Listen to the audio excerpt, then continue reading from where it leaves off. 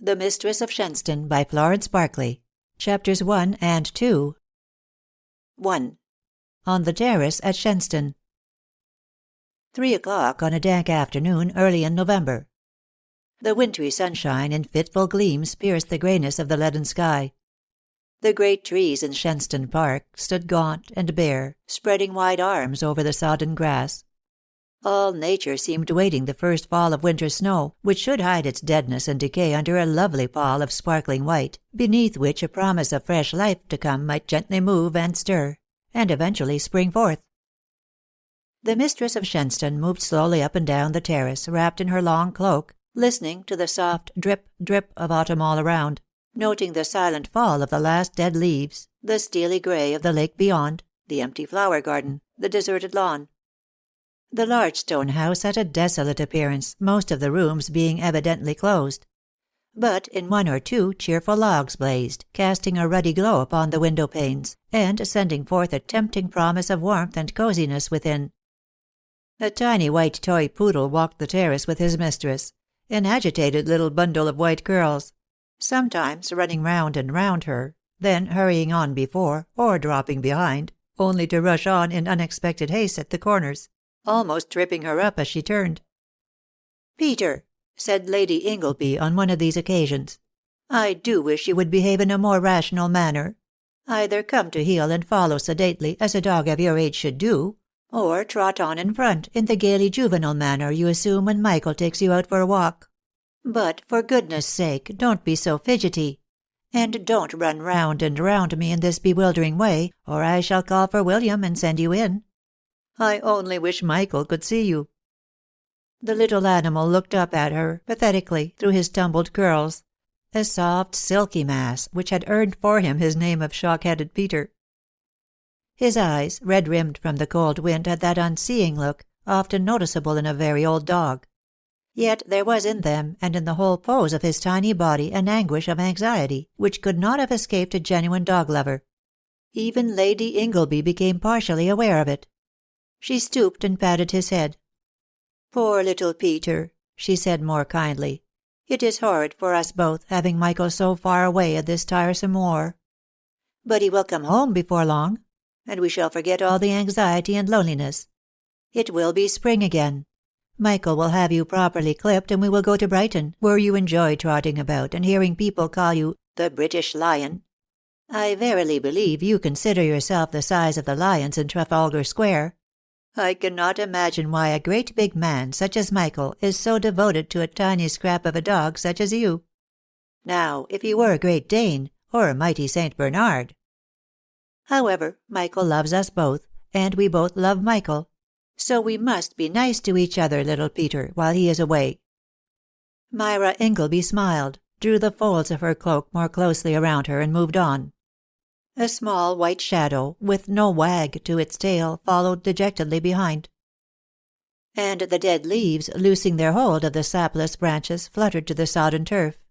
And the soft drip, drip of autumn fell all around.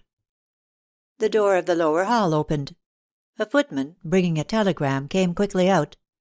His features were set in well-trained impassivity, but his eyelids flickered nervously as he handed the silver salver to his mistress. Lady Ingleby's lovely face paled to absolute whiteness beneath her large beaver hat, but she took up the orange envelope with a steady hand, opening it with fingers which did not tremble. As she glanced at the signature, the colour came back to her cheeks. "From Dr. Brand," she said with an involuntary exclamation of relief, and the waiting footman turned and nodded furtively toward the house. A maid at a window dropped the blind and ran to tell the anxious household all was well. Meanwhile Lady Ingleby read her telegram. "Visiting patient in your neighbourhood. Can you put me up for the night? Arriving 4:30. Deryck Brand." Lady Ingleby turned to the footman. "William," she said, "tell Mrs. Jarvis Sir Deryck Brand is called to this neighbourhood and will stay here tonight. They can light a fire at once in the Magnolia Room and prepare it for him. He will be here in an hour. Send the motor to the station. Tell Grotley we will have tea in my sitting room as soon as Sir Deryck arrives. Send down word to the lodge to Mrs. O'Meara that I shall want her up here this evening. Oh, and, by the way, Mention at once at the lodge that there is no further news from abroad." "Yes, m'lady," said the footman. And Myra Ingleby smiled at the reflection in the lad's voice and face of her own immense relief. He turned and hastened to the house. Peter, in a sudden access of misplaced energy, barking furiously at his heels. Lady Ingleby moved to the front of the terrace and stood beside one of the stone lions, close to an empty vase, which in summer had been a brilliant mass of scarlet geraniums. Her face was glad with expectation. "Somebody to talk to at last," she said. "I had begun to think I should have to brave dear mamma and return to town. And Sir Deryck, of all people. He wires from Victoria, so I conclude he sees his patient en route, or in the morning. How perfectly charming of him to give me a whole evening. I wonder how many people would, if they knew of it, be breaking the 10th commandment concerning me. Peter, you little fiend, come here. Why the footmen and gardeners and postmen do not kick out your few remaining teeth passes me. You pretend to be too unwell to eat your dinner, and then behave like a frantic hyena because poor innocent William brings me a telegram. I shall write and ask Michael if I may have you hanged." And in high good humour Lady Ingleby went into the house. But outside, the dead leaves turned slowly and rustled on the grass, while the soft drip-drip of autumn fell all around. The dying year was almost dead, and nature waited for her pall of snow. 2. The Forerunner. What it is to have somebody to talk to at last! And you, of all people, dear doctor! Though I still fail to understand how a patient who has brought you down to these parts can wait for your visit until tomorrow morning, thus giving a perfectly healthy person such as myself the inestimable privilege of your company at tea, dinner, and breakfast, with delightful tete-a-tetes in between. All the world knows your minutes are golden. Thus Lady Ingleby, as she poured out the doctor's tea and handed it to him. Deryck Brand placed the cup carefully on his corner of the folding tea-table, helped himself to thin bread and butter, then answered with his most charming smile. "Mine would be a very dismal profession, dear lady, if it precluded me from ever having a meal, or a conversation, or from spending a pleasant evening with a perfectly healthy person. I find the surest way to live one's life to the full, accomplishing the maximum amount of work with the minimum amount of strain, is to cultivate the habit of living in the present, giving the whole mind to the scene, the subject, the person of the moment. Therefore, with your leave, we will dismiss my patients, past and future, and enjoy to the full this unexpected tete-a-tete." Myra Ingleby looked at her visitor. His 42 years sat lightly on him, notwithstanding the streaks of silver in the dark hair just over the temple. There was a youthful alertness about the tall athletic figure, but the lean brown face, clean-shaven and reposeful, held a look of quiet strength and power, mingled with keen kindliness and ready comprehension, which inspired trust and drew forth confidence. The burden of a great loneliness seemed lifted from Myra's heart. "Do you always put so much salt on your bread and butter?" she said. "And how glad I am to be the person of the moment. Only, until this mysterious patient in the neighbourhood demands your attention, you ought to be having a complete holiday, and I must try to forget that I am talking to the greatest nerve specialist of the day, and only realize the pleasure of entertaining so good a friend of Michael's and my own. Otherwise I should be tempted to consult you, for I really believe, Sir Deryck, for the first time in my life, I am becoming neurotic." The doctor did not need to look at his hostess. His practised eye had already noted the thin cheeks, the haunted look, the purple shadows beneath the lovely grey eyes, for which the dark fringes of black eyelashes were not altogether accountable. He leaned forward and looked into the fire. "If such is really the case," he said, "that you should be aware of it, is so excellent a symptom that the condition cannot be serious. But I want you to remember, Lady Ingleby, that I count all my patients friends. Also that my friends may consider themselves at liberty at any moment to become my patients. So consult me if I can be of any use to you." The doctor helped himself to more bread and butter, folding it with careful precision. Lady Ingleby held out her hand for his cup, grateful that he did not appear to notice the rush of unexpected tears to her eyes. She busied herself with the urn until she could control her voice, then said with a rather tremulous laugh, "Ah, thank you. Presently, if I may, I gladly will consult you. Meanwhile, how do you like the scene of the moment?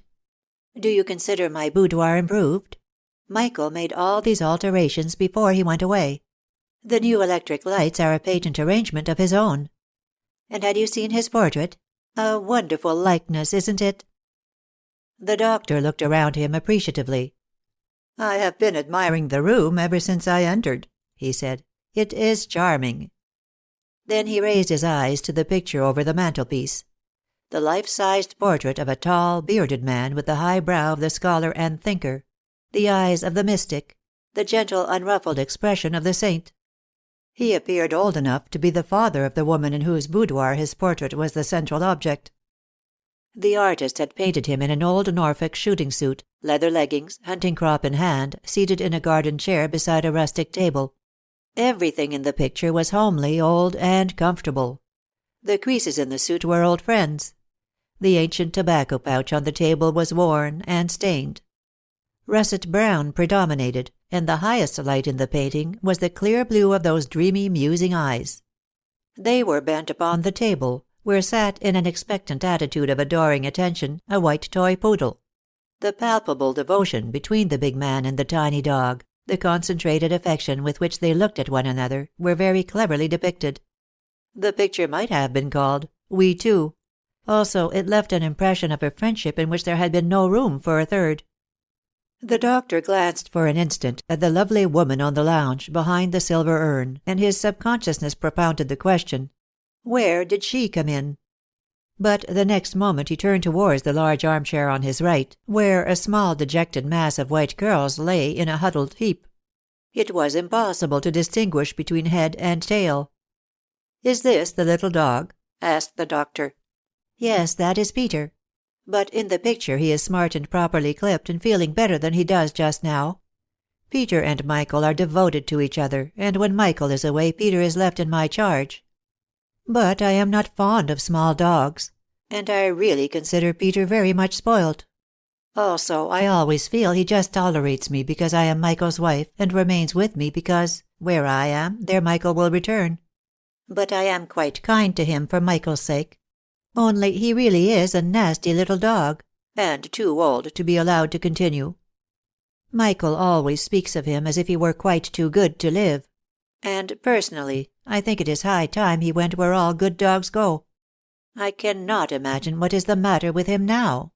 Since yesterday afternoon he has refused all his food and been so restless and fidgety.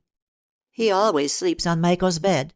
And, as a rule, after I have put him there and closed the door between Michael's room and mine, I hear no more of Peter, until he barks to be let out in the morning and my maid takes him downstairs. But last night he whined and howled for hours. At length I got up, found Michael's old shooting jacket, the very one in the portrait, and laid it on the bed. Peter crawled into it and cuddled down. I folded the sleeves around him, and he seemed content. But today he still refuses to eat. I believe he is dyspeptic, or has some other complaint, such as dogs develop when they are old. Honestly, don't you think? A little effective poison in an attractive pill? Oh, hush, said the doctor. Peter may not be asleep. Lady Ingleby laughed. My dear Sir Deryck, do you suppose animals understand our conversation? Indeed I do, replied the doctor. And more than that, they do not require the medium of language. Their comprehension is telepathic. They read our thoughts. A nervous rider or driver can terrify a horse. Dumb creatures will turn away from those who think of them with dislike or aversion, whereas a true lover of animals can win them without a spoken word. The thought of love and of goodwill reaches them telepathically, winning instant trust and response. Also, if we take the trouble to do so, we can, to a great extent, arrive at their ideas in the same way. Extraordinary! Exclaimed Lady Ingleby. Well, I wish you would thought read what is the matter with Peter. I shall not know how to face Michael's homecoming if anything goes wrong with his beloved dog. The doctor lay back in his armchair, crossed his knees the one over the other, rested his elbows on the arms of the chair, then let his fingertips meet very exactly. Instinctively he assumed the attitude in which he usually sat when bending his mind intently on a patient. Presently he turned and looked steadily at the little white heap curled up in the big armchair. The room was very still. "Peter," said the doctor suddenly. Peter sat up at once and peeped at the doctor through his curls. "Poor little Peter," said the doctor kindly. Peter moved to the edge of the chair, sat very upright, and looked eagerly across to where the doctor was sitting. Then he wagged his tail, tapping the chair with quick, anxious little taps. "The first wag I have seen in 24 hours," remarked Lady Ingleby. But neither Deryck Brand nor shock-headed Peter heeded the remark. The anxious eyes of the dog were gazing, with an agony of question, into the kind, keen eyes of the man. Without moving, the doctor spoke. "Yes, little Peter," he said. Peter's small tufted tail ceased thumping. He sat very still for a moment, then quietly moved back to the middle of the chair, turned round and round 3 or 4 times, then lay down, dropping his head between his paws with one long, shuddering sigh, like a little child which had sobbed itself to sleep. The doctor turned and looked at Lady Ingleby. "What does that mean?" queried Myra, astonished. "Little Peter asked a question," replied Sir Deryck gravely, "and I answered it." "Wonderful. Will you talk this telepathy over with Michael when he comes home? It would interest him." The doctor looked into the fire. "It is a big subject," he said. "When I can spare the time, I am thinking of writing an essay on the mental and spiritual development of animals, as revealed in the Bible." "Balaam's ass?" suggested Lady Ingleby promptly.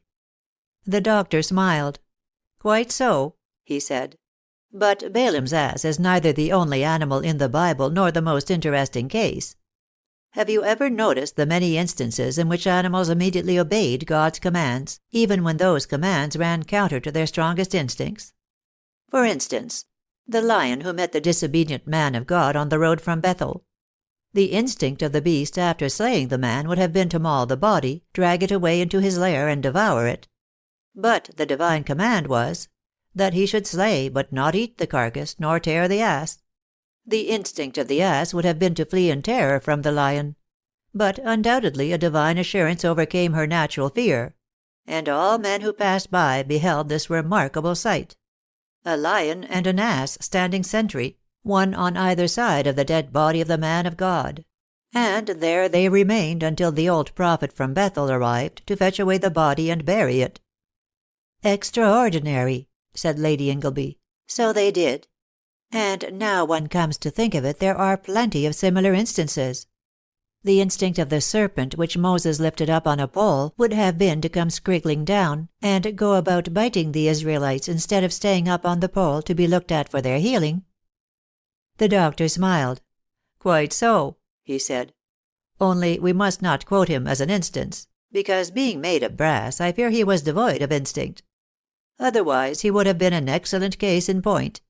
And I believe animals possess far more spiritual life than we suspect.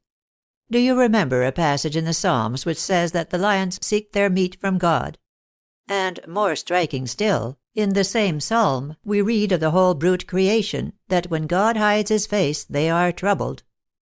"Good heavens," said the doctor earnestly, "I wish our spiritual life always answered to these 2 tests. That God's will should be paramount over our strongest instincts, and that any cloud between us and the light of his face should cause us instant trouble of soul." "I like that expression, spiritual life," said Lady Ingleby. "I am sure you mean by it what other people sometimes express so differently. Did you hear of the Duchess of Meldrum attending that big evangelistic meeting in the Albert Hall? I really don't know exactly what it was. Some sort of non-sectarian mission, I gather, with a preacher over from America. And the meetings went on for a fortnight. It would never have occurred to me to go to them. But the dear old Duchess always likes to be in the know, and to sample everything. Besides, she holds a proprietary stall. So she sailed into the Albert Hall one afternoon in excellent time, and remained throughout the entire proceedings. She enjoyed the singing, thought the vast listening crowd marvelous, was moved to tears by the eloquence of the preacher, and was leaving the hall more touched than she had been for years, and fully intending to return, bringing others with her, when a smug person hovering about the entrance accosted her with, "Excuse me, madam, are you a Christian?" The Duchess raised her lorgnette in blank amazement, and looked him up and down. Very likely the tears still glistened upon her proud old face. Anyway, this impossible person appears to have considered her a promising case. Emboldened by her silence, he laid his hand upon her arm and repeated his question. "Madam, are you a Christian?" Then the Duchess awoke to the situation with a vengeance. "My good man," she said clearly and deliberately so that all in the lobby could hear, "I should have thought it would have been perfectly patent to your finely trained perceptions that I am an engaging mixture of Jew, Turk, infidel, and heathen Chinee. Now, if you will kindly stand aside, I will pass to my carriage." And the Duchess sampled no more evangelistic meetings. The doctor sighed. "Tactless," he said. "Ah, the pity of it! When fools rush in where angels fear to tread." "People scream with laughter when the Duchess tells it," said Lady Ingleby. "But then she imitates the unctuous person so exactly. And she does not mention the tears. I have them from an eyewitness. But, as I was saying, I like your expression, spiritual life. It really holds a meaning. And though one may have to admit one does not possess any, or that one does possess it at a low ebb, yet one sees the genuine thing in others, and it is something to believe in, at all events. Look how peacefully little Peter is sleeping. You have evidently set his mind at rest. That is Michael's armchair, and therefore Peter's. Now we will send away the tea things, and then may I become a patient?"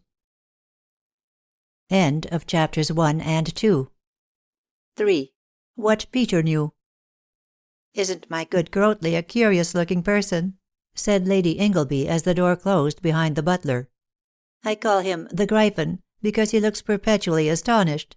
His eyebrows are like black horseshoes, and they mount higher and higher up his forehead as one sentence proceeds. But he is very faithful, and knows his work, and Michael approves him. Do you like this portrait of Michael? Garth Dalmain stayed here a few months before he lost his sight, poor boy, and painted us both. I believe mine was practically his last portrait. It hangs in the dining room." The doctor moved his chair opposite the fireplace, so that he could sit facing the picture over the mantelpiece, yet turn readily toward Lady Ingleby on his left. On his right, little Peter, with an occasional sobbing sigh, slept heavily in his absent master's chair. The log fire burned brightly. The electric light from behind amber glass sent a golden glow as of sunshine through the room. The dank, damp drip of autumn had no place in this warm luxury. The curtains were closely drawn, and that which is not seen can be forgotten. The doctor glanced at the clock. The minute hand pointed to the 6:15. He lifted his eyes to the picture. "I hardly know Lord Ingleby sufficiently well to give an opinion, but I should say it is an excellent likeness, possessing to a large degree the peculiar quality of all Dalmain's portraits. The more you look at them, the more you see in them. They are such extraordinary character studies. With your increased knowledge of the person grows your appreciation of the cleverness of the portrait." "Yes," said Lady Ingleby, leaning forward to look intently up at the picture. "It often startles me as I come into the room, because I see a fresh expression on the face, just according to my own mood, or what I happen to have been doing. And I realize Michael's mind on the subject more readily from the portrait than from my own knowledge of him. Garth Dalmain was a genius." "Now tell me," said the doctor gently, "why did you leave town, your many friends, your interests there, in order to bury yourself down here during this dismal autumn weather? Surely the strain of waiting for news would have been less, within such easy reach of the War Office and of the evening papers." Lady Ingleby laughed, rather mirthlessly. "I came away, Sir Deryck, partly to escape from my dear mamma. And as you do not know dear mamma, it is almost impossible for you to understand how essential it was to escape. When Michael is away I am defenseless. Mamma swoops down, takes up her abode in my house, reduces my household, according to their sex and temperament, to rage, hysterics, or despair, tells unpalatable home truths to my friends, so that all, save the Duchess, flee discomforted. Then mamma proceeds to divide the spoil. In other words, she lies in wait for my telegrams and opens them herself, saying that if they contain good news, a dutiful daughter should delight in at once sharing it with her; whereas if they contain bad news, which heaven forbid, and surely with mamma snorting skyward heaven would not venture to do otherwise, she is the right person to break it to me gently. I bore it for 6 weeks, then fled down here, well knowing that not even the dear delight of bullying me would bring Mamma to Shenstone in the autumn." The doctor's face was grave. For a moment he looked silently into the fire. He was a man of many ideals, and foremost among them was his ideal of the relation which should be between parents and children, of the loyalty to a mother which, even if forced to admit faults or failings, should tenderly shield them from the knowledge or criticism of outsiders. It hurt him as a sacrilege to hear a daughter speak thus of her mother, yet he knew well, from facts which were common knowledge, how little cause the sweet, lovable woman at his side had to consider the tie either a sacred or a tender one. He had come to help, not to find fault. Also, the minute hand was hastening towards the hour, and the final instructions of the kind-hearted old Duchess of Meldrum as she parted from him at the War Office had been, "Remember, 6 o'clock from London. I shall insist upon its being kept back until then. If they make difficulties, I shall camp in the entrance and hold up every messenger who attempts to pass out. But I am accustomed to have my own way with these good people. I should not hesitate to ring up Buckingham Palace if necessary, as they very well know. So you may rest assured it will not leave London until 6 o'clock. It gives you ample time." Therefore the doctor said, "I understand. It does not come within my own experience, yet I think I understand. But tell me, Lady Ingleby, if bad news were to come, would you sooner receive it direct from the War Office, in the terribly crude wording which cannot be avoided in those telegrams? Or would you rather that a friend, other than your mother, broke it to you more gently?" Myra's eyes flashed. She sat up with instant animation. "Oh, I would receive it direct," she said. "It would be far less hard if it were official. I should hear the roll of the drums and see the wave of the flag. For England and for honour. A soldier's daughter and a soldier's wife should be able to stand up to anything. If they had to tell me Michael was in great danger, I should share his danger in receiving the news without flinching. If he were wounded as I read the telegram, I should receive a wound myself, and try to be as brave as he. All which came direct from the war would unite me to Michael.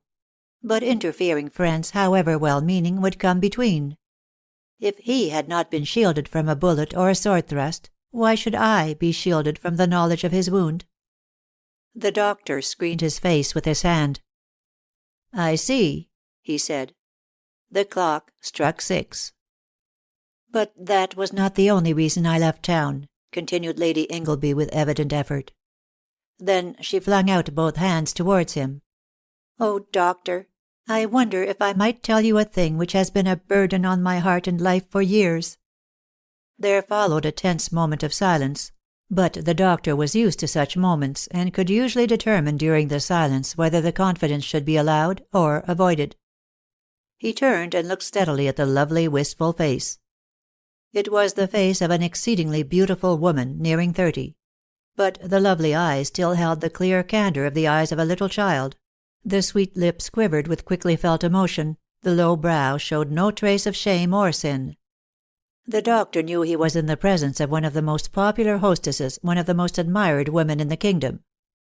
Yet his keen professional insight revealed to him an arrested development, possibilities unfulfilled, a problem of inadequacy and consequent disappointment to which he had not the key.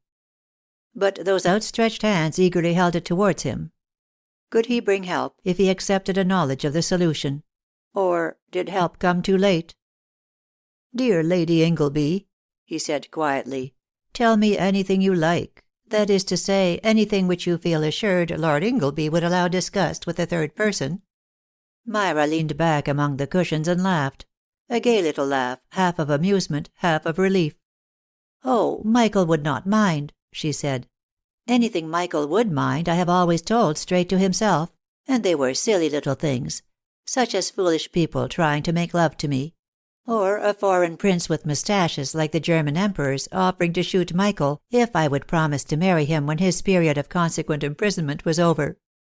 I cut the idiots who had presumed to make love to me ever after, and assured the foreign prince I should undoubtedly kill him myself if he hurt a hair of Michael's head.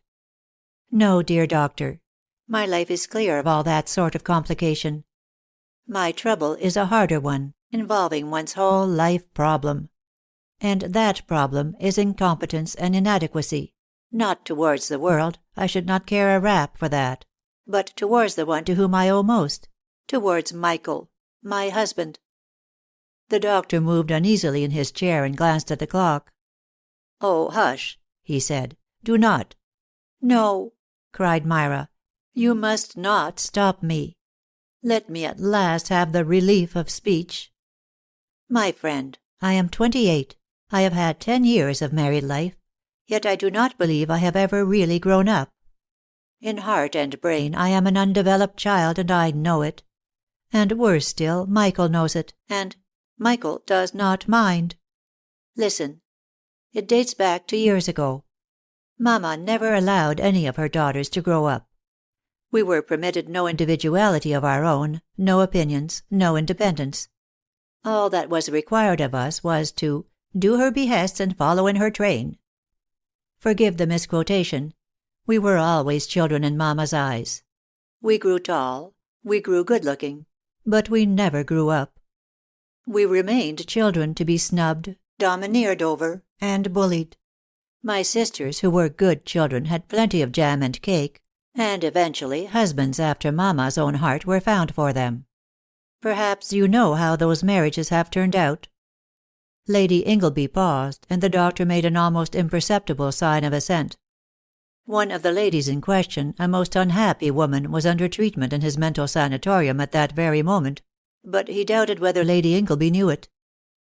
"I was the black sheep," continued Myra, finding no remark forthcoming. "Nothing I did was ever right. Everything I did was always wrong. When Michael met me I was nearly 18, the height I am now, but in the nursery, as regards mental development or knowledge of the world, and as regards character, a most unhappy, utterly reckless little child. Michael's love, when at last I realized it, was wonderful to me.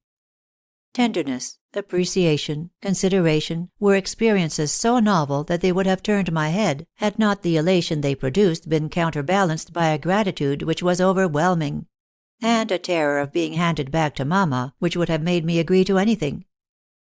Years later, Michael told me that what first attracted me to him was a look in my eyes just like the look in those of a favourite spaniel of his, who was always in trouble with everyone else and had just been accidentally shot by a keeper. Michael told me this himself, and really thought I should be pleased. Somehow it gave me the key to my standing with him, just that of a very tenderly loved pet dog. No words can say how good he has always been to me. If I lost him, I should lose my all, everything which makes home home, and life a safe and certain thing. But if he lost little Peter, it would be a more real loss to him than if he lost me, because Peter is more intelligent for his size and really more of an actual companion to Michael than I am. Many a time when he has passed through my room on the way to his, with Peter tucked securely under his arm and saying, "Good night, my dear," to me, has gone in and shut the door, I have felt I could slay little Peter because he had the better place, and because he looked at me through his curls as he was carried away, as if to say, "You are out of it." Yet I knew I had all I deserved, and Michael's kindness and goodness and patience were beyond words. Only, can you understand? I would sooner he had found fault and scolded. I would sooner have been shaken and called a fool than smiled at and left alone. I was in the nursery when he married me. I have been in the schoolroom ever since, trying to learn life's lessons alone, without a teacher. Nothing has helped me to grow up. Michael has always told me I am perfect, and everything I do is perfect, and he does not want me different. But I have never really shared his life and interests. If I make idiotic mistakes he does not correct me. I have to find them out when I repeat them before others. When I made that silly blunder about the brazen serpent, you so kindly put me right. Michael would have smiled and let it pass as not worth correcting. Then I should have repeated it before a room full of people, and wondered why they looked amused. But what do I care for people or the world? It is my true place beside Michael I want to win. I want to grow up unto him in all things. Yes, I know that is a text. I am famous for misquotations, or rather misapplications. But it expresses my meaning, as the Duchess remarks when she has said something mild under provocation and her parrot swears. And now tell me, dear, wise, kind doctor, you, who have been the lifelong friend of that grand creature Jane Dalmain, you who have done so much for dozens of women I know, tell me how I can cease to be inadequate towards my husband." The passionate flow of words ceased suddenly. Lady Ingleby leaned back against the cushions. Peter sighed in his sleep. A clock in the hall chimed the 6:15. The doctor looked steadily into the fire. He seemed to find speech difficult.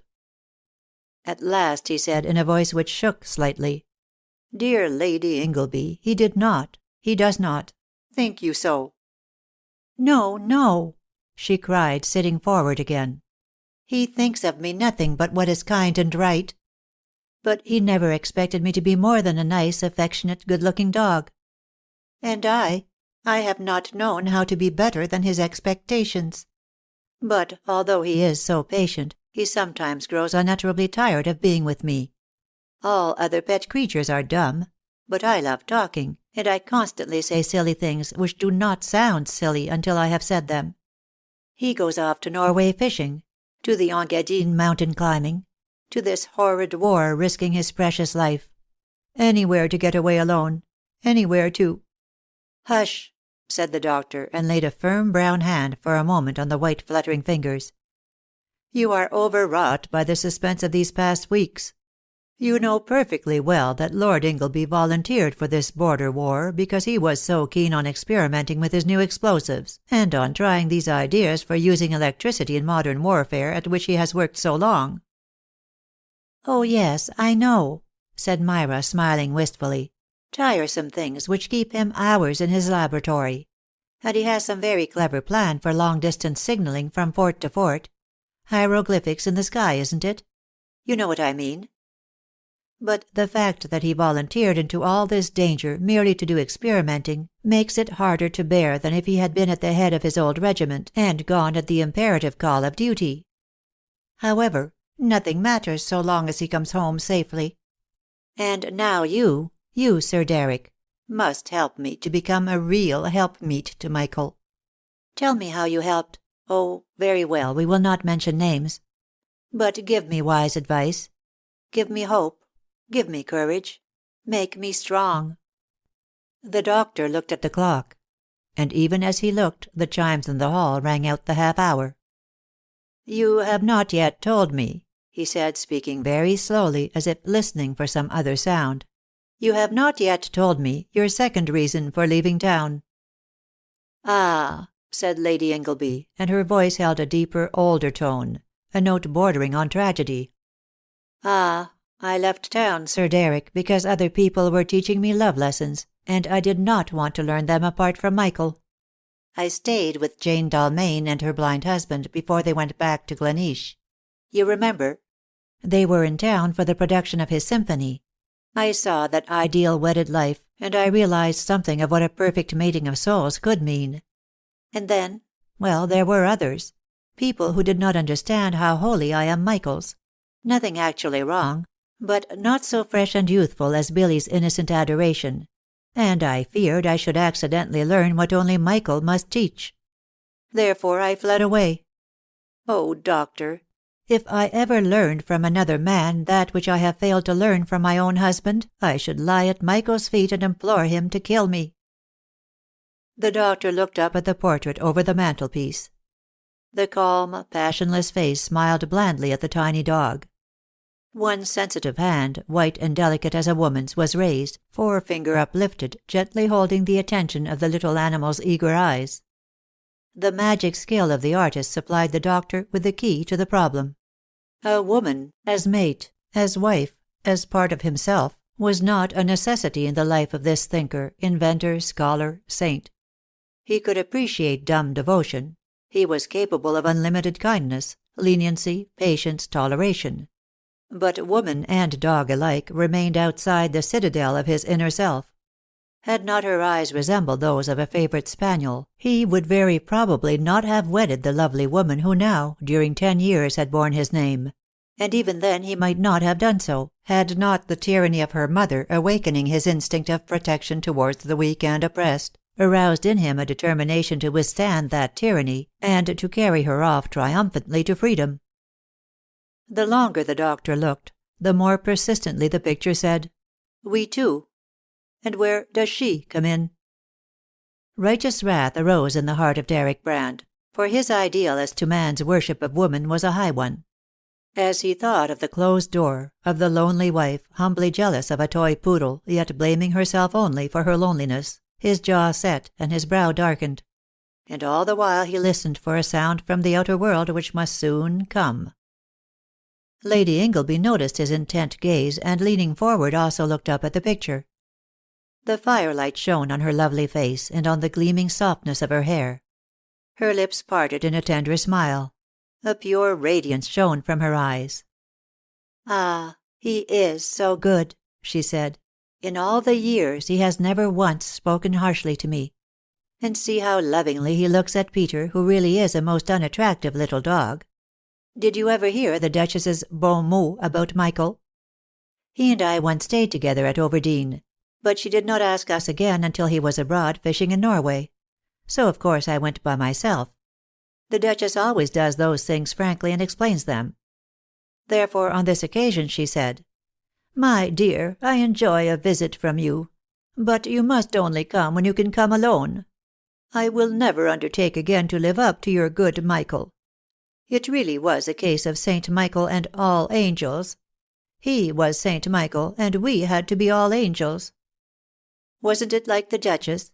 And a beautiful testimony to Michael's consistent goodness? Oh, I wish you knew him better. And for the matter of that, I wish I knew him better. But after all, I am his wife. Nothing can rob me of that. And don't you think, when Michael comes home this time, somehow all will be different, better than ever before?" The hall clock chimed 3/4 after the hour. The clang of a bell resounded through the silent house. Peter sat up and barked once, sharply. The doctor rose and stood with his back to the fire, facing the door. Myra's question remained unanswered. Hurried steps approached. A footman entered with a telegram for Lady Ingleby. She took it with calm fingers, and without the usual sinking of the heart from sudden apprehension.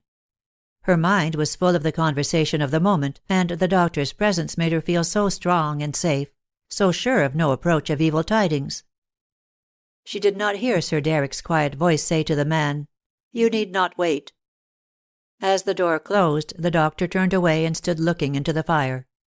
The room was very still. Lady Ingleby opened her telegram, unfolded it slowly, and read it through twice. Afterwards she sat on in such absolute silence that at length the doctor turned and looked at her. She met his eyes quietly. "Sir Deryck," she said, "it is from the War Office. They tell me Michael has been killed. Do you think it is true?" She handed him the telegram. Taking it from her, he read it in silence. Then, "Dear Lady Ingleby," he said very gently, "I fear there is no doubt. He has given his life for his country. You will be as brave in giving him as he would wish his wife to be." Myra smiled, but the doctor saw her face slowly whiten. "Yes," she said. "Oh, yes. I will not fail him. I will be adequate, at last." Then, as if a sudden thought had struck her, "Did you know of this? Is it why you came?" "Yes," said the doctor slowly. "The Duchess sent me. She was at the War Office this morning when the news came in, inquiring for Ronald Ingram, who has been wounded and is down with fever. She telephoned for me, and insisted on the telegram being kept back until 6 o'clock this evening, in order to give me time to get here and to break the news to you first, if it seemed well." Myra gazed at him wide-eyed. "And you let me say all that about Michael and myself?" "Dear lady," said the doctor, and few had ever heard that deep firm voice so nearly tremulous, "I could not stop you. But you did not say one word which was not absolutely loving and loyal." "How could I have?" queried Myra, her face growing whiter, and her eyes wider and more bright. "I have never had a thought which was not loyal and loving." I know, said the doctor. Poor brave heart. I know. Myra took up the telegram and read it again. Killed, she said. Killed. I wish I knew how. The Duchess is ready to come to you immediately if you would like to have her, suggested the doctor. No, said Myra, smiling vaguely. No, I think not. Not unless dear Mamma comes. If that happens, we must wire for the Duchess, because now Michael is away, she is the only person who can cope with Mamma. But please not otherwise. Because, well, you see, she said she could not live up to Michael, and it does not sound funny now. Is there anybody you would wish sent for at once? Inquired the doctor, wondering how much larger and brighter those big grey eyes could grow, and whether any living face had ever been so absolutely colourless. Anybody I should wish sent for at once? I don't know. Oh, yes, there is one person. If she could come. Jane, you know. Jane Dalmain. I always say she is like the bass of a tune. So solid and satisfactory and beneath one. Nothing very bad could happen if Jane were there. But of course this has happened, hasn't it? The doctor sat down. I wired to Gleneesh this morning, he said. Jane will be here early tomorrow. Then lots of people knew before I did, said Lady Ingleby. The doctor did not answer. She rose and stood looking down into the fire, her tall, graceful figure drawn up to its full height, her back to the doctor, whose watchful eyes never left her for an instant. Suddenly she looked across to Lord Ingleby's chair. "And I believe Peter knew," she said in a loud, high-pitched voice. "Good heavens! Peter knew, and refused his food because Michael was dead, and I said he had dyspepsia. Michael, oh Michael, your wife didn't know you were dead, but your dog knew. Oh Michael, Michael, little Peter knew." She lifted her arms toward the picture of the big man and the tiny dog. Then she swayed backward. The doctor caught her as she fell. End of chapter 3. 4. In safe hands. All through the night Lady Ingleby lay gazing before her with bright unseeing eyes. The quiet woman from the lodge who had been before her own marriage a devoted maid companion to Lady Ingleby arrived in speechless sorrow, and helped the doctor tenderly with all there was to do. But when consciousness returned and realization, they were accompanied by no natural expressions of grief, simply a settled stony silence, the white-set face, the bright unseeing eyes. Margaret O'Meara knelt and wept and prayed, kissing the folded hands upon the silken quilt. But Lady Ingleby merely smiled vaguely, and once she said, "Hush, my dear Maggie. At last we will be adequate." Several times during the night the doctor came, sitting silently beside the bed with watchful eyes and quiet touch. Myra scarcely noticed him, and again he wondered how much larger the big grey eyes would grow in the pale setting of that lovely face. Once he signed to the other watcher to follow him into the corridor. Closing the door, he turned and faced her. He liked this quiet woman in her simple black merino gown, linen collar and cuffs, and neatly braided hair. There was an air of refinement and gentle self-control about her which pleased the doctor. "Mrs. O'Meara," he said, "she must weep, and she must sleep." "She does not weep easily, sir," replied Margaret O'Meara, "and I have known her to lie widely awake throughout an entire night, with less cause for sorrow than this." "Ah," said the doctor, and he looked keenly at the woman from the lodge. "I wonder what else you have known," he thought. But he did not voice the conjecture. Deryck Brand rarely asked questions of a third person. His patients never had to find out that his knowledge of them came through the gossip or the breach of confidence of others. At last he could allow that fixed unseeing gaze no longer. He decided to do what was necessary, with a quiet nod, in response to Margaret O'Meara's imploring look. He turned back the loose sleeve of the silk nightdress, one firm hand grasped the soft arm beneath it. The other passed over it for a moment with swift, skillful pressure. Even Margaret's anxious eyes saw nothing more, and afterwards Myra often wondered what would have caused that tiny scar upon the whiteness of her arm. Before long she was quietly asleep. The doctor stood looking down upon her. There was tragedy to him in this perfect loveliness. Now the clear candour of the grey eyes was veiled, the childlike look was no longer there. It was the face of a woman, and of a woman who had lived and who had suffered. Watching it, the doctor reviewed the history of those 10 years of wedded life, piecing together that which she herself had told him, his own shrewd surmisings, and facts which were common knowledge. So much for the past. The present, for a few hours at least, was merciful oblivion. What would the future bring? She had bravely and faithfully put from her all temptation to learn the glory of life and the completeness of love from any save from her own husband. And he had failed to teach. Can the deaf teach harmony, or the blind reveal the beauties of blended colour? But the future held no such limitations.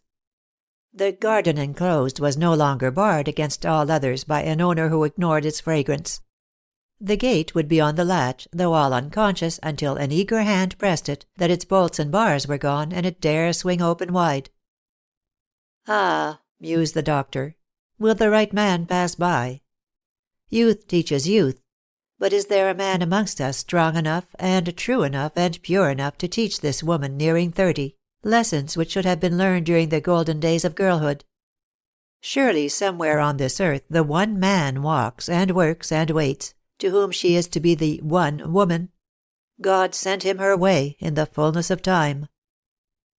And in that very hour, while at last Myra slept, and the doctor watched and mused and wondered, in that very hour, under an eastern sky, a strong man, sick of life, worn and disillusioned, fighting a deadly fever in the sultry atmosphere of a soldier's tent, cried out in bitterness of soul, "O God, let me die!" Then added the "nevertheless," which always qualifies a brave soul's prayer for immunity from pain. Unless, O God, there still be some work left on this earth, which only I can do. And the doctor had just said, "Send him her way, O God, in the fullness of time." The two prayers reached the throne of omniscience together. Deryck Brand, looking up, saw the quiet eyes of Margaret O'Mara gazing gratefully at him across the bed. "Thank you," she whispered. He smiled. "Never to be done lightly, Mrs. O'Mara," he said. "Everything else should be tried first, but there are exceptions to the strictest rules, and it is fatal weakness to hesitate when confronted by the exception. Send for me when she wakes, and meanwhile lie down on that couch yourself and have some sleep. You are worn out." The doctor turned away, but not before he had caught the sudden look of dumb anguish which leaped into those quiet eyes. He reached the door, paused a moment, then came back. "Mrs. O'Mara," he said, with a hand upon her shoulder, "you have a sorrow of your own." She drew away from him in terror. "Oh, hush," she whispered. "Don't ask.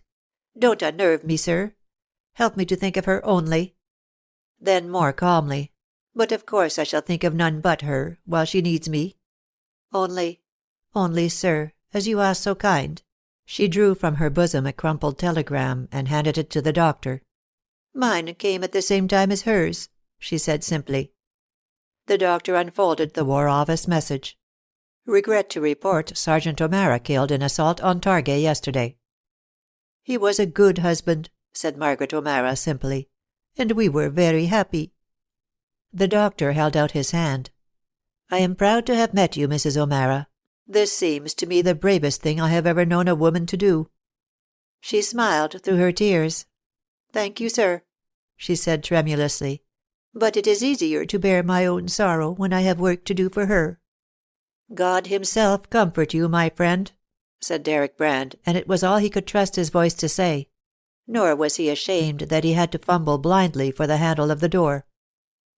The doctor had finished breakfast and was asking Grotley for a timetable when word reached him that Lady Ingleby was awake. He went upstairs immediately. Myra was sitting up in bed, propped with pillows. Her cheeks were flushed, her eyes bright and hard. She held out her hand to the doctor. "How good you have been," she said, speaking very fast in a high, unnatural voice. "I'm afraid I have given you a great deal of trouble. I don't remember much about last night, excepting that they said Michael had been killed. Has Michael really been killed, do you think? And will they give me details? Surely I have a right to know details. Nothing can alter the fact that I was Michael's wife, can it?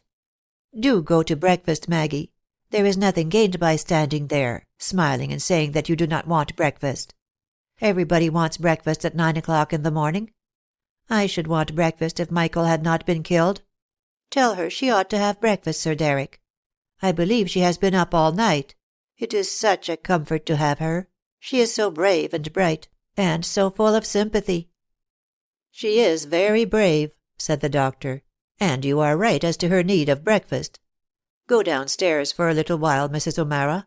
I will stay with Lady Ingleby." She moved obediently to the door, but Sir Deryck reached it before her. And the famous London specialist held the door open for the sergeant's young widow with an air of deference such as he would hardly have bestowed upon a queen. Then he came back to Lady Ingleby. His train left in 3/4 of an hour. But his task here was not finished. She had slept, but before he dare leave her, she must weep. "Where is Peter?" inquired the excited voice from the bed. "He always barks to be let out in the morning, but I have heard nothing of him yet." "He was exhausted last night, poor little chap," said the doctor. "He could scarcely walk. I carried him up myself, and put him on the bed in the next room. The coat was still there. I wrapped him in it. He licked my hand and lay down content." "I want to see him," said Lady Ingleby. "Michael loved him. He seems all I have left of Michael." "I will fetch him," said the doctor. He went into the adjoining room, leaving the door ajar. Myra heard him reach the bed. Then followed a long silence. "What is it?" she called at last. "Is he not there? Why are you so long?" Then the doctor came back. He carried something in his arms wrapped in the old shooting jacket. "Dear Lady Ingleby," he said, "little Peter is dead. He must have died during the night in his sleep. He was lying just as I left him, curled up in the coat, but he is quite cold and stiff. Faithful little heart," said the doctor with emotion, holding his burden tenderly. "What?" cried Myra, with both arms outstretched. "Peter has died because Michael is dead, and I have not even shed a tear." She fell back among the pillows in a paroxysm of weeping. The doctor stood by, silently, uncertain what to do. Myra's sobs grew more violent, shaking the bed with their convulsive force. Then she began to shriek inarticulately about Michael and Peter, and to sob again with renewed violence. At that moment the doctor heard the horn of a motor car in the avenue. Then almost immediately the clang of the bell and the sounds of an arrival below. A look of immense relief came into his face. He went to the top of the great staircase and looked over. The Honourable Mrs. Dalmain had arrived. The doctor saw her tall figure in a dark green travelling coat walk rapidly across the hall. "Jane," he said. "Jeannette. Ah, I knew you would not fail us. Come straight up. You have arrived at the right moment." Jane looked up and saw the doctor standing at the top of the stairs, something wrapped in an old coat held carefully in his arms. She threw him one smile of greeting and assurance, then, wasting no time in words, rapidly pulled off her coat, hat, and fur gloves, flinging them in quick succession to the astonished butler. The doctor only waited to see her actually mounting the stairs. Then, passing through Lady Ingleby's room, he laid Peter's little body back on his dead master's bed, still wrapped in the old tweed coat. As he stepped back into Lady Ingleby's room, closing the door between, he saw Jane Dalmain kneel down beside the bed, and gather the weeping form into her arms with a gesture of immense protective tenderness. "Oh, Jane," sobbed Lady Ingleby, as she hid her face in the sweet comfort of that generous bosom. "Oh, Jane! Michael has been killed, and little Peter died because Michael was dead. Little Peter died, and I had not even shed a tear." The doctor passed quickly out, closing the door behind him. He did not wait to hear the answer. He knew it would be wise and kind and right. He left his patient in safe hands. Jane was there at last. All would be well. 5. Lady Ingleby's Rest Cure. From the moment when the express for Cornwall had slowly but irrevocably commenced to glide away from the Paddington platform, when she had looked her last upon Margaret O'Mara's anxious devoted face, softly framed in her simple widow's bonnet, when she had realized that her somewhat original rest cure had really safely commenced, and that she was leaving not only her worries but her very identity behind her, Lady Ingleby had leaned back with closed eyes in a corner of her reserved compartment, and given herself up to quiet retrospection. The face in repose was sad, a quiet sadness as of regret which held no bitterness.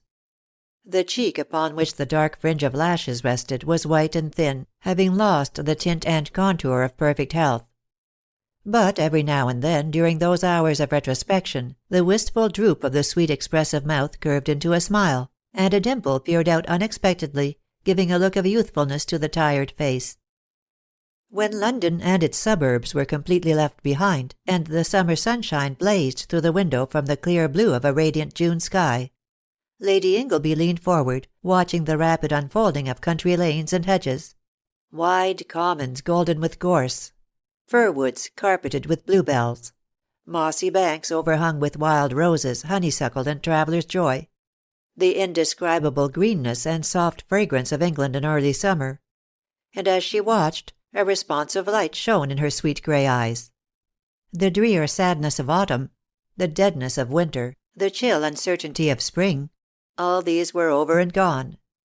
Flowers appear on the earth, the time of the singing of birds is come, murmurs the lover of canticles, and in Myra Ingleby's sad heart there blossomed timidly flowers of hope, vague promise of future joy which life might yet hold in store. A blackburn in the hawthorn trilled gaily, and Myra softly sang to an air of Garth Dalmain's The Blackbird's Song. Wake, wake, sad heart, rise up and sing. On God's fair earth mid blossoms blue, fresh hope must ever spring. There is no room for sad despair, when heaven's love is everywhere. Then, as the train sped onward through Wiltshire, Somerset, and Devon, Lady Ingleby felt the mantle of her despondence slipping from her, and reviewed the past, much as a prisoner might glance back into his dark narrow cell from the sunlight of the open door as he stood at last on the threshold of liberty. 7 months had gone by since on that chill November evening the news of Lord Ingleby's death had reached Shenstone. The happenings of the weeks which followed now seemed vague and dreamlike to Myra, just a few events standing out clearly from the dim blur of misery. She remembered the reliable strength of the doctor, the unselfish devotion of Margaret O'Mara, the unspeakable comfort of Jane's wholesome understanding tenderness. Then the dreaded arrival of her mother, followed immediately according to promise by the protective advent of Georgina, Duchess of Meldrum, after which tragedy and comedy walked hand in hand, and the silence of mourning was enlivened by the hoity-toity of the Duchess, and the indignant sniffs of Mrs. Calder Gray. Later on, details of Lord Ingleby's death came to hand, and his widow had to learn that he had fallen, at the attempt upon Targai it is true, but the victim of an accident, losing his life, not at the hands of the savage enemy, but through the unfortunate blunder of a comrade. Myra never very clearly grasped the details.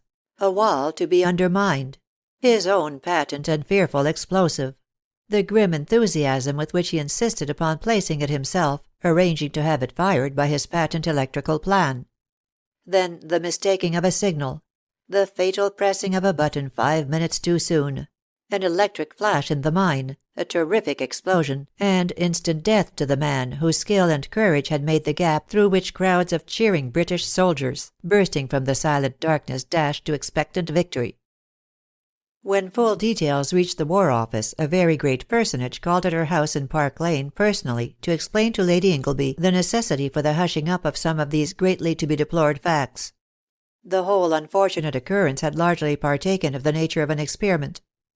The explosive, the new method of signalling, the portable electric plant, all these were being used by Lord Ingleby and the young officers who assisted him, more or less experimentally and unofficially. The man whose unfortunate mistake caused the accident had an important career before him. His name must not be allowed to transpire.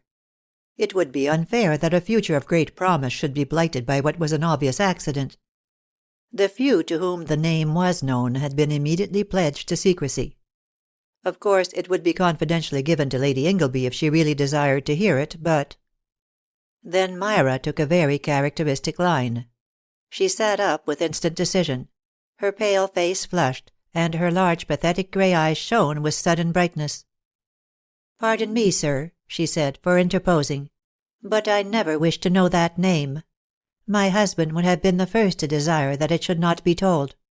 And personally, I should be sorry that there should be any man on earth whose hand I could not bring myself to touch in friendship.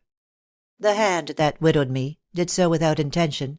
Let it remain always to me an abstract instrument of the will of Providence. I shall never even try to guess to which of Michael's comrades that hand belonged." Lady Ingleby was honest in making this decision, and the very great personage stepped into his brougham 5 minutes later, greatly relieved, and filled with admiration for Lord Ingleby's beautiful and right-minded widow. She had always been all that was most charming. Now she added sound good sense to personal charm. Excellent. Incomparable. Poor Ingleby. Poor... he must not be mentioned, even in thought. Yes, Lady Ingleby was absolutely honest in coming to her decision. And yet, from that moment, two names revolved perpetually in her mind around a ceaseless question. The only men mentioned constantly by Michael in his letters as being always with him in his experiments, sharing his interests and his dangers. Ronald Ingram and Billy Cathcart. Dear boys both. Her devoted adorers. Almost her dearest, closest friends. Faithful, trusted, tried. And now the haunting question circled around all thought of them. Was it Ronald? Or was it Billy? Which? Billy or Ronnie? Ronnie or Billy? Myra had said, "I shall never even try to guess," and she had said it honestly. She did not try to guess. She guessed in spite of trying not to do so. And the certainty, and yet uncertainty of her surmisings told on her nerves, becoming a cause of mental torment which was with her subconsciously night and day. Time went on. The frontier war was over. England, as ever, had been bound to win in the end, and England had won. It had merely been a case of time, of learning wisdom by a series of initial mistakes, of expending a large amount of British gold and British blood. England's supremacy was satisfactorily asserted, and those of her brave troops who had survived the initial mistakes came home. Among them Ronald Ingram and Billy Cathcart. The former obviously older than when he went away, gaunt and worn, pale beneath his bronze, showing unmistakable signs of the effects of a severe wound and subsequent fever. "Too interesting for words," said the Duchess of Meldrum to Lady Ingleby, recounting her first sight of him. "If only I were 50 years younger than I am, I would marry the dear boy immediately, take him down to Overdene and nurse him back to health and strength. Oh, you need not look incredulous, my dear Myra. I always mean what I say, as you very well know." But Lady Ingleby denied all suspicion of incredulity, and merely suggested languidly that, bar the matrimonial suggestion, the programme was an excellent one, and might well be carried out. Young Ronald being of the same opinion, he was soon installed at Overdene, and had what he afterwards described as the time of his life, being pampered, spoiled, and petted by the dear old Duchess, and never allowing her to suspect that one of the chief attractions of Overdene lay in the fact that it was within easy motoring distance of Shenstone Park. Billy returned as young, as inconsequent, as irrepressible as ever. And yet in him also Myra was conscious of a subtle change, for which she all too readily found a reason, far removed from the real one. The fact was this. Both young men, in their romantic devotion to her, had yet been true to their own manhood, and loyal at heart to Lord Ingleby. But their loyalty had always been with effort. Therefore when, the strain relaxed, they met her again, they were intensely conscious of her freedom and of their own resultant liberty. This produced in them, when with her, a restraint and shyness which Myra naturally construed into a confirmation of her own suspicions. She, having never found it the smallest effort to remember she was Michael's, and to be faithful in every thought to him, was quite unconscious of her liberty. There having been no strain in remaining true to the instincts of her own pure, honest, honourable nature, there was no tension to relax. So it very naturally came to pass that when one day Ronald Ingram had sat long with her, silently studying his boots, his strong face tense and miserable, every now and then looking furtively at her, then as his eyes met the calm friendliness of hers, dropping them again to the floor. Poor Ronnie, she mused, with his important career before him. Undoubtedly it was he who did it. And Billy knows it. See how fidgety Billy is, while Ronnie sits with me. But by and by it would be. No, of course it was Billy. Dear hot-headed, impulsive young Billy. And Ronald, knowing it, feels guilty also. Poor little Billy, who was as a son to Michael. There was no mistaking the emotion on his face just now, when I merely laid my hand on his. Oh, impetuous, scatter-brained boy. Dear heavens, I wish he wouldn't hand me the bread and butter. Then, into this atmosphere of misunderstanding and uncertainty, intruded a fresh element.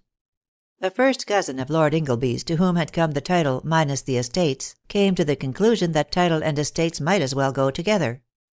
To that end, intruding upon her privacy on every possible occasion, he proceeded to pay business-like court to Lady Ingleby. Thus rudely Myra awoke to the understanding of her liberty. At once her whole outlook on life was changed. All things bore a new significance. Ronnie and Billy ceased to be comforts. Ronnie's nervous misery assumed a new importance, and coupled with her own suspicions filled her with a dismayed horror. The Duchess's veiled jokes took point and hurt. A sense of unprotected loneliness engulfed her. Every man became a prospective and dreaded suitor. Every woman's remark seemed to hold an innuendo. Her name in the papers distracted her. She recognized the morbidness of her condition, even while she felt unable to cope with it. And, leaving Shenstone suddenly, came up to town and consulted Sir Deryck Brand. "Oh, my friend," she said, "help me. I shall never face life again." The doctor heard her patiently, aiding the recital by his strong understanding silence. Then he said quietly, "Dear lady, the diagnosis is not difficult. Also there is but one possible remedy." He paused. Lady Ingleby's imploring eyes and tense expectancy besought his verdict. "A rest cure," said the doctor with finality. "Horrors, no!" cried Myra. "Would you shut me up within 4 walls, cram me with rice pudding and every form of food I most detest, send a dreadful woman to pound, roll, and pummel me, and tell me gruesome stories? Keep out all my friends, all letters, all books, all news? And after 6 weeks send me out into the world again, with my figure gone, and not a sane thought upon any subject under the sun? Dear doctor, think of it. Stout, and an idiot. Oh, give me something in a bottle to shake and take 3 times a day, and let me go." The doctor smiled. He was famed for his calm patience. "Your somewhat highly coloured description, dear Lady Ingleby, applies to a form of rest cure such as I rarely if ever recommend. In your case it would be worse than useless. We should gain nothing by shutting you up with the one person who is doing you harm, and from whom we must contrive your escape." "The one person?" queried Myra, wide-eyed. "A charming person," smiled the doctor, "where the rest of mankind are concerned, but very bad for you just now." "But whom?" questioned Myra again. "Whom can you mean?" "I mean Lady Ingleby," replied the doctor gravely. "When I send you away for your rest cure, Lady Ingleby with her worries and questionings, doubts and fears, must be left behind. I shall send you to a little out-of-the-world village on the wild sea-coast of Cornwall, where you know nobody and nobody knows you. You must go incognito as Miss or Mrs. anything you please. Your rest cure will consist primarily in being set free, for a time, from Lady Ingleby's position, predicament, and perplexities. You must send word to all intimate friends, telling them you are going into retreat, and they must not write until they hear again. You will have leave to write 1 letter a week to 1 person only, and that person must be one of whom I can approve. You must eat plenty of wholesome food, roam about all day long in the open air, rise early, retire early. Live entirely in a simple, beautiful, wholesome present, firmly avoiding all remembrance of a sad past, and all anticipation of an uncertain future, Nobody is to know where you are, excepting myself and the one friend to whom you may write. But we will arrange that somebody, say for instance, your devoted attendant from the lodge, shall hold herself free to come to you at an hour's notice, should you be overwhelmed with a sudden sense of loneliness. The knowledge of this will probably keep the need from arising. You can communicate with me daily if you like, by letter or by telegram. But other people must not know where you are. I do not wish you followed by the anxious or restless thoughts of many minds. Tomorrow I will give you the name of a place I recommend, and of a comfortable hotel where you can order rooms. It must be a place you have never seen, probably one of which you have never heard. We are nearing the end of May. I should like you to start on the 1st of June. If you want a house party at Shenstone this summer, you may invite your guests for the 1st of July. Lady Ingleby will be at home again by then, fully able to maintain her reputation as a hostess of unequalled charm, graciousness, and popularity. Morbid self-consciousness is a condition of mind from which you have hitherto been so completely free, that this unexpected attack has altogether unnerved you and requires prompt and uncompromising measures. Yes, Jane Dalmain may be your correspondent. You could not have chosen better. This was the doctor's verdict and prescription. And as his patients never disputed the one or declined to take the other, Myra found herself on the glorious 1st of June, flying south in the Great Western Express, bound for the little fishing village of Tregarth, where she had ordered rooms at the Moorhead Inn in the name of Mrs. O'Mara. End of chapters 4 and 5. 6. At the Moorhead Inn. The ruddy glow of a crimson sunset illumined cliff and hamlet, tinting the distant ocean into every shade of golden glory, as Myra walked up the gravelled path to the rustic porch of the Moorhead Inn, and looked around her with a growing sense of excited refreshment. She had come on foot from the little wayside station, her luggage following in a barrow, and this mode of progression, minus a footman and maid, and carrying her own cloak, umbrella, and travelling bag, was in itself a charming novelty. At the door she was received by the proprietress, a stately lady in black satin, wearing a double row of large jet beads, who reminded her instantly of all Lord Ingleby's maiden aunts.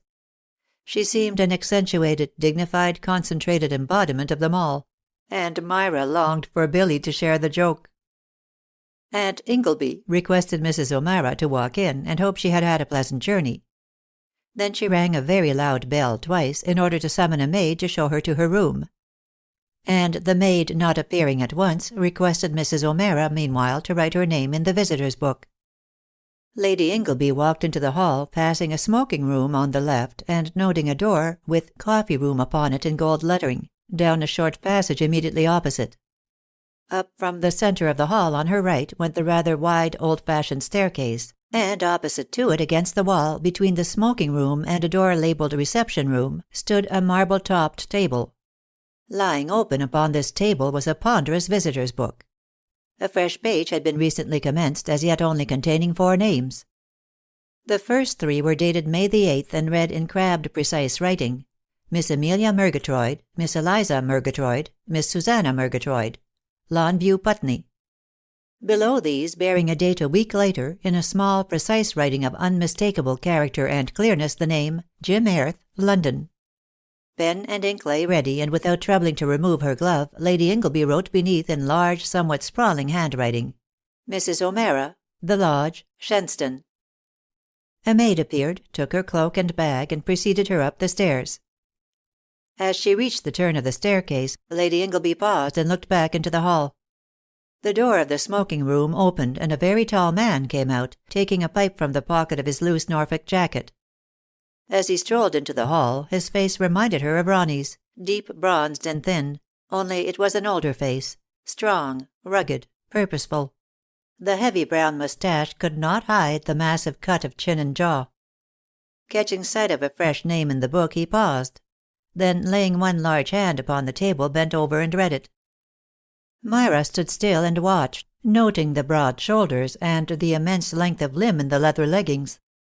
He appeared to study the open page longer than was necessary for the mere reading of the name. Then, without looking round, reached up, took a cap from the antler of a stag's head high up on the wall, stuck it on the back of his head, swung round and went out through the porch, whistling like a blackbird. Jim Airth, said Myra to herself as she moved slowly on. Jim Airth of London. What an address!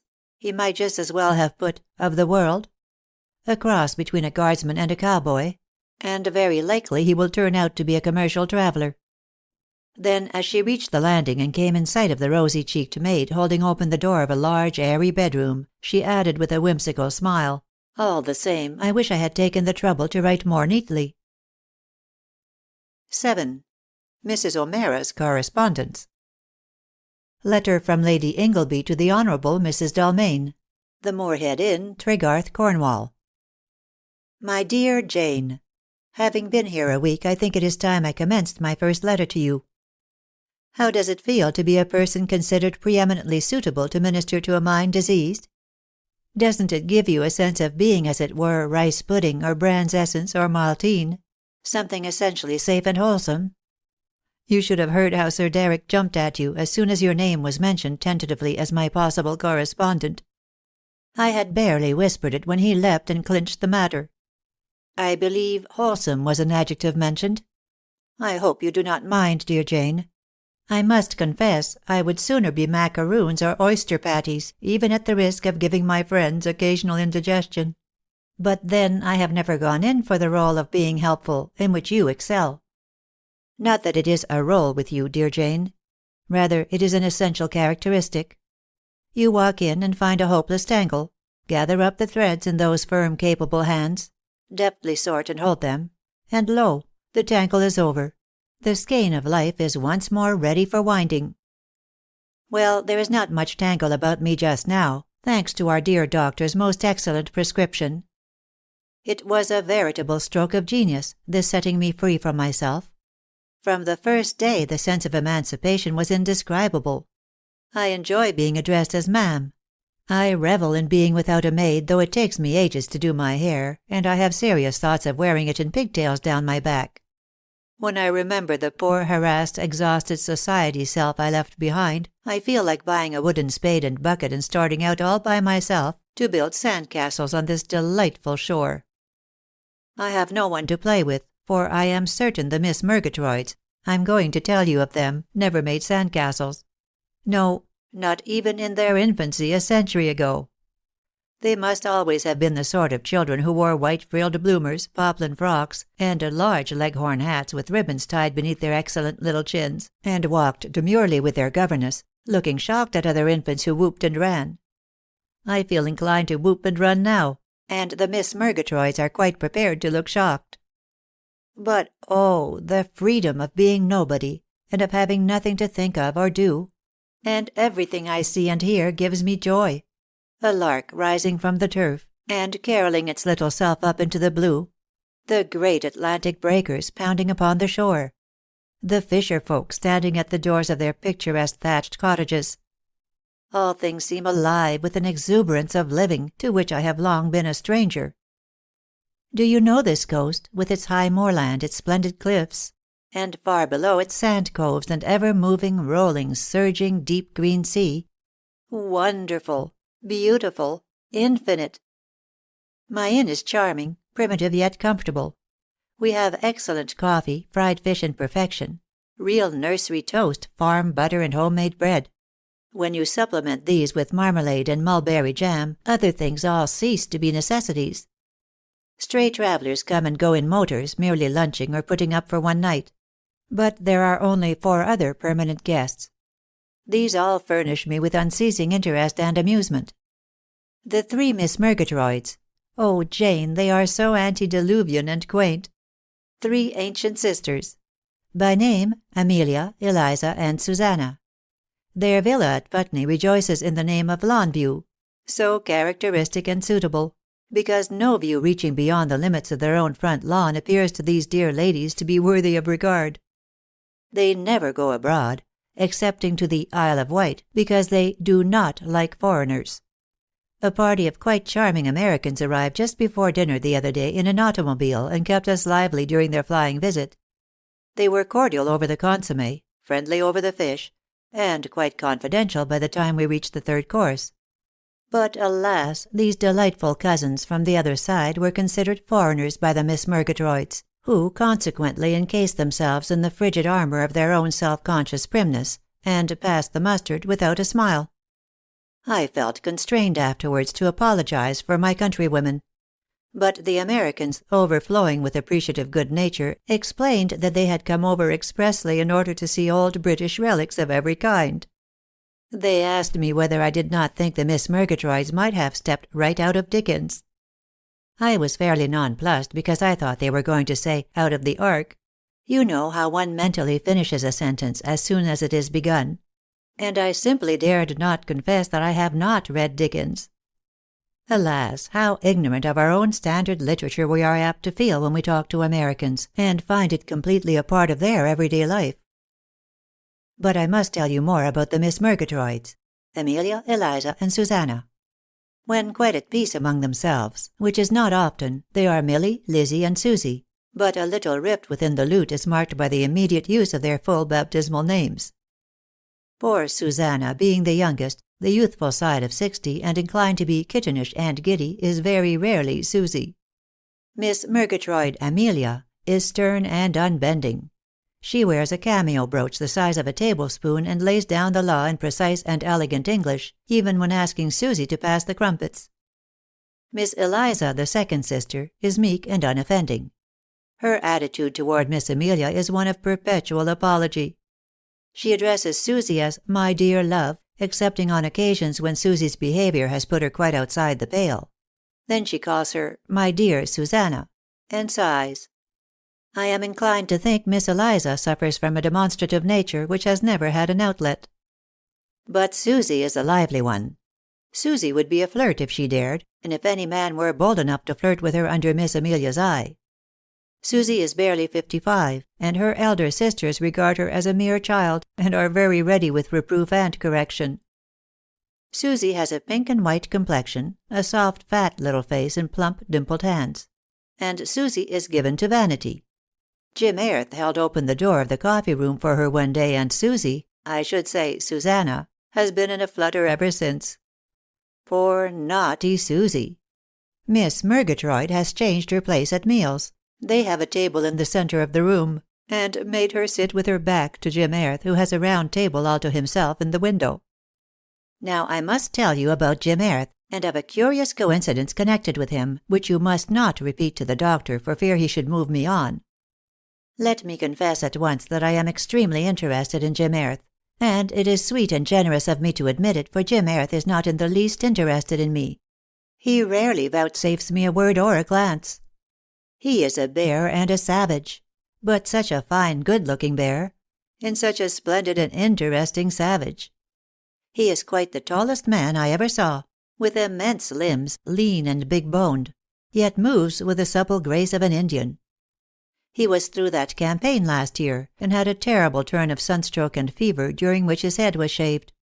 Consequently his thick brown hair is now at the stage of standing straight up all over it like a bottle-brush. I know Susie longs to smooth it down, but that would be a task beyond Susie's utmost efforts. His brows are very stern and level, and his eyes, deep set beneath them, of that gentian blue which makes one think of Alpine heights. They can flash and gleam on occasions, and sometimes look almost purple. He wears a heavy brown moustache, and his jaw and chin are terrifying in their masterful strength.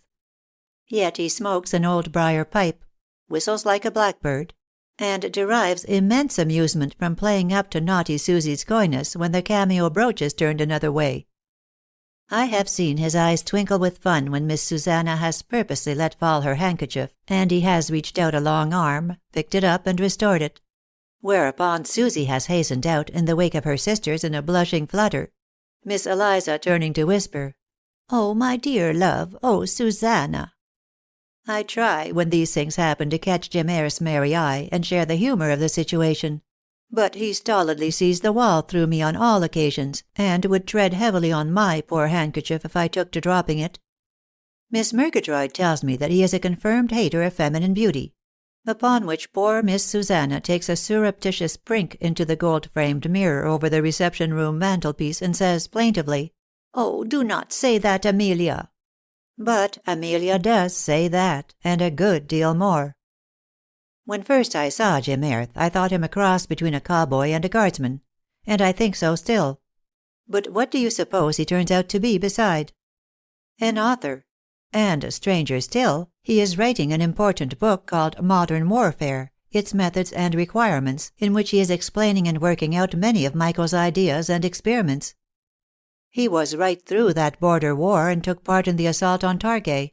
He must have known Michael intimately. All this information I have from Miss Murgatroyd. I sometimes sit with them in the reception room after dinner, where they wind wool and knit. Endless winding, perpetual knitting.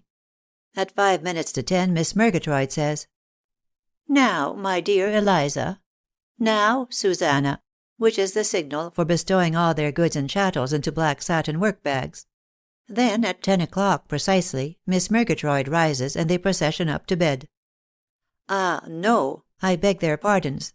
The Miss Murgatroyds never go to bed. They all retire to rest. Jim Airth and his doings form a favourite topic of conversation. They speak of him as Mr. Airth, which sounds so funny. He is not the sort of person one would ever call Mr. To me, he has been Jim Airth ever since I saw his name in small, neat writing in the visitor's book. I had to put mine just beneath it, and of course I wrote Mrs. O'Mara. Then, as an address seemed expected, added, The Lodge, Shenstone. Just after I had written this, Jim Airth came into the hall and stood quite still, studying it. I saw him from halfway up the stairs.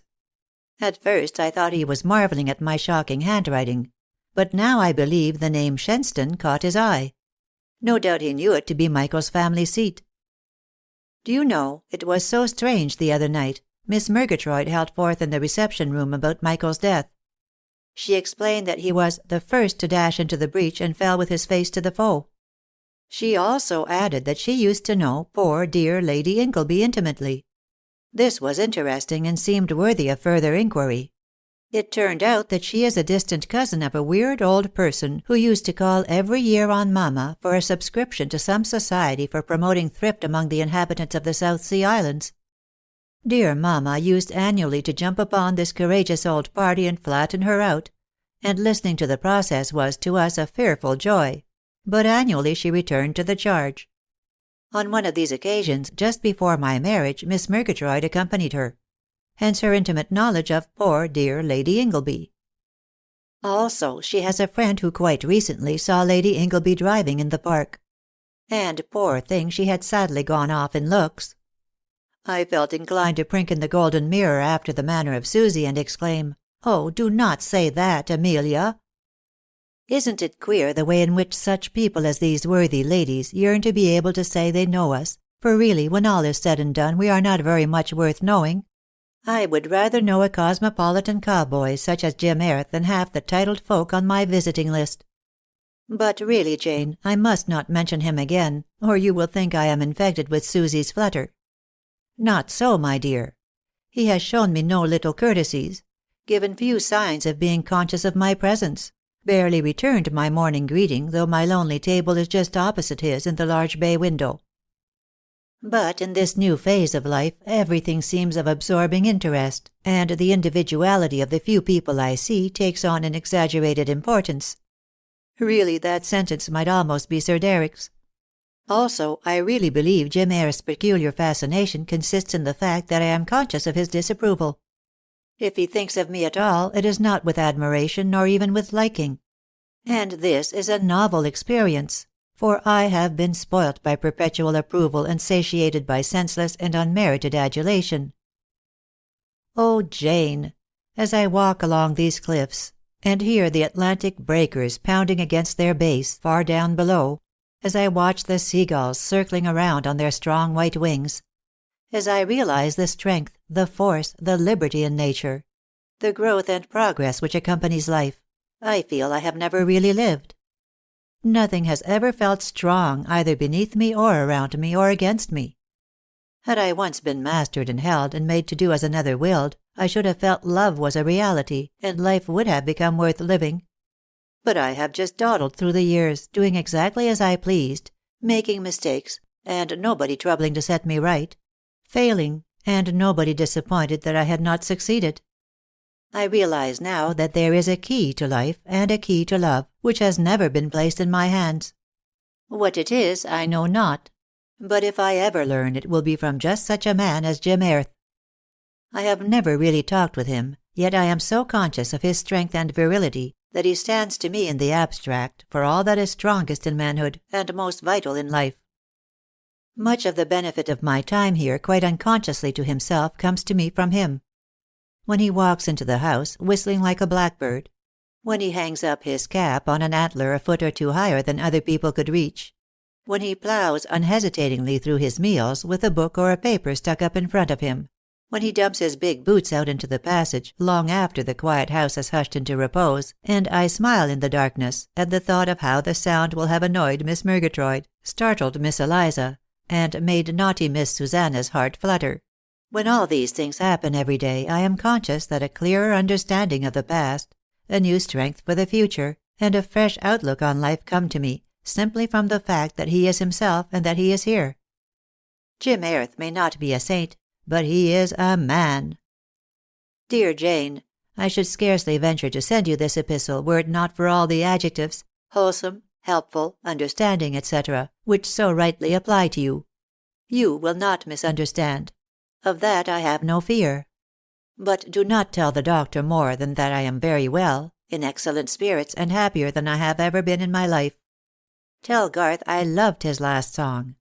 How often I sing to myself as I walk in the sea breeze and sunshine, the harebells waving round my feet. On God's fair earth, mid blossoms blue, fresh hope must ever spring. I trust I sing it in tune, but I know I have not much ear. And how is your little Geoffrey?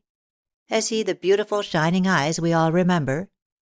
I have often laughed over your account of his sojourn at Overdene, and of how our dear naughty old Duchess stirred him up to rebel against his nurse. You must have had your hands full when you and Garth returned from America.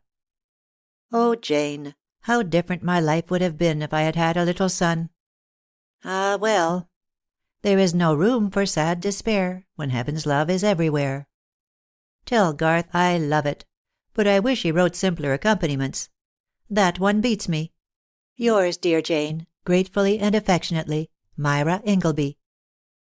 Letter from the Honourable Mrs. Dalmain to Lady Ingleby, Castle Gleneesh, N.B. My dear Myra, no, I have not the smallest objection to representing rice pudding or anything else plain and wholesome, providing I agree with you and suffice for the need of the moment. I am indeed glad to have so good a report. It proves Deryck right in his diagnosis and prescription. Keep to the latter faithfully in every detail. I am much interested in your account of your fellow guests at the Moorhead Inn. No, I do not misunderstand your letter, nor do I credit you with any foolish sentimentality or Susie-like flutterings. Jim Airth stands to you for an abstract thing, uncompromising manhood in its strength and assurance, very attractive after the loneliness and sense of being cut adrift which have been your portion lately. Only remember, where living men and women are concerned, the safely abstract is apt suddenly to become the perilously personal, and your future happiness may be seriously involved before you realize the danger. I confess, I fail to understand the man's avoidance of you. He sounds the sort of fellow who would be friendly and pleasant toward all women, and passionately loyal to one. Perhaps you, with your sweet loveliness, a fact, my dear, notwithstanding the observations in the park of Miss Amelia's crony, may remind him of some long-closed page of past history, and he may shrink from the pain of a consequent turning of memory's leaves. No doubt Miss Susanna recalls some nice old maiden aunt, and he can afford to respond to her blandishments. What do you say of the way in which Americans know our standard authors reminds me of a fellow passenger on board the Baltic on our outward voyage. A charming woman from Hartford, Connecticut, who sat beside us at meals. She had been spending 5 months in Europe, travelling incessantly, and finished up with London, her first visit to our capital, expecting to be altogether too tired to enjoy it, but found it a place of such abounding interest and delight that life went on with fresh zest and fatigue was forgotten. Every street, she explained, is so familiar. We have never seen them before, and yet they are more familiar than the streets of our native cities. It is the London of Dickens and of Thackeray. We know it all. We recognize the streets as we come to them. The places are homelike to us. We have known them all our lives. I enjoyed this tribute to our English literature. But I wonder, my dear Myra, how many streets east of Temple Bar in our dear old London are homelike to you? Garth insists upon sending you at once a selection of his favourites from among the works of Dickens. So expect a bulky package before long. You might read them aloud to the Miss Murgatroyds while they knit and wind wool. Garth thoroughly enjoyed our trip to America. You know why we went. Since he lost his sight, all sounds mean so much to him. He is so boyishly eager to hear all there is to be heard in the world. Any possibility of a new sound experience fills him with enthusiastic expectation, and away we go. He set his heart upon hearing the thunderous roar of Niagara, so off we went by the White Star Line. His enjoyment was complete when at last he stood close to the Horseshoe Fall on the Canadian side, with his hand on the rail at the place where the spray showers over you, and the great rushing boom seems all around. And as we stood there together, a little bird on a twig beside us began to sing. Garth is putting it all into a symphony. How true it is what you say of the genial friendliness of Americans. I was thinking it over on our homeward voyage. It seems to me that, as a rule, they are so far less self-conscious than we. Their minds are fully at liberty to go out at once in keenest appreciation and interest to meet a new acquaintance. Our senseless British greeting, "How do you do?"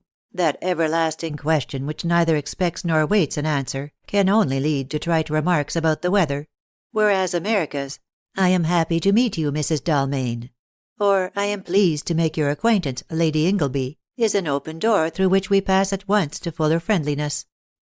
Too often in the moment of introduction the reserved British nature turns in upon itself, sensitively debating what impression it is making, nervously afraid of being too expansive, fearful of giving itself away.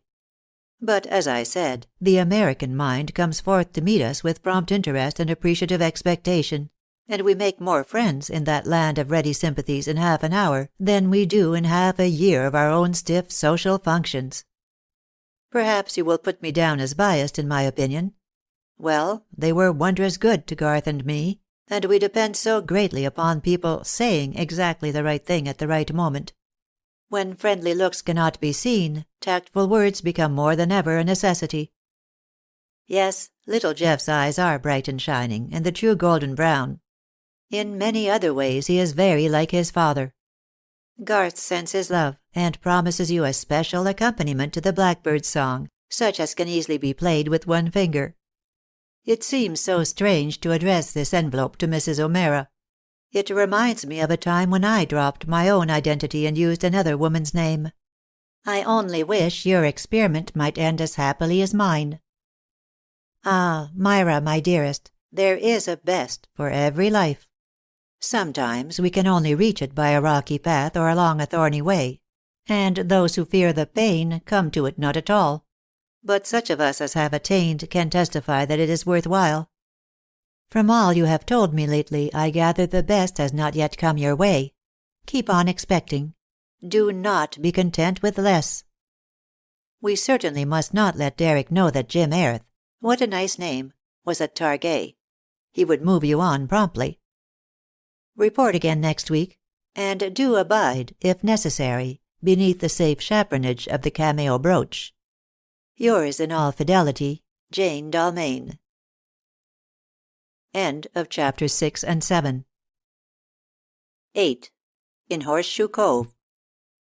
Lady Ingleby sat in the honeysuckle arbor, pouring her tea from a little brown earthenware teapot, and spreading substantial slices of homemade bread with the creamiest of farm butter, when the aged postman hobbled up to the garden gate of the Moorhead Inn with a letter for Mrs. O'Meara.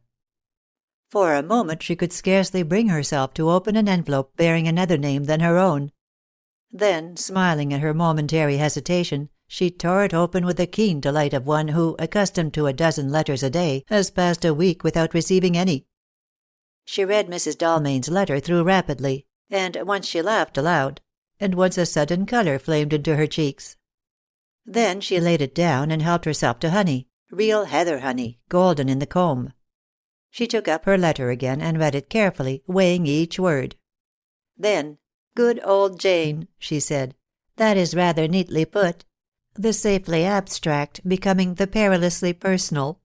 She has acquired the knack of terse and forceful phraseology from her long friendship with the doctor. I can do it myself when I try. Only my Sir Derycky sentences are apt merely to sound well and mean nothing at all. And, after all, does this of Jane's mean anything worthy of consideration? Could 6'5" of abstraction, eating its breakfast in complete unconsciousness of one's presence, returning one's timid good morning with perfunctory politeness, and relegating one while still debating the possibility of venturing a remark on the weather to obvious oblivion, ever become perilously personal?" Lady Ingleby laughed again, returned the letter to its envelope, and proceeded to cut herself a slice of home-made currant cake.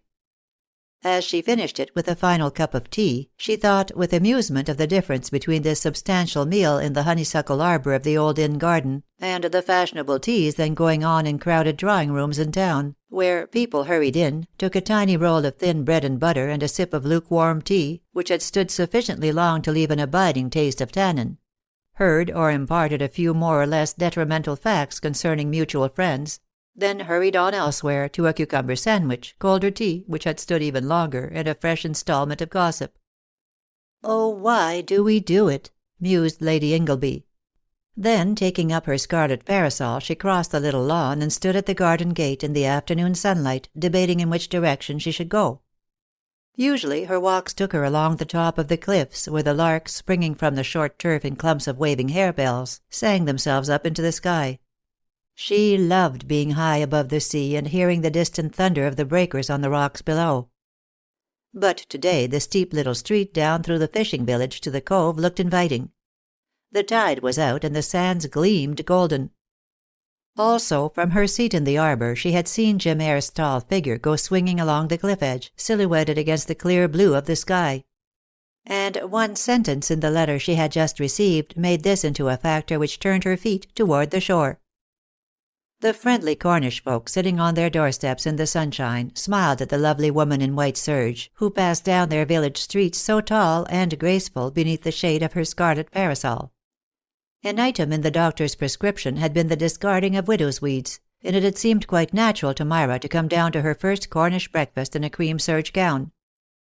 Arrived at the shore, she turned in the direction she usually took when up above, and walked quickly along the firm, smooth sand, pausing occasionally to pick up a beautifully marked stone, or to examine a brilliant sea anemone or gleaming jellyfish left stranded by the tide. Presently she reached a place where the cliff jutted out toward the sea, and climbing over slippery rock studded with shining pools in which crimson seaweed waved, crabs scudded sideways from her passing shadow, and darting shrimps flicked across and buried themselves hastily in the sand, Myra found herself in a most fascinating cove. The line of cliff here made a horseshoe, not quite half a mile in length. The little bay within this curve was a place of almost fairy-like beauty. The sand, a soft, glistening white, decked with delicate crimson seaweed. The cliffs towering up above gave welcome shadow to the shore, yet the sun behind them still gleamed and sparkled on the distant sea. Myra walked to the center of the horseshoe, then, picking up a piece of driftwood, scooped out a comfortable hollow in the sand about a dozen yards from the foot of the cliff, stuck her open parasol up behind it, to shield herself from the observation from above of any chance passer-by, and, settling comfortably into the soft hollow, lay back watching through half-closed lids the fleeting shadows, the blue sky, the gently moving sea. Little white clouds blushed rosy red. An opal tint gleamed on the water. The moving ripple seemed too far away to break the restful silence. Lady Ingleby's eyelids drooped lower and lower. "Yes, my dear Jane," she murmured dreamily, watching a snow-white sail as it rounded the point, curtsied and vanished from view. "Undoubtedly, a well-expressed sentence. But far from being fact. The safely abstract could hardly require a cameo." The long walk, the sea breeze, the distant lapping of the water, all these combined had done their soothing work. Lady Ingleby slept peacefully in Horseshoe Cove, and the rising tide crept in. 9. Jim Airth to the rescue. An hour later, a man swung along the path at the summit of the cliffs, whistling like a blackbird. The sun was setting, and as he walked he revelled in the gold and crimson of the sky, in the opal tints upon the heaving sea. The wind had risen as the sun set, and breakers were beginning to pound along the shore. Suddenly something caught his eye, far down below. "By Jove," he said, "a scarlet poppy on the sands." He walked on until his rapid stride brought him to the center of the cliff above Horseshoe Cove. Then, "Good Lord," said Jim Airth, and stood still. He had caught sight of Lady Ingleby's white skirt reposing on the sand beyond the scarlet parasol. "Good Lord," said Jim Airth. Then he scanned the horizon. Not a boat to be seen. His quick eye traveled along the cliff the way he had come. Not a living thing in sight. On to the fishing village. Faint threads of ascending vapor indicated chimneys. 2 miles at least, muttered Jim Airth. I could not run it and get back with a boat under 3/4 of an hour. Then he looked down into the cove. Both ends cut off. The water will reach her feet in 10 minutes. Will sweep the base of the cliff in 20. Exactly beneath the spot where he stood, more than halfway down, was a ledge about 6 feet long by 4 feet wide. Letting himself over the edge, holding to tufts of grass, tiny shrubs, jutting stones, cracks in the surface of the sandstone, he managed to reach this narrow ledge, dropping the last 10 feet, and landing on it by an almost superhuman effort of balance. One moment he paused, carefully took its measure, then, leaning over, looked down. 60 feet remained, a precipitous slope, with nothing to which foot could hold or hand could cling. Jim Airth buttoned his Norfolk jacket and tightened his belt. Then, slipping, feet foremost off the ledge, he glissaded down on his back, bending his knees at the exact moment when his feet thudded heavily onto the sand. For a moment the shock stunned him. Then he got up and looked around. He stood within 10 yards of the scarlet parasol, on the small strip of sand still left uncovered by the rapidly advancing sweep of the rising tide. 10. Yo-ho, we go. A cameo chaperonage, murmured Lady Ingleby, and suddenly opened her eyes. Sky and sea were still there, but between them, closer than sea or sky, looking down upon her with a tense light in his blue eyes, stood Jim Airth. "Why, I've been asleep," said Lady Ingleby. "You have," said Jim Airth, "and meanwhile the sun has set and the tide has come up. Allow me to assist you to rise." Lady Ingleby put her hand into his, and he helped her to her feet. She stood beside him, gazing, with wide, startled eyes, at the expanse of sea, the rushing waves, the tiny strip of sand. "The tide seems very high," said Lady Ingleby. "Very high," agreed Jim Airth. He stood close beside her, but his eyes still eagerly scanned the water. If by any chance a boat came round the point, there would still be time to hail it. "We seem to be cut off," said Lady Ingleby. "We are cut off," replied Jim Airth laconically. "Then I suppose we must have a boat," said Lady Ingleby. "An excellent suggestion," replied Jim Airth dryly, "if a boat were to be had. But unfortunately we are 2 miles from the hamlet, and this is not a time when boats pass in and out. Nor would they come this way. When I saw you from the top of the cliff I calculated the chances as to whether I could reach the boats and be back here in time. But before I could have returned with a boat, you would have been very wet," finished Jim Airth somewhat lamely. He looked at the lovely face close to his shoulder. It was pale and serious, but showed no sign of fear. He glanced at the point of cliff beyond. 20 feet above its rocky base the breakers were dashing, but round that point would be safety. "Can you swim?" asked Jim Airth eagerly. Myra's calm grey eyes met his steadily. A gleam of amusement dawned in them. "If you put your hand under my chin and count 1, 2, 1, 2, very loud and quickly, I can swim nearly 10 yards, she said. Jim Airth laughed. His eyes met hers, in sudden comprehending comradeship. "By Jove, you're plucky," they seemed to say. But what he really said was, "Then swimming is no go." "No go for me," said Myra earnestly, "nor for you weighted by me. We should never get round that eddying whirlpool. It would merely mean that we should both be drowned. But you can easily do it alone. Oh, go at once. Go quickly, and don't look back. I shall be all right. I shall just sit down against the cliff and wait. I have always been fond of the sea." Jim Airth looked at her again. And this time open admiration shone in his keen eyes. "Ah, brave," he said. "A mother of soldiers. Such women make us a fighting race." Myra laid her hand on his sleeve. "My friend," she said, "it was never given me to be a mother. But I am a soldier's daughter and a soldier's widow. And I am not afraid to die. Oh, I do beg of you, give me one hand clasp and go." Jim Airth took the hand held out, but he kept it firmly in his own. "You shall not die," he said between his teeth. "Do you suppose I would leave any woman to die alone? And you of all women. By heaven," he repeated doggedly, "you shall not die. Do you think I could go and leave—" He broke off abruptly. Myra smiled. His hand was very strong, and her heart felt strangely restful. And had he not said, "You of all women"? But even in what seemed likely to be her last moments, Lady Ingleby's unfailing instinct was to be tactful. "I am sure you would leave no woman in danger," she said. "And some, alas, might have been easier to save than I. Plump little Miss Susie would have floated." Jim Airth's big laugh rang out. "And Miss Murgatroyd could have sailed away in her cameo," he said.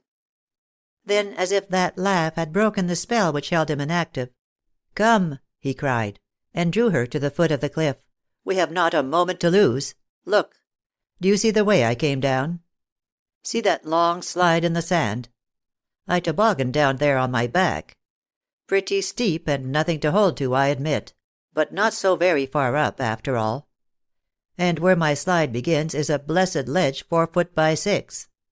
He pulled out a huge clasp knife, opened the largest blade, and commenced hacking steps in the face of the cliff.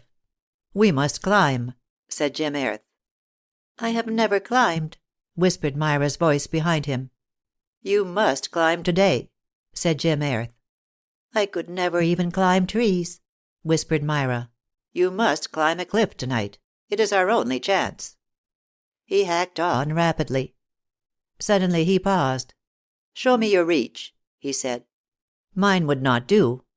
Put your left hand there. So. Now stretch up with your right, as high as you can, easily. 3'6" or thereabouts. Now your left foot close to the bottom. Step up with your right as high as you can comfortably. 2'9". Good. 1 step more or less might make all the difference by and by. Now listen while I work. What a godsend for us that there happens to be just here this stratum of soft sand. We should have been done for had the cliff been serpentine marble. You must choose between 2 plans. I could scrape you a step, wider than the rest, almost a ledge, just out of reach of the water, leaving you there while I go on up and finish. Then I could return for you. You could climb in front, I helping from below. You would feel safer. Or you must follow me up now, step by step, as I cut them." "I could not wait on a ledge alone," said Myra. "I will follow you step by step." "Good," said Jim Airth. "It will save time. I am afraid you must take off your shoes and stockings. Nothing will do for this work but naked feet. We shall need to stick our toes into the sand and make them cling on like fingers." He pulled off his own boots and stockings, then drew the belt from his Norfolk jacket, and fastened it firmly round his left ankle in such a way that a long end would hang down behind him as he mounted. "See that?" he said. "When you are in the niches below me it will hang close to your hands. If you are slipping and feel you must clutch at something, catch hold of that. Only, if possible, shout first, and I will stick on like a limpet and try to withstand the strain. But don't do it unless really necessary." He picked up Myra's shoes and stockings and put them into his big pockets. At that moment an advance wave rushed up the sand and caught their bare feet. "Oh, Jim Airth," cried Myra, "go without me. I have not a steady head. I cannot climb." He put his hands upon her shoulders and looked full into her eyes. "You can climb," he said. "You must climb. You shall climb. We must climb or drown. And remember, if you fall, I fall too. You will not be saving me by letting yourself go." She looked up into his eyes despairingly. They blazed into hers from beneath his bent brows. She felt the tremendous mastery of his will. Her own gave one final struggle.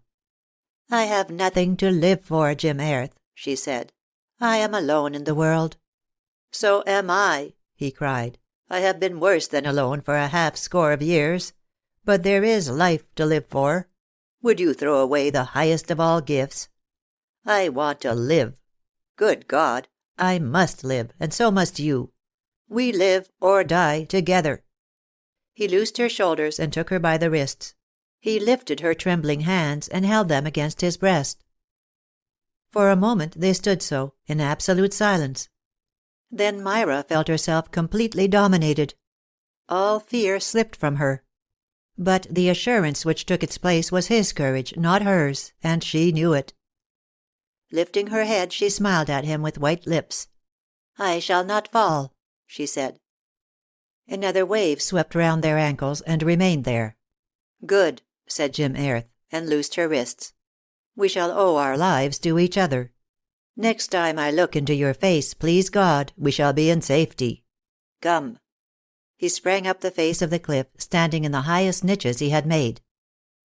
"Now follow me carefully," he said. "Slowly and carefully. We are not in a position to hurry. Always keep each hand and each foot firmly in a niche. Are you there? Good. Now don't look either up or down, but keep your eyes on my heels. Directly I move, come on to the empty places. See? Now then, can you manage? Good. On we go. After all, it won't take long. I say, what fun if the Miss Murgatroyds peeped over the cliff. Amelia would be so shocked at our bare feet. Eliza would cry, 'Oh, my dear love,' and Susie would promptly fall upon us. Hello, steady down there. Don't laugh too much. Fine knife, this. I bought it in Mexico. And if the big blade gives out, there are 2 more. Also a saw and a corkscrew. Mind the falling sand does not get into your eyes. Tell me if the niches are not deep enough, and remember, there is no hurry. We are not aiming to catch any particular train. Steady down there. Don't laugh. Up we go. Oh, good. This is a third of the way. Don't look either up or down. Watch my heels. I wish they were more worth looking at. And remember the belt is quite handy, and I am as firm as a rock up here. You and all the Miss Murgatroyds might hang on it together. Steady down there. All right, I won't mention them. By the way, the water must be fairly deep below us now. If you fell, you would merely get a ducking. I should slide down and pull you out, and we would start afresh. Good Lord. Oh, never mind. Nothing. Only my knife slipped, but I caught it again. We must be halfway by now. How lucky we have my glissading marks to guide us. I can't see the ledge from here. Let's sing Nancy Lee. I suppose you know it. I can always work better to a good rollicking tune. Then, as he drove his blade into the cliff, Jim Airth's gay voice rang out. Of all the wives as e'er you know, yo-ho, lads, ho! Yo-ho, yo-ho! There's none like Nancy Lee, I trow, yo-ho, lads, ho! Yo-ho! See, there she stands. Blow, I've struck a rock. Not a big one, though. Remember this step will be slightly more to your right. And waves her hands upon the key, and every day when I'm away, she'll watch over me, and whisper low when tempests blow. Oh, hang these unexpected stones. That's finished my big blade. For Jack at sea, yo-ho, lads, ho! Yo-ho! Now the chorus. The sailor's wife the sailor's star shall be. Come on, you sing too. Yo-ho we go across the sea.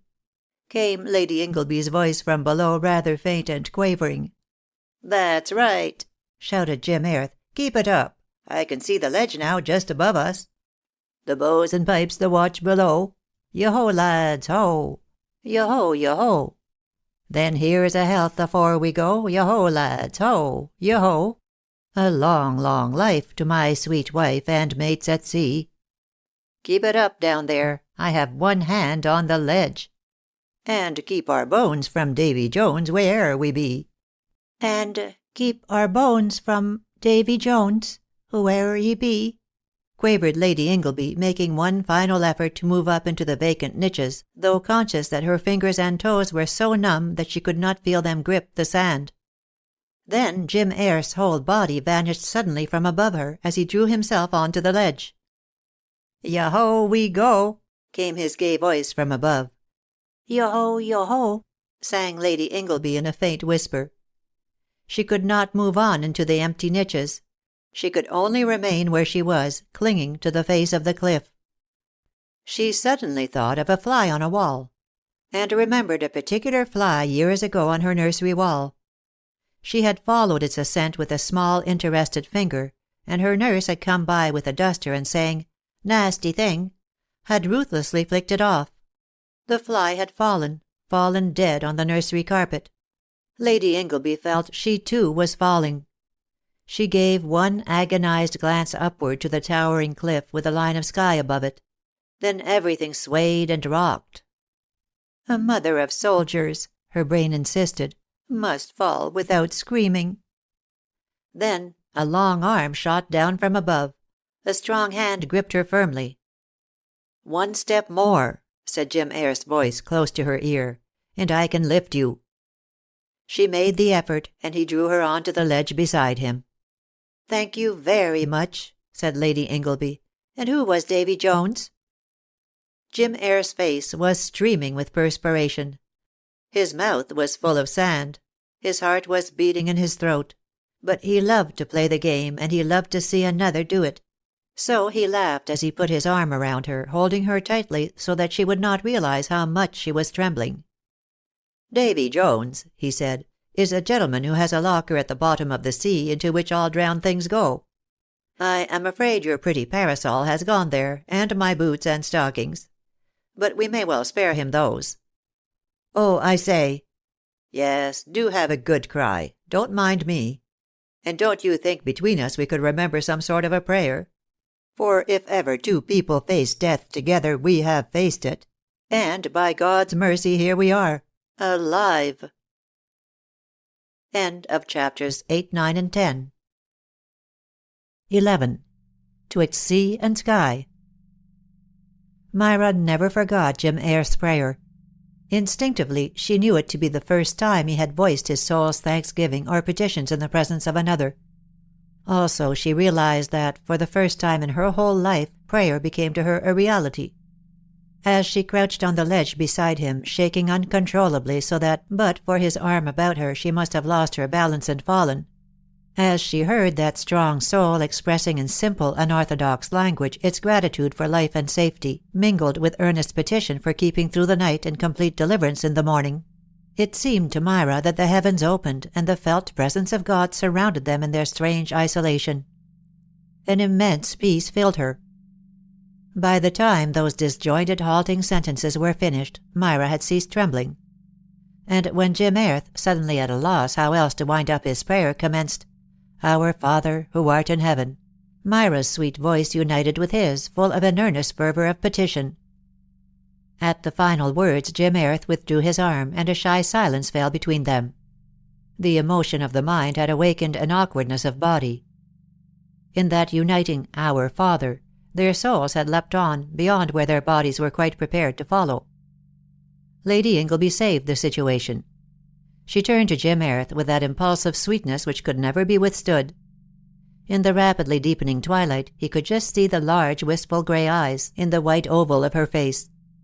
"Do you know," she said, "I really couldn't possibly sit all night on a ledge the size of a Chesterfield sofa with a person I had to call Mr. I could only sit there with an old and intimate friend who would naturally call me Myra, and whom I might call Jim. Unless I may call you Jim, I shall insist on climbing down and swimming home." And if you address me as Mrs. O'Meara, I shall certainly become hysterical and tumble off." "Why, of course," said Jim Airth. "I hate titles of any kind. I come from an old Quaker stock, and plain names with no prefixes always seem best to me. And are we not old and trusted friends? Was not each of those minutes on the face of the cliff a year? While that second which elapsed between the slipping of my knife from my right hand and the catching of it against my knee by my left may go at 10 years.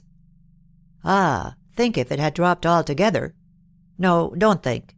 We were barely halfway up. Now you must contrive to put on your shoes and stockings." He produced them from his pocket.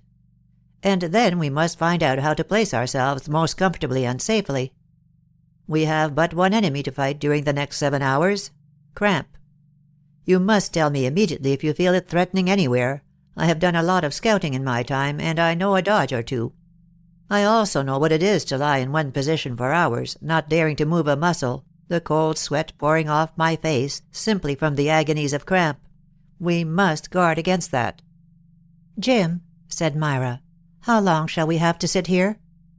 He made a quick movement as if the sound of his name from her lips for the first time meant much to him, and there was in his voice an added depth of joyousness as he answered.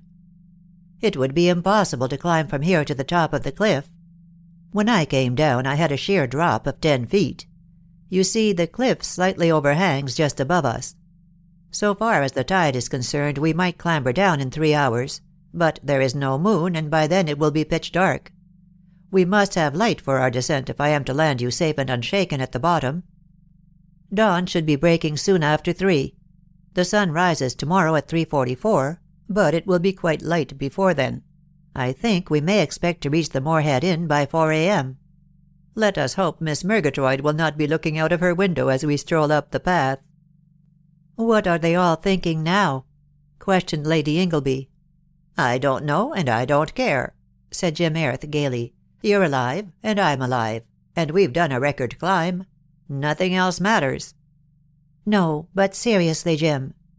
"Well, seriously, it is very unlikely that I shall be missed at all. I often dine elsewhere and let myself in quite late, or stop out altogether. How about you?" "Why, curiously enough," said Myra, "before coming out I locked my bedroom door. I have the key here. I had left some papers lying about. I am not a very tidy person. On the only other occasion upon which I locked my door I omitted dinner altogether, and went to bed on returning from my evening walk. I am supposed to be doing a rest cure here. The maid tried my door, went away, and did not turn up again until next morning. Most likely she has done the same tonight." "Then I don't suppose they will send out a search party," said Jim Airth. "No, we are so alone down here. We only matter to ourselves," said Myra. "And to each other," said Jim Airth quietly. Myra's heart stood still. Those 4 words, spoken so simply by that deep, tender voice, meant more to her than any words had ever meant. They meant so much that they made for themselves a silence, a vast holy temple of wonder and realization wherein they echoed back and forth, repeating themselves again and again. The two on the ledge sat listening. The chant of mutual possession, so suddenly set going, was too beautiful a thing to be interrupted by other words. Even Lady Ingleby's unfailing habit of tactful speech was not allowed to spoil the deep sweetness of this unexpected situation. Myra's heart was waking, and when the heart is stirred the mind sometimes forgets to be tactful. At length, "Don't you remember," he said very low, "what I told you before we began to climb? Did I not say that if we succeeded in reaching the ledge safely, we should owe our lives to each other? Well, we did. And we do." "Ah, no," cried Myra impulsively. "No, Jim Airth, you, glad and safe and free, were walking along the top of these cliffs. I, in my senseless folly, lay sleeping on the sand below while the tide rose around me. You came down into danger to save me, risking your life in so doing. I owe you my life, Jim Airth. You owe me nothing." The man beside her turned and looked at her, with his quiet, whimsical smile. "I am not accustomed to have my statements amended," he said dryly. It was growing so dark they could only just discern each other's faces. Lady Ingleby laughed. She was so unused to that kind of remark that at the moment she could frame no suitable reply. Presently, "I suppose I really owe my life to my scarlet parasol," she said. "Had it not attracted your attention, you would not have seen me." "Should I not?" questioned Jim Airth, his eyes on the white loveliness of her face. "Since I saw you first on the afternoon of your arrival, have you ever once come within my range of vision without my seeing you and taking in every detail?" "On the afternoon of my arrival?" questioned Lady Ingleby, astonished. "Yes," replied Jim Airth deliberately. 7 o'clock on the 1st of June. I stood at the smoking room window, at a loose end of all things. Sick of myself, dissatisfied with my manuscript, tired of fried fish. Don't laugh. Small things as well as great go to make up the sum of a man's depression. Then the gate swung back, and you, in golden capitals, the sunlight in your eyes, came up the garden path. I judged you to be a woman grown, in years perhaps not far short of my own age. I guessed you a woman of the world with a position to fill, and a knowledge of men and things. Yet you looked just a lovely child stepping into fairyland. The joyful surprise of unexpected holiday danced in your radiant eyes. Since then, the beautiful side of life has always been you. You, in golden capitals." Jim Airth paused and sat silent. It was quite dark now. Myra slipped her hand into his, which closed upon it with a strong, unhesitating clasp. "Go on, Jim," she said softly. "I went out into the hall and saw your name in the visitors' book. The ink was still wet. The handwriting was that of a holiday child. I should like to set you copies. The name surprised me, agreeably. I had expected to be able at once to place the woman who had walked up the path. It was a surprise and a relief to find that my fairyland princess was not after all a fashionable beauty or society leader, but owned just a simple Irish name and lived at a lodge." "Go on, Jim," said Lady Ingleby rather tremulously. "Then the name Shenstone interested me, because I know the Inglebys. At least I knew Lord Ingleby well, and I shall soon know Lady Ingleby. In fact, I have written to-day asking for an interview. I must see her on business connected with notes of her husband's which, if she gives me permission, are to be embodied in my book. I suppose if you live near Shenstone Park you know the Inglebys?" "Yes," said Myra.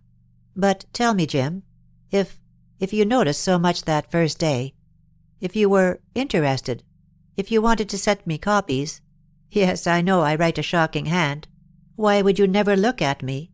Why were you so stiff and unfriendly? Why were you not as nice to me as you were to Susie, for instance?" Jim Airth sat long in silence, staring out into the darkness.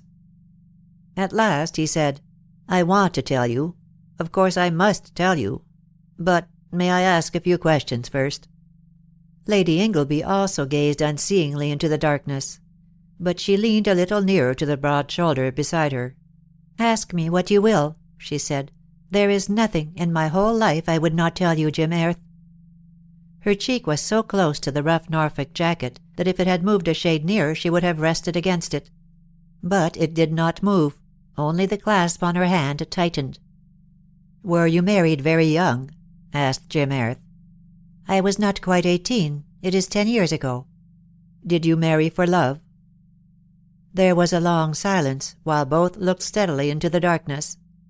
Then Myra answered, speaking very slowly. "To be quite honest, I think I married chiefly to escape from a very unhappy home. Also, I was very young, and knew nothing of life and nothing of love. And, how can I explain, Jim Airth? I have not learnt much during these 10 long years." "Have you been unhappy?" He asked the question very low. "Not exactly unhappy. My husband was a very good man, kind and patient beyond words towards me. But I often vaguely felt I was missing the best in life. Now, I know I was." How long has he been dead?" The deep voice was so tender that the question could bring no pain. 7 months, replied Lady Ingleby. "My husband was killed in the assault on Targai." "At Targai?" exclaimed Jim Airth, surprised into betraying his astonishment. Then, at once recovering himself, "Ah, yes, of course. 7 months. I was there, you know." But within himself he was thinking rapidly, and much was becoming clear. Sergeant O'Mara? Was it possible? An exquisite, refined woman such as this, bearing about her the unmistakable hallmark of high birth and perfect breeding. The sergeant was a fine fellow and superior, but, good Lord, her husband. Yet girls of 18 do foolish things and repent ever after. A runaway match from an unhappy home, then cast off by her relations, and now left friendless and alone. But Sergeant O'Mara? Yet no other O'Mara fell at Targai. And there was some link between him and Lord Ingleby. Then into his musing came Myra's soft voice from close behind him in the darkness. "My husband was always good to me, but—" And Jim Airth laid his other hand over the one he held. "I am sure he was," he said gently. "But if you had been older and had known more of love and life you would have done differently. Don't try to explain. I understand." And Myra gladly left it at that. It would have been so very difficult to explain further without explaining Michael, and all that really mattered was that, with or without explanation, Jim Airth understood. "And now, tell me," she suggested softly. "Ah, yes," he said, pulling himself together with an effort. "My experience also misses the best, and likewise covers 10 long years. But it is a harder one than yours. I married, when a boy of 21, a woman older than myself, supremely beautiful. I went mad over her loveliness. Nothing seemed to count or matter but that. I knew she was not a good woman, but I thought she might become so. And even if she didn't, it made no difference. I wanted her. Afterwards I found she had laughed at me all the time. Also, there had all the time been another, an older man than I, who had laughed with her. He had not been in a position to marry her when I did. But 2 years later he came into money. Then she left me." Jim Airth paused. His voice was hard with pain. The night was very black. In the dark silence they could hear the rhythmic thunder of the waves, pounding monotonously against the cliff below. "I divorced her, of course, and he married her. But I went abroad and stayed abroad. I never could look upon her as other than my wife. She had made a hell of my life, robbed me of every illusion, wrecked my ideals, embittered my youth. But I had said before God that I took her for my wife until death parted us. And so long as we were both alive, what power could free me from that solemn oath? It seemed to me that by remaining in another hemisphere I made her second marriage less sinful. Often at first I was tempted to shoot myself as a means of righting this other wrong. But in time I outgrew that morbidness and realized that though love is good, life is the greatest gift of all. To throw it away voluntarily is an unpardonable sin. The suicide's punishment should be loss of immortality. Well, I found work to do of all sorts, in America and elsewhere. And a year ago she died. I should have come straight home, only I was booked for that muddle on the frontier they called a war. I got fever after Targai, was invalided home, and here I am recruiting and finishing my book. Now you can understand why loveliness in a woman fills me with a sort of panic, even while a part of me still leaps up instinctively to worship it. I had often said to myself that if I ever ventured upon matrimony again it should be a plain face and a noble heart, though all the while I knew I should never bring myself really to want the plain face. And yet, just as the burnt child dreads the fire, I have always tried to look away from beauty. Only, my fairyland princess, may I say it? Days ago I began to feel certain that in you in golden capitals, the loveliness and the noble heart went together. But from the moment when, stepping out of the sunset, you walked up the garden path right into my heart, the fact of you, just being what you are, and being here, meant so much to me that I did not dare let it mean more. Somehow I never connected you with widowhood, and not until you said this evening on the shore, "I am a soldier's widow," did I know that you were free. There. Now you have heard all there is to hear. I made a bad mistake at the beginning, but I hope I am not the sort of chap you need mind sitting on a ledge with, and calling Jim." For answer, Myra's cheek came trustfully to rest against the sleeve of the rough tweed coat. "Jim," she said, Oh, Jim. Presently. So you know the Inglebys, remarked Jim Airth. Yes, said Myra. Is the lodge near Shenstone Park? The lodge is in the park. It is not at any of the gates. I am not a gatekeeper, Jim. It is a pretty little house standing by itself just inside the north entrance. Do you rent it from them? Myra hesitated, but only for a fraction of a second. No, it is my own. Lord Ingleby gave it to me. Lord Ingleby? Jim Airth's voice sounded like knitted brows. Why not Lady Ingleby? It was not hers to give. All that is hers was his. I see. Which of them did you know first? I have known Lady Ingleby all my life, said Myra truthfully, and I have known Lord Ingleby since his marriage. Ah, then he became your friend because he married her. Myra laughed. Yes, she said, I suppose so. What's the joke? Only that it struck me as an amusing way of putting it. But it is undoubtedly true. Have they any children? Myra's voice shook slightly. No, none. Why do you ask? Well, in the campaign I often shared Lord Ingleby's tent, and he used to talk in his sleep. Yes? There was one name he often called and repeated. Lady Ingleby's heart stood still. Yes, she said, hardly breathing. It was Peter, continued Jim Airth. The night before he was killed he kept turning in his sleep and saying, Peter, hello, little Peter, come here. I thought perhaps he had a little son named Peter. He had no son, said Lady Ingleby, controlling her voice with effort. Peter was a dog of which he was very fond. Was that the only name he spoke? The only one I ever heard, replied Jim Airth. Then suddenly Lady Ingleby clasped both hands round his arm. Jim, she whispered brokenly, not once have you spoken my name. It was a bargain. We were to be old and intimate friends. I seem to have been calling you Jim all my life. But you have not yet called me Myra. Let me hear it now, please. Jim Airth laid his big hand over both of hers. I can't, he said. Hush. I can't. Not up here. It means too much. Wait until we get back to Earth again. Then, oh, I say, can't you help? This kind of emotion was an unknown quantity to Lady Ingleby.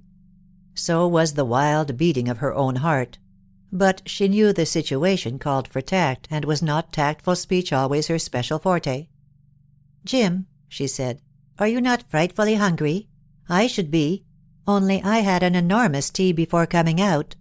Would you like to hear what I had for tea? No, I am afraid it would make you feel worse. I suppose dinner at the inn was over long ago. I wonder what variation of fried fish they had, and whether Miss Susanna choked over a fishbone, and had to be requested to leave the room. Oh, do you remember that evening? You looked so dismayed and alarmed, I quite thought you were going to the rescue. I wonder what time it is. We can soon tell that, said Jim Airth cheerfully. He dived into his pocket, produced a matchbox which he had long been fingering turnabout with his pipe and tobacco pouch, struck a light, and looked at his watch. Myra saw the lean brown face in the weird flare of the match. She also saw the horrid depth so close to them which she had almost forgotten. A sense of dizziness came over her. She longed to cling to his arm, but he had drawn it resolutely away. 10:30, said Jim Airth. Miss Murgatroyd has donned her nightcap. Miss Eliza has sighed, "Good night, summer, good night," at her open lattice, and Susie, folding her plump hands, has said, "Now I lay me." Myra laughed. "And they will all be listening for you to dump out your big boots," she said. "That is always your good night to the otherwise silent house." "No, really? Does it make a noise?" said Jim Airth ruefully. "Never again." "Oh, but you must," said Myra. Susie loves the sound and listens for it. Jim, that match reminds me. Why don't you smoke? Surely it would help with the hunger, and be comfortable and cheering." Jim Airth's pipe and pouch were out in a twinkling. "Sure you don't mind? It doesn't make you sick or give you a headache?" "No, I think I like it," said Myra. "In fact, I am sure I like it. That is, I like to sit beside it. No, I don't do it myself." Another match flared, and again she saw the chasm and the nearness of the edge. She bore it until the pipe was drawing well, then, "Oh, Jim," she said, "I am so sorry, but I am afraid I am becoming dizzy. I feel as though I must fall over." She gave a half sob. Jim Airth turned, instantly alert. "Nonsense," he said, but the sharp words sounded tender. "4 good feet of width are as safe as 40. Change your position a bit." He put his arm around her, and moved her so that she leant more completely against the cliff at their backs. "Now forget the edge," he said, "and listen. I am going to tell you camp yarns and tales of the Wild West." Then, as they sat in the darkness, Jim Airth smoked and talked, painting vivid word pictures of life and adventure in other lands. And Myra listened, absorbed and enchanted, every moment realizing more fully, as he unconsciously revealed it, the manly strength and honest simplicity of his big nature, with its fun and its fire, its huge capacity for enjoyment, its corresponding capacity for pain. And as she listened, her heart said, "Oh, my cosmopolitan cowboy! Thank God you found no title in the book to put you off. Thank God you found no name which you could place, relegating its poor possessor to the ranks of society leaders, in which you would have had no share. And oh, most of all, I thank God for the doctor's wise injunction, leave behind you your own identity." 12. Under the Morning Star. The night wore on. Stars shone in the deep purple sky, bright watchful eyes looking down unwearied upon the sleeping world. The sound of the sea below fell from a roar to a murmur, and drew away into the distance. It was a warm June night, and very still. Jim Airth had moved along the ledge to the further end, and sat swinging his legs over the edge. His content was so deep and full that ordinary speech seemed impossible, and silence a glad necessity. The prospect of that which the future might hold in store made the ledge too narrow to contain him. He sought relief in motion, and swung his long legs out into the darkness. It had not occurred to him to wonder at his companion's silence, the reason for his own had been so all-sufficient.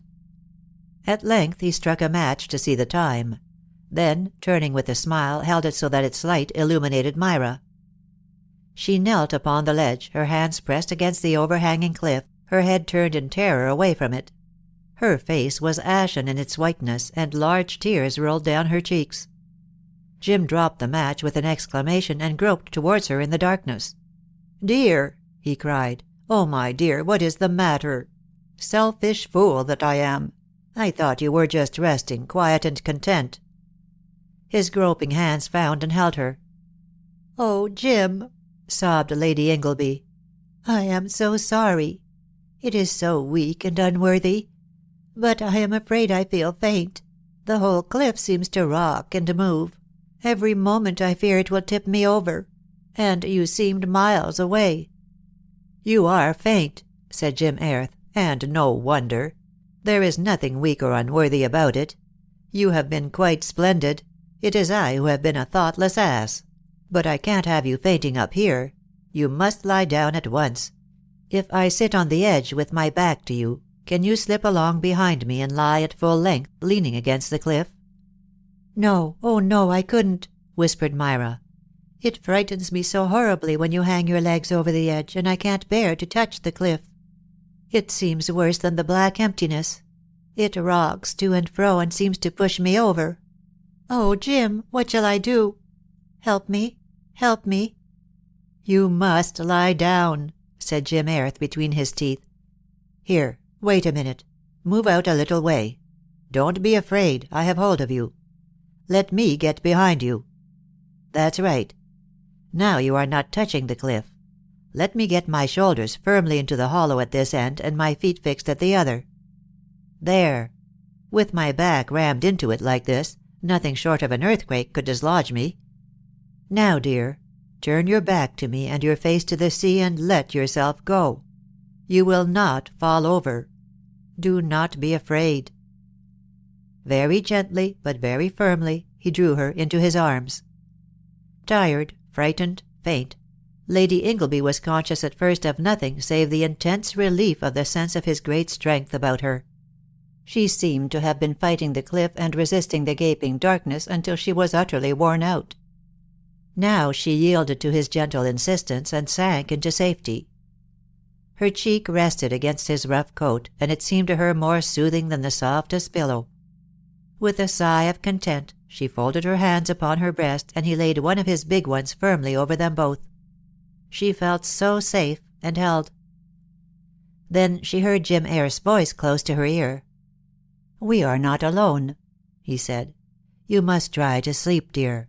But first I want you to realize that we are not alone. Do you know what I mean? God is here. When I was a very little chap, I used to go to a dame school in the Highlands, and the old dame made me learn by heart the 139th Psalm. I have repeated parts of it in all sorts of places of difficulty and danger. I am going to say my favorite verses to you now. Listen. Whither shall I go from thy spirit? Or whither shall I flee from thy presence? If I take the wings of the morning, and dwell in the uttermost parts of the sea, even there shall thy hand lead me, and thy right hand shall hold me. If I say, Surely the darkness shall cover me, even the night shall be light about me. Yes, the darkness hideth not from thee, but the night shineth as the day. The darkness and the light are both alike to thee. How precious also are thy thoughts unto me, O God! How great is the sum of them! If I should count them, they are more in number than the sand. When I awake, I am still with thee." The deep voice ceased. Lady Ingleby opened her eyes. "I was nearly asleep," she said. "How good you are, Jim." "No, I am not good," he answered. "I'm a tough chap, full of faults and beset by failings. Only, if you will trust me, please God, I will never fail you. But now I want you to sleep, and I don't want you to think about me. I am merely a thing which by God's providence is allowed to keep you in safety. Do you see that wonderful planet, hanging like a lamp in the sky? Watch it, while I tell you some lines written by an American woman on the thought of that last verse." And with his cheek against her soft hair, and his strong arms firmly round her, Jim Airth repeated slowly Mrs. Beecher Stowe's matchless poem: "Still, still with thee, when purple morning breaketh, when the bird waketh, and the shadows flee. Fairer than morning, lovelier than daylight, dawns the sweet consciousness, I am with thee. Alone with thee, amid the mystic shadows, the solemn hush of nature newly born. Alone with thee in breathless adoration, in the calm dew and freshness of the morn. As in the dawning o'er the waveless ocean, the image of the morning star doth rest, so in this stillness thou beholdest only thine image in the waters of my breast. When sinks the soul subdued by toil to slumber, its closing eye looks up to thee in prayer. Sweet the repose beneath thy wings o'ershadowing, but sweeter still to wake and find thee there. So shall it be at last, in that bright morning when the soul waketh and life's shadows flee. Oh, in that hour, fairer than daylight's dawning, shall rise the glorious thought, I am with thee." Jim Eyre's voice ceased. He waited a moment in silence. Then, "Do you like it?" he asked softly. There was no answer. Myra slept as peacefully as a little child. He could feel the regular motion of her quiet breathing beneath his hand. "Thank God," said Jim Airth, with his eyes on the morning star. End of chapters 11 and 12. 13. The Awakening. When Lady Ingleby opened her eyes, she could not for a moment imagine where she was. Dawn was breaking over the sea. A rift of silver in the purple sky had taken the place of the morning star. She could see the silvery gleam reflected in the ocean. "Why am I sleeping so close to a large window?" queried her bewildered mind. "Or am I on a balcony? Why do I feel so extraordinarily strong and rested?" questioned her slowly awakening body. She lay quite still and considered the matter. Then, looking down, she saw a large brown hand clasping both hers. Her head was resting in the curve of the arm to which the hand belonged. The strong right arm was flung over and around her. All questionings were solved by 2 short words: Jim Airth. Lady Ingleby lay very still. She feared to break the deep spell of restfulness which held her. She hesitated to bring down to earth the exquisite sense of heaven by which she was surrounded. As the dawn broke over the sea, a wonderful light dawned in her eyes, a radiance such as had never shone in those sweet eyes before.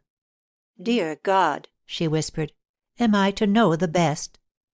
Then she gently withdrew one hand, and laid it on the hand which had covered both.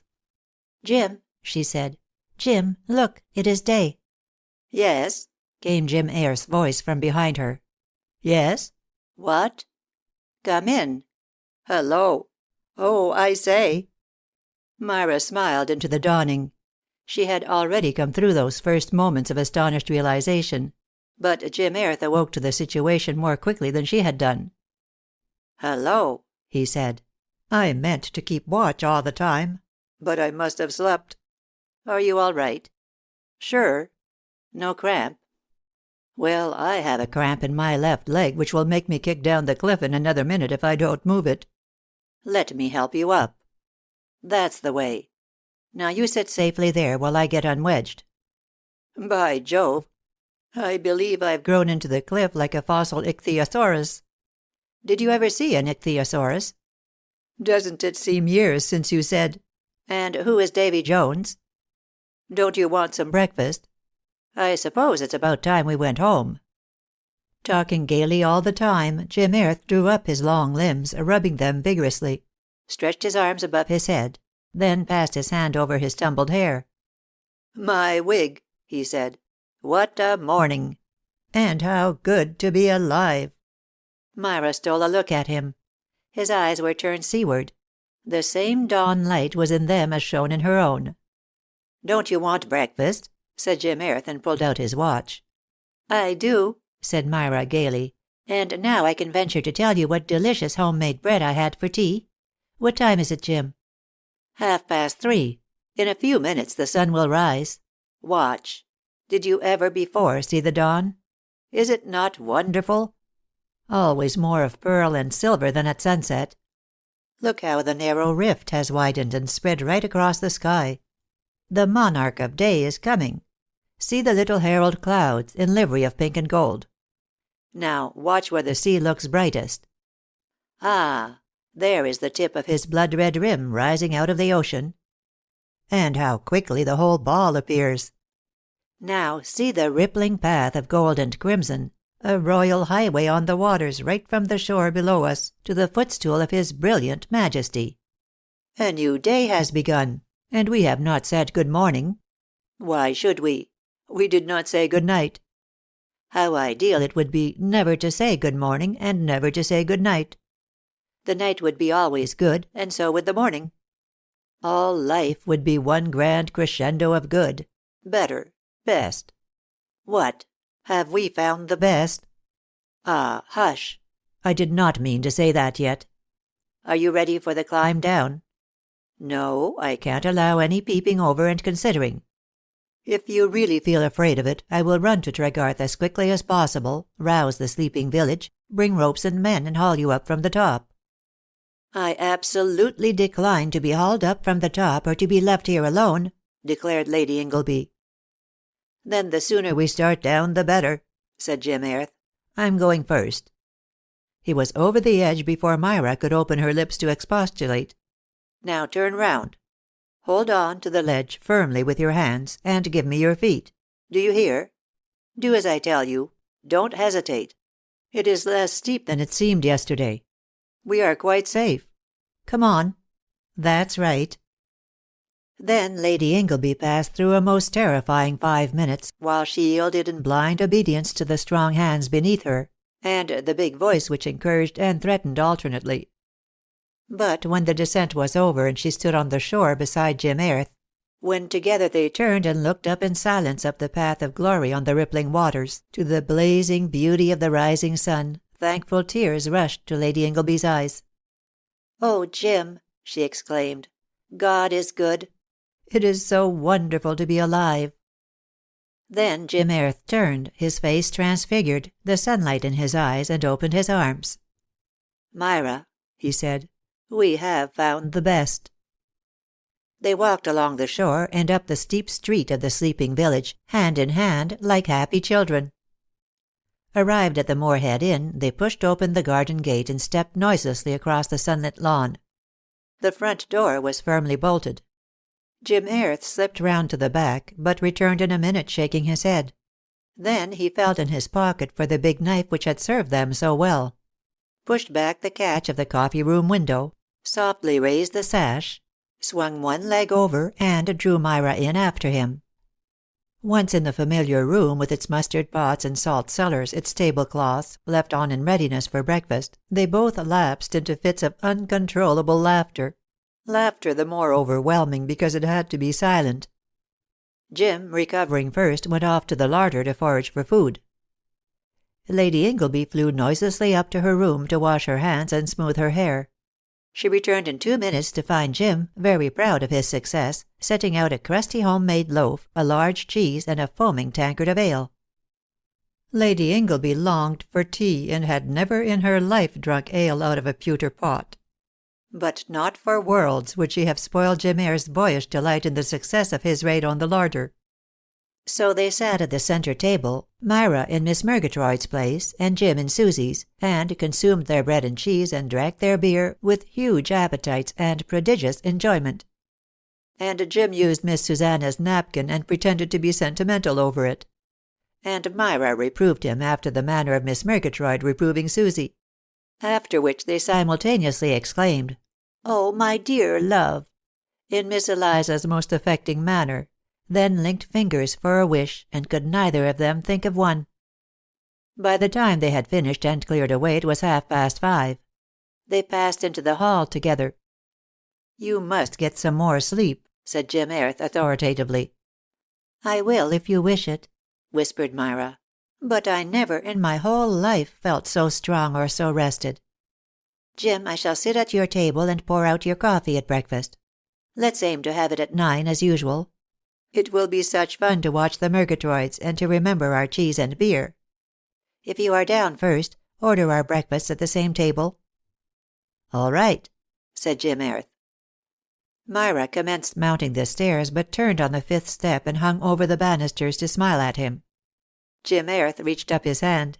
"How can I let you go?" he exclaimed suddenly. Myra leaned over and smiled into his adoring eyes. "How can I go?" she whispered tenderly. Jim Airth took both her hands in his. His eyes blazed up into hers. "Myra," he said, "when shall we be married?" Myra's face flamed, just as the soft white clouds had flamed when the sun arose. But she met the fire of his eyes without flinching. "When you will, Jim," she answered gently. "As soon as possible, then," said Jim Airth eagerly. Myra withdrew her hands and mounted 2 more steps, then turned to bend and whisper, "Why?" "Because," replied Jim Airth, "I do not know how to bear that there should be a day, or an hour, or a minute when we cannot be together." "Ah, do you feel that too?" whispered Myra. "Too?" cried Jim Airth. "Do you? Myra, come back."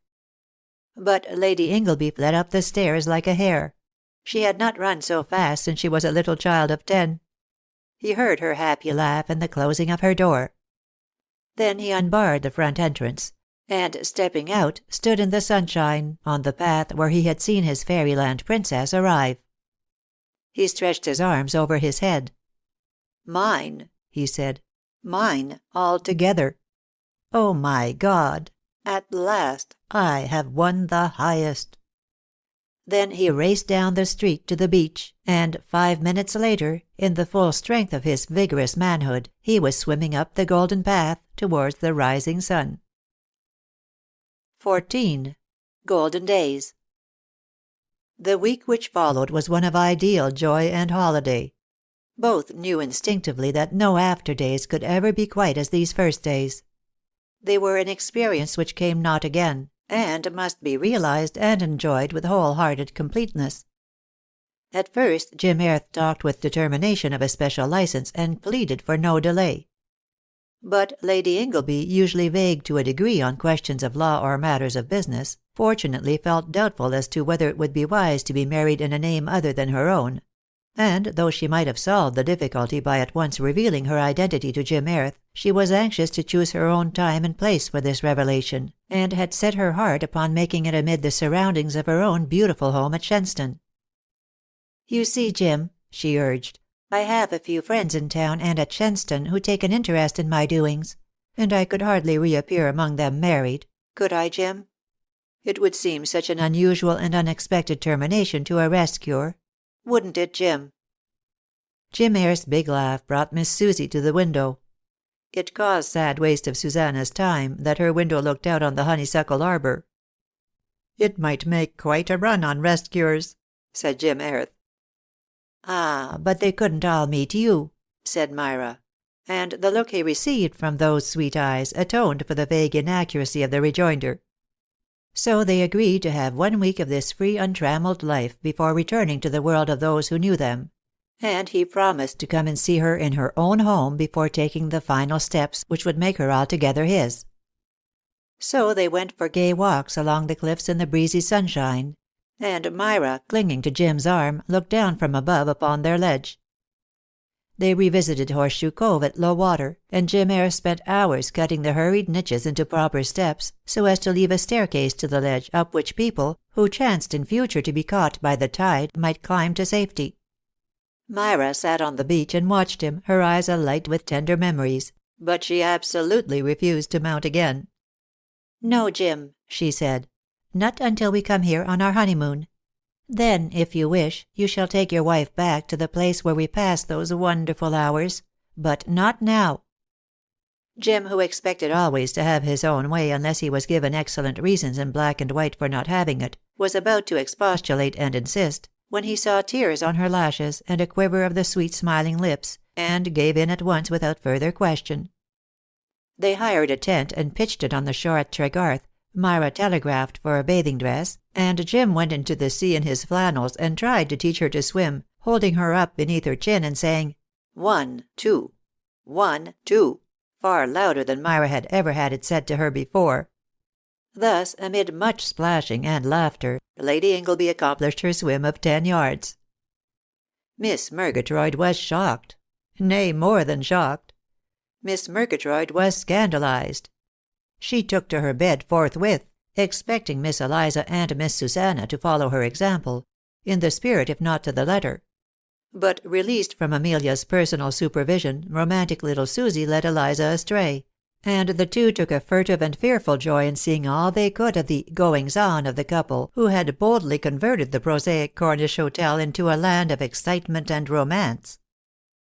From the moment when on the morning of their adventure Myra, with yellow roses in the belt of her white gown, had swept into the coffee-room at 5 minutes past 9, saying, "My dear Jim, have I kept you waiting?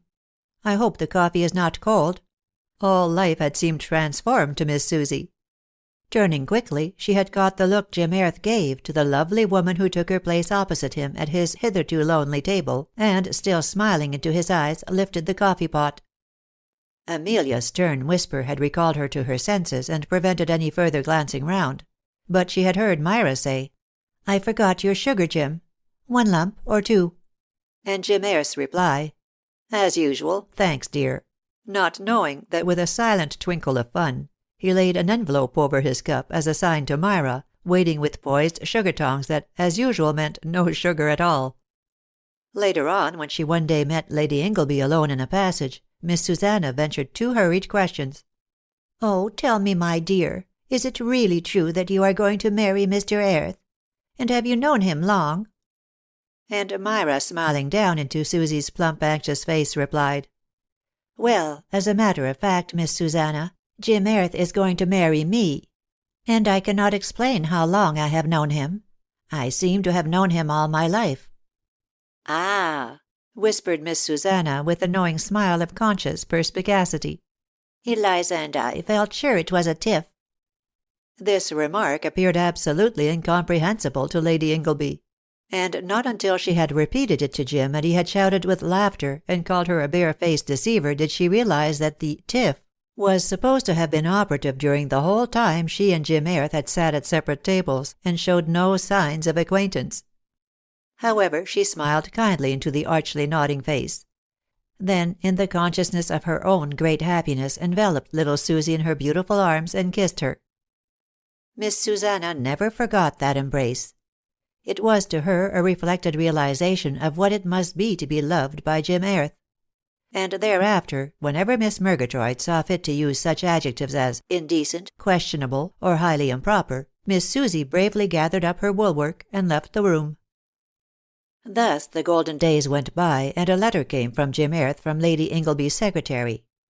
Her ladyship was away at present, but would be returning to Shenstone on the following Monday, and would be pleased to give him an interview on Tuesday afternoon. The 2:00 express from Charing Cross would be met at Shenstone station unless he wrote suggesting another. "Now that is very civil," said Jim to Myra as he passed her the letter, "and how well it suits our plans. We had already arranged both to go up to town on Monday and you on to Shenstone. So I can come down by that 2:00 train on Tuesday, get my interview with Lady Ingleby over as quickly as may be, and dash off to my girl at the lodge. I hope to goodness she won't want to give me tea." "Which she?" asked Myra, smiling. "I shall certainly want to give you tea." "Then I shall decline Lady Ingleby's," said Jim with decision. Even during those wonderful days he went on steadily with his book, Myra sitting near him in the smoking room, writing letters or reading while he worked. "I do better work if you are within reach, or at all events within sight," Jim had said.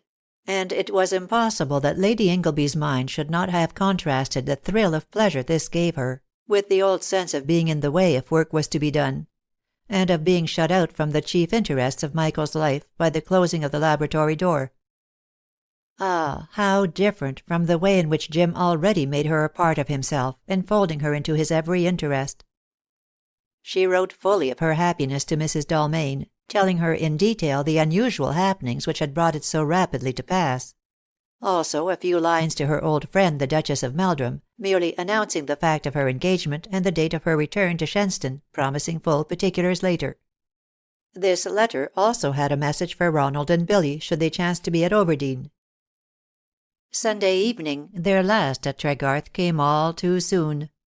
They went to the little church together, sitting among the simple fisher-folk at evensong. As they looked over one hymn-book and sang Eternal Father, Strong to Save, both thought of Davy Jones in the middle of the hymn, and had to exchange a smile. Yet with an instant added reverence of petition and thanksgiving.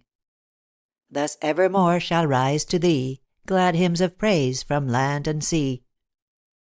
Jim Airth's big bass boomed through the little church, and Myra, close to his shoulder, sang with a face so radiant that none could doubt the reality of her praise.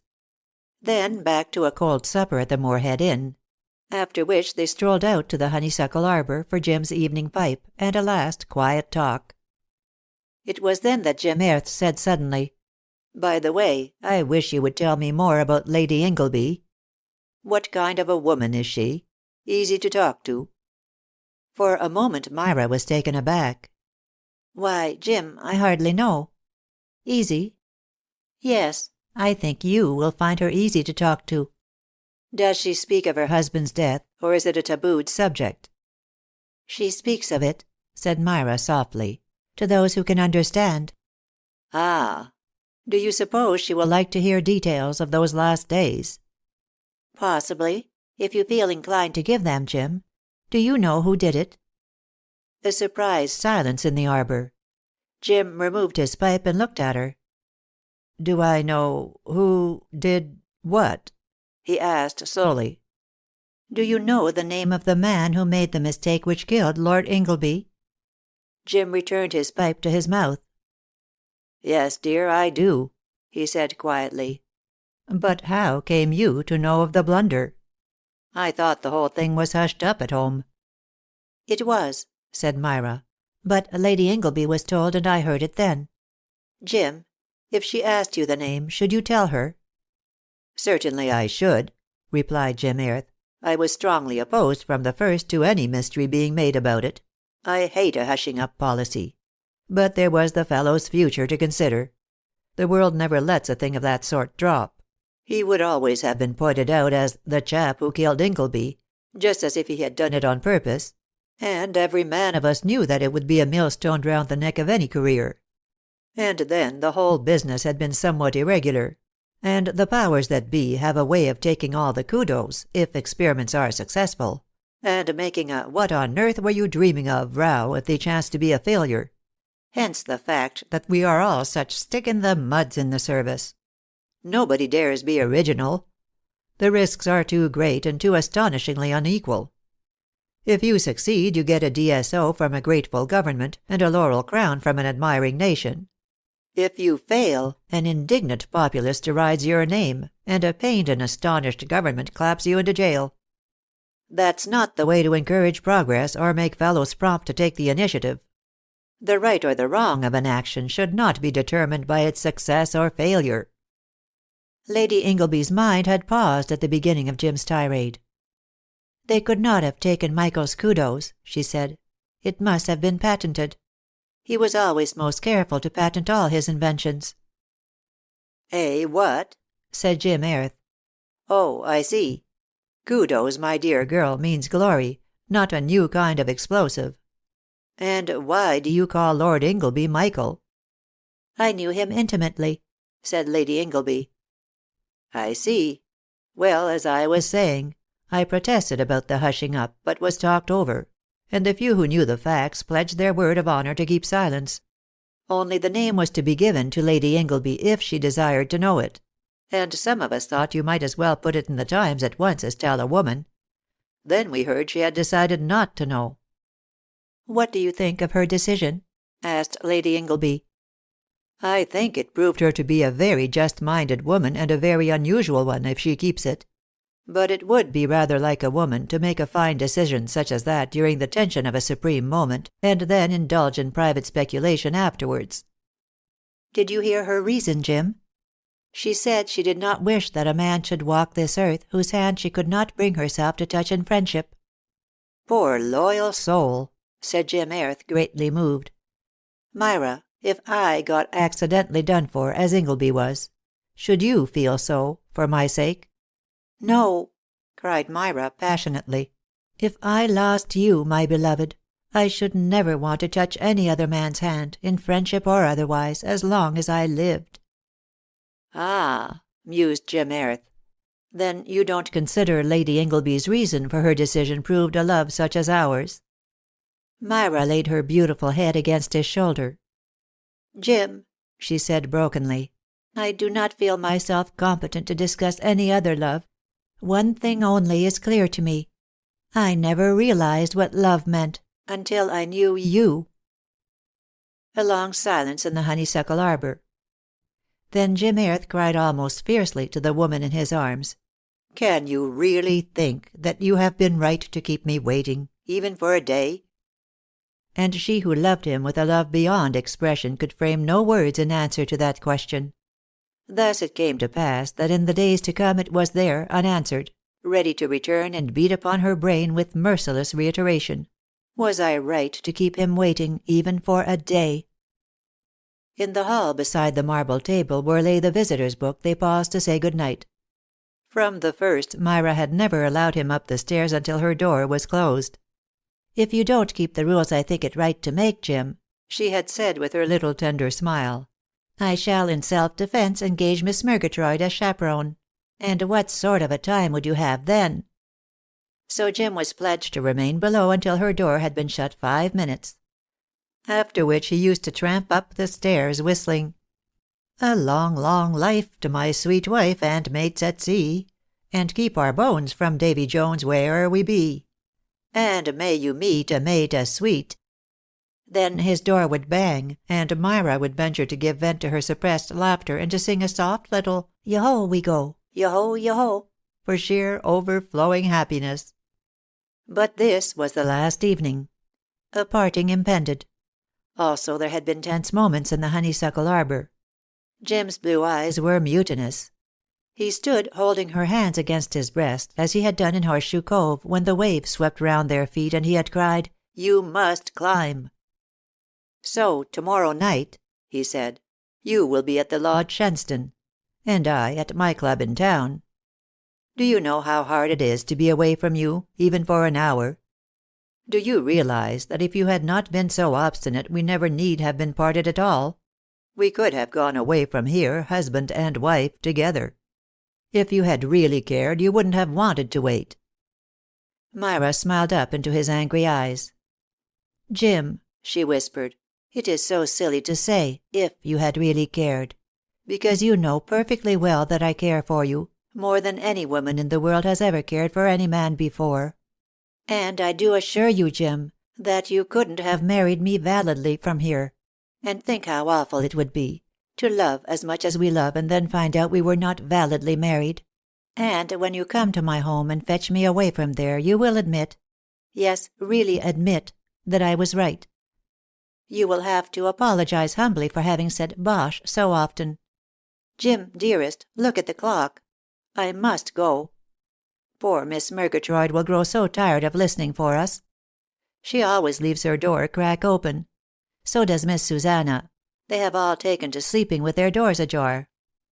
I deftly led the conversation round to riddles yesterday when I was alone with them for a few minutes and asked sternly, 'When is a door not a door?' They all answered, 'When it is ajar,' quite unabashed. And Miss Eliza asked another. I believe Susie stands at her crack in the darkness in hopes of seeing you march by. No, don't say naughty words. They are dears, all three of them. And we shall miss them horribly tomorrow. Oh, Jim, I've just had such a brilliant idea. I shall ask them to be my bridesmaids. Can't you see them following me up the aisle? It would be worse than the Duchess giving Jane away. Ah, you don't know that story. I will tell it you some day. Jim, say good night quickly, and let me go." "Once," said Jim Airth, tightening his grasp on her wrists. "Once, Myra, we said no good night, and no good morning." "Jim, darling," said Myra gently, "on that night before I went to sleep you said to me, 'We are not alone, God is here.' And then you repeated part of the 139th Psalm. And Jim, I thought you the best and strongest man I had ever known, and I felt that all my life I should trust you, as I trusted my God." Jim Airth loosed the hands he had held so tightly and kissed them very gently. "Good night, my sweetheart," he said, "and God bless you." Then he turned away to the marble table. Myra ran swiftly up the stairs and closed her door. Then she knelt beside her bed and sobbed uncontrollably, partly for joy and partly for sorrow. The unanswered question commenced its reiteration. Ah, was I right to keep him waiting? Presently she lifted her head, held her breath, and stared into the darkness. A vision seemed to pass across her room. A tall, bearded man in evening clothes. In his arms, a tiny dog, peeping at her through its curls, as if to say, "I have the better place. Where do you come in?" The tall man turned at the door. "Good night, my dear Myra," he said kindly. The vision passed. Lady Ingleby buried her face in the bedclothes. "That, for 10 long years," she said. Then in the darkness she saw the mutinous fire of Jim Airth's blue eyes, and felt the grip of his strong hands on hers. "How can I say good night?" protested his deep voice passionately. And with a rush of happy tears Myra clasped her hands, whispering, "Dear God, am I at last to know the best?" And up the stairs came Jim Airth, whistling like a nightingale. But as a concession to Miss Murgatroyd's ideas concerning suitable Sabbath music he discarded Nancy Lee and whistled, "Eternal Father strong to save, whose arm hath bound the restless wave, who bids the mighty ocean deep its own appointed limits keep. Oh, hear us when we cry to thee." And kneeling beside her bed in the darkness, Myra made of it her evening prayer. End of chapters 13 and 14. 15. Where is Lady Ingleby? When Jim Airth left the train on the following Tuesday afternoon he looked eagerly up and down the platform, hoping to see Myra.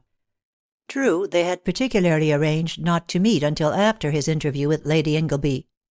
But Myra was so charmingly inconsequent and impulsive in her actions, It would be quite like her to reverse the whole plan they had made, and if her desire to see him in any measure resembled his huge hunger for a sight of her, he could easily understand such a reversal.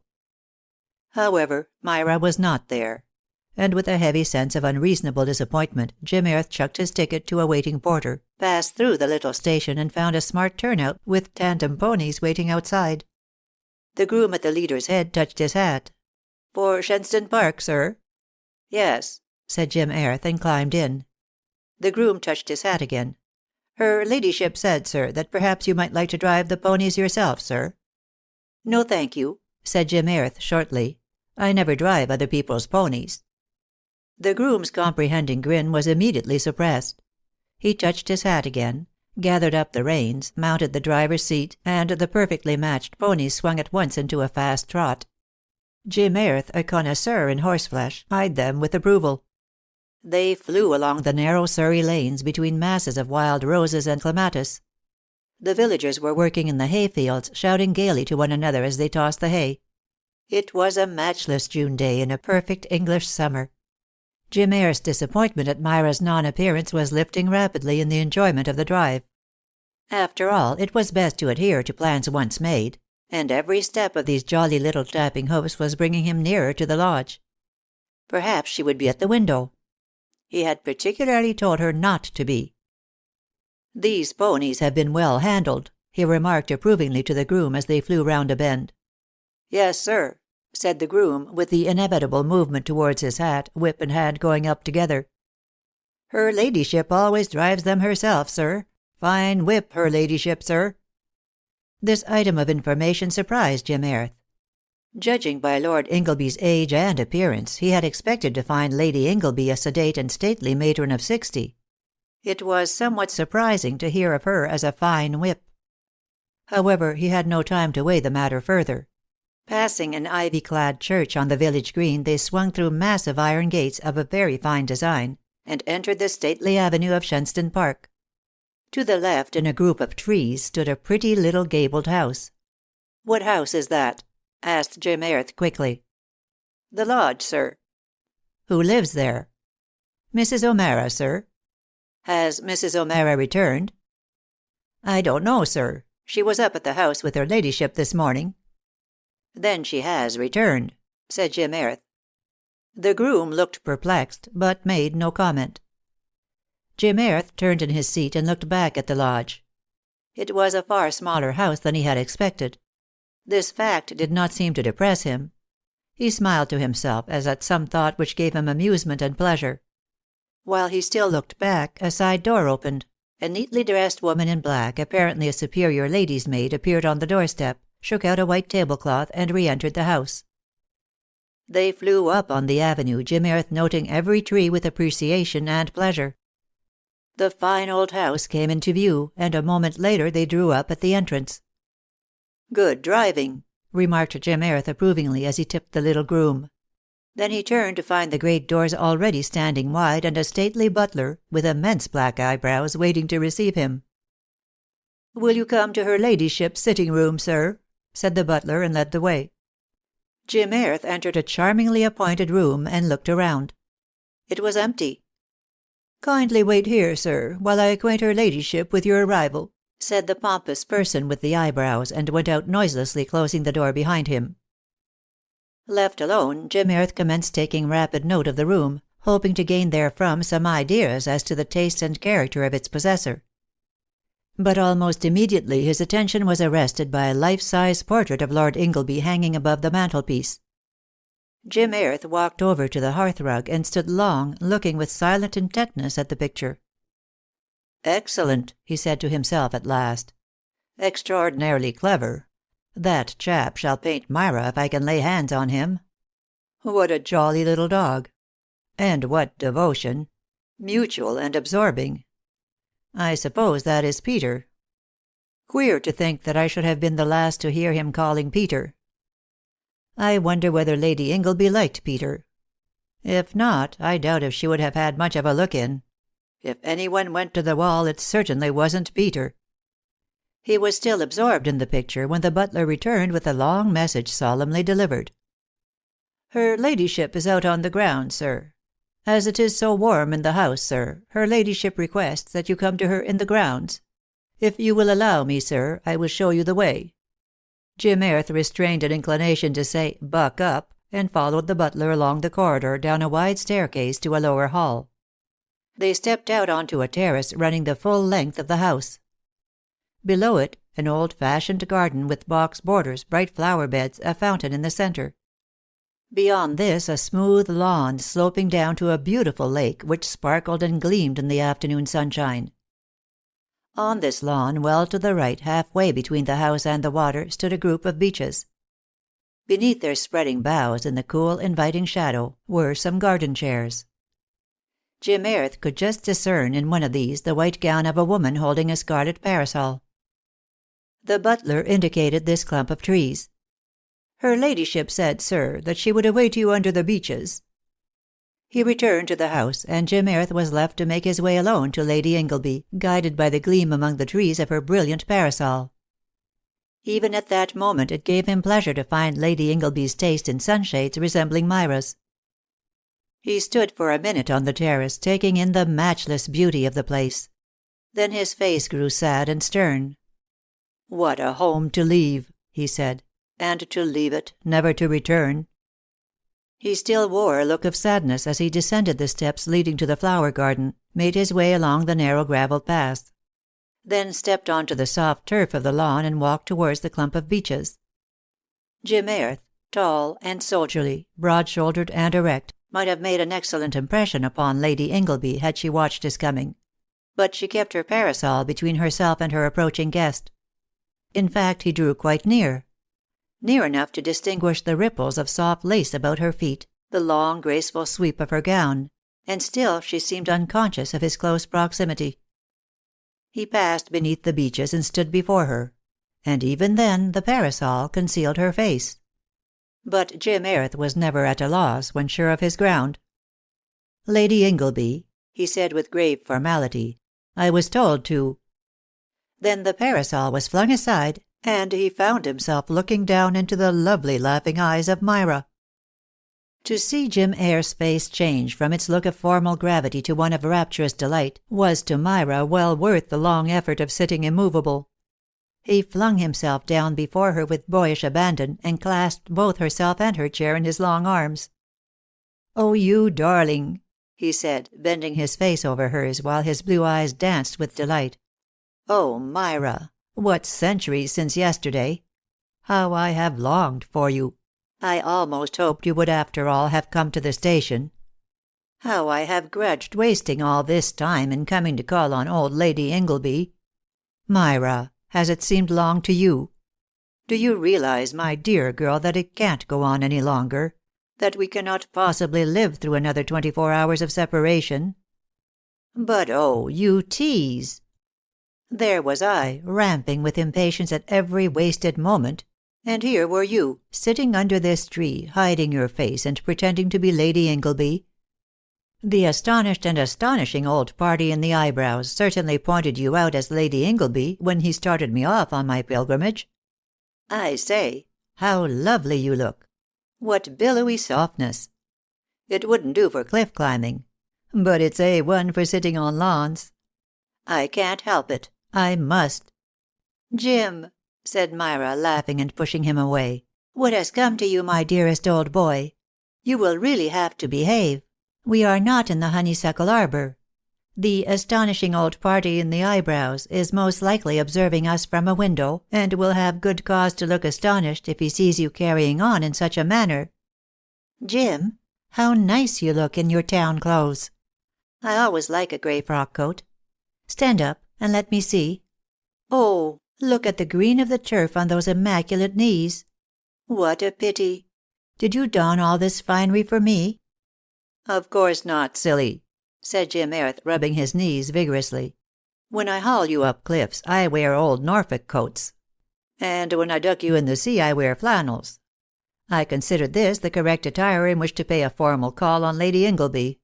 And now, before she has had a chance of being duly impressed by it, I have spoilt my knees hopelessly worshipping at your shrine. Where is Lady Ingleby? Why doesn't she keep her appointments?" "Jim," said Myra, looking up at him with eyes full of unspeakable love, yet dancing with excitement and delight. "Jim, do you admire this place?" "This place?" cried Jim, stepping back a pace so as to command a good view of the lake and woods beyond. "It is absolutely perfect. We have nothing like this in Scotland. You can't beat for all-round beauty a real old mellow lived-in English country seat, especially when you get a 20-acre lake with islands and swans all complete. And I suppose the woods beyond, as far as one can see, belong to the Inglebys, or rather to Lady Ingleby. What a pity there is no son." "Jim," said Myra, "I have so looked forward to showing you my home." He stepped close to her at once. "Then show it to me, dear," he said. "I would rather be alone with you in your own little home. I saw it as we drove up, then waiting about in this vast expanse of beauty for Lady Ingleby." "Jim," said Myra, "do you remember a little tune I often hummed down in Cornwall, and when you asked me what it was I said you should hear the words some day?" Jim looked puzzled. "Really, dear, you hummed so many little tunes." "Oh, I know," said Myra, "and I have not much ear. But this was very special. I want to sing it to you now. Listen." And looking up at him, her soft eyes full of love, Myra sang, with slight alterations of her own, the last verse of the old Scotch ballad, Huntingtower. "Blair in Athol's mine, Jamie. Fair Dunkeld is mine, laddie. St. Johnston's bower, and Huntingtower, and all that's mine is thine, laddie." "Very pretty," said Jim, "but you've mixed it, my dear. Jamie bestowed all his possessions on the lassie. You sang it the wrong way round." "No, no," cried Myra eagerly. "There is no wrong way round. Providing they both love, it does not really matter which gives. The one who happens to possess bestows. If you were a cowboy, Jim, and you loved a woman with lands and houses, in taking her you would take all that was hers." "I guess I'd take her out to my ranch and teach her to milk cows," laughed Jim Airth. Then turning about under the tree and looking in all directions. "But seriously, Myra, where is Lady Ingleby? She should keep her appointments. We cannot waste our whole afternoon waiting here. I want my girl, and I want her in her own little home alone. Cannot we find Lady Ingleby?" Then Myra rose, radiant, and came and stood before him. The sunbeams shone through the beech leaves and danced in her grey eyes. She had never looked more perfect in her sweet loveliness. The man took it all in, and the glory of possession lighted his handsome face. She came and stood before him, laying her hands upon his breast. He wrapped his arms lightly about her. He saw she had something to say, and he waited. "Jim," said Myra, "Jim dearest, there is just one name I want to bear more than any other. There is just one thing I long to be. Then I shall be content. I want to have the right to be called Mrs. Jim Airth. I want, more than all else beside, to be your wife. But until I am that, and may it be very soon, until you make me Mrs. Jim Airth, dearest, I am Lady Ingleby." 16. Under the Beeches at Shenstone. Jim Airth's arms fell slowly to his sides. He still looked into those happy, loving eyes, but the joy in his own died out, leaving them merely cold blue steel. His face slowly whitened, hardened, froze into lines of silent misery. Then he moved back a step, and Myra's hands fell from him. "You, Lady Ingleby?" he said. Myra gazed at him in unspeakable dismay. "Jim," she cried. "Jim, dearest, why should you mind it so much?" She moved forward and tried to take his hand. "Don't touch me," he said sharply. Then, "You, Myra. You, Lord Ingleby's widow." The furious misery of his voice stung Myra. Why should he resent the noble name she bore, the high rank which was hers? Even if it placed her socially far above him, had she not just expressed her readiness, her longing, to resign all for him? Had not her love already placed him on the topmost pinnacle of her regard? Was it generous, was it worthy of Jim Airth to take her disclosure thus? She moved towards the chairs with gentle dignity. "Let us sit down, Jim, and talk it over," she said quietly. "I do not think you need find it so overwhelming a matter as you seem to imagine. Let me tell you all about it. Or rather, suppose you ask me any questions you like." Jim Airth sat blindly down upon the chair farthest from her, put his elbows on his knees, and sank his face into his hands. Without any comment, Myra rose, moved her chair close enough to enable her to lay her hand upon his arm should she wish to do so, sat down again, and waited in silence. Jim Airth had but one question to ask. He asked it without lifting his head. "Who is Mrs. O'Meara?" "She is the widow of Sergeant O'Meara, who fell at Targai. We both lost our husbands in that disaster, Jim. She had been for many years my maid attendant. When she married the sergeant, a fine soldier whom Michael held in high esteem, I wished still to keep her near me. Michael had given me the lodge to do with as I pleased. I put them into it. She lives there still. Oh, Jim, dearest, try to realize that I have not said one word to you which was not completely truthful. Let me explain how I came to be in Cornwall under her name instead of my own. If I put my hand in yours, Jim, I could tell you more easily. No? Very well. Never mind. After I received the telegram last November telling me of my husband's death, I had a very bad nervous breakdown. I do not think it was caused so much by my loss as by a prolonged mental strain which had preceded it. Just as I had moved to town and was getting better, full details arrived, and I had to be told that it had been an accident. You know all about the question as to whether I should hear the name or not. You also know my decision. The worry of this threw me back. What you said in the arbor was perfectly true. I am a woman, Jim, often a weak one, and I was very much alone. I decided rightly in a supreme moment. Possibly you know who it was who graciously undertook to bring me the news from the War Office. But afterwards I began to wonder. I allowed myself to guess. Men from the front came home. My surmising circled ceaselessly around two, dear fellows, of whom I was really fond. At last I felt convinced I knew, by intangible yet unmistakable signs, which was he who had done it. I grew quite sure. And then— I hardly know how to tell you, Jim. Of all impossible horrors, the man who had killed Michael wanted to marry me. Oh, don't groan, darling. You make me so unhappy. But I do not wonder you find it difficult to believe. He cared very much, poor boy, and I suppose he thought that, as I should remain in ignorance, the fact need not matter. It seems hard to understand, but a man in love sometimes loses all sense of proportion. At least so I heard someone say, or words to that effect. I did not allow it ever to reach the point of an actual proposal, but I felt I must flee away. There were others, and it was terrible to me.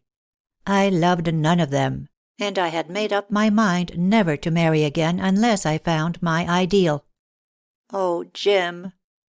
She laid her hand upon his knee. It might have been a falling leaf for all the sign he gave. She left it there and went on speaking. People gossiped. Society papers contained constant trying paragraphs. Even my widow's weeds were sketched and copied. My nerves grew worse. Life seemed unendurable. At last I consulted a great specialist who is also a trusted friend. He ordered me a rest cure. Not to be shut up within 4 walls with my own worries, but to go right away alone. To leave my own identity, and all appertaining thereto, completely behind. To go to a place where I had never been, where I knew no one and should not be known. To live in the open air, fare simply, rise early, retire early. But above all, as he quaintly said, leave Lady Ingleby behind. I followed his advice to the letter. He is not a man one can disobey. I did not like the idea of taking a fictitious name, so I decided to be Mrs. O'Meara, and naturally entered her address in the visitor's book as well as her name. On that evening of arrival, you were quite right, Jim. I felt just a happy child entering a new world of beauty and delight, all holiday and rest. And then I saw you. And, oh, my beloved, I think almost from the first moment my soul flew to you, as to its unquestioned mate. Your vitality became my source of vigor. Your strength filled and upheld everything in me which had been weak and faltering. I owed you much before we had really spoken. Afterwards, I owed you life itself, and love, and all. All, Jim." Myra paused, silently controlling her emotion. Then, bending forward, laid her lips upon the roughness of his hair. It might have been the stirring of the breeze for all the sign he made. "When I found at first that you had come from the war, when I realized that you must have known Michael, I praised the doctor's wisdom in making me drop my own name. Also, the Murgatroyds would have known it immediately, and I should have had no peace. As it was, Miss Murgatroyd occasionally held forth in the sitting-room concerning poor dear Lady Ingleby, whom she gave us to understand she knew intimately. And then, oh, Jim, when I came to know my cosmopolitan cowboy, when he told me he hated titles and all that appertained to them, then indeed I blessed the moment when I had writ myself down plain Mrs. O'Meara, and I resolved not to tell him of my title until he loved me enough not to mind it, or wanted me enough to change me at once from Lady Ingleby of Shenstone Park into plain Mrs. Jim Airth of anywhere he chooses to take me. Now you will understand why I felt I could not marry you validly in Cornwall. And I wanted— was it selfish? I wanted the joy of revealing my own identity when I had you at last in my own beautiful home. Oh, my dear, cannot our love stand the test of so light a thing as this?" She ceased speaking, and waited. She was sure of her victory. But it seemed strange in dealing with so fine a nature as that of the man she loved, that she should have had to fight so hard over what appeared to her a paltry matter. But she knew false pride often rose gigantic about the smallest things, the very unworthiness of the cause seeming to add to the unreasonable growth of its dimensions. She was deeply hurt. But she was a woman, and she loved him. She waited patiently to see his love for her arise victorious over unworthy pride. At last Jim Airth stood up. "I cannot face it yet," he said slowly. "I must be alone. I ought to have known from the very first that you are Lady Ingleby. I am very sorry that you should have to suffer for that which is no fault of your own. I must go now. In 24 hours I will come back to talk it over." He turned without another word, without a touch, without a look. He swung round on his heel and walked away across the lawn.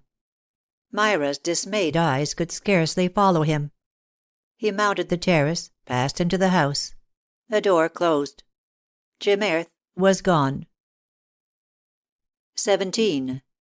Surely you knew? Myra Ingleby rose and wended her way slowly towards the house.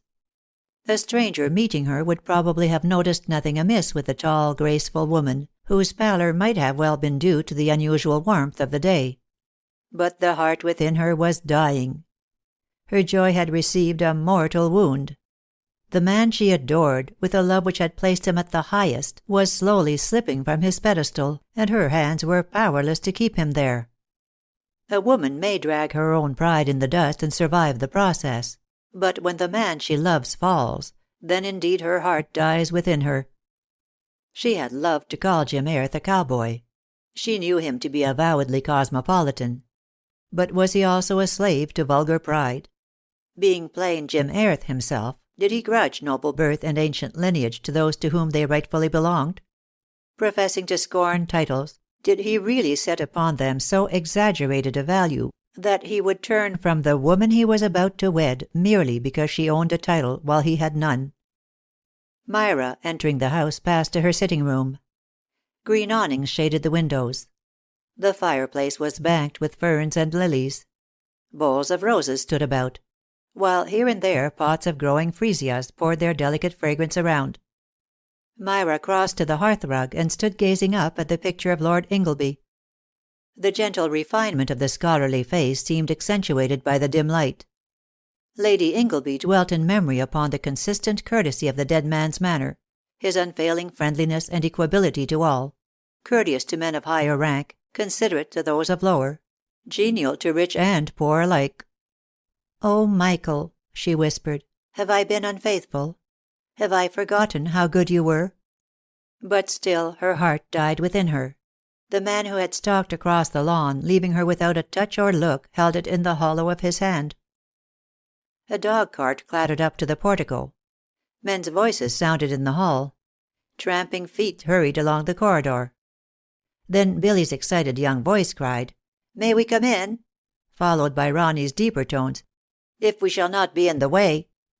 The next moment she was grasping a hand of each.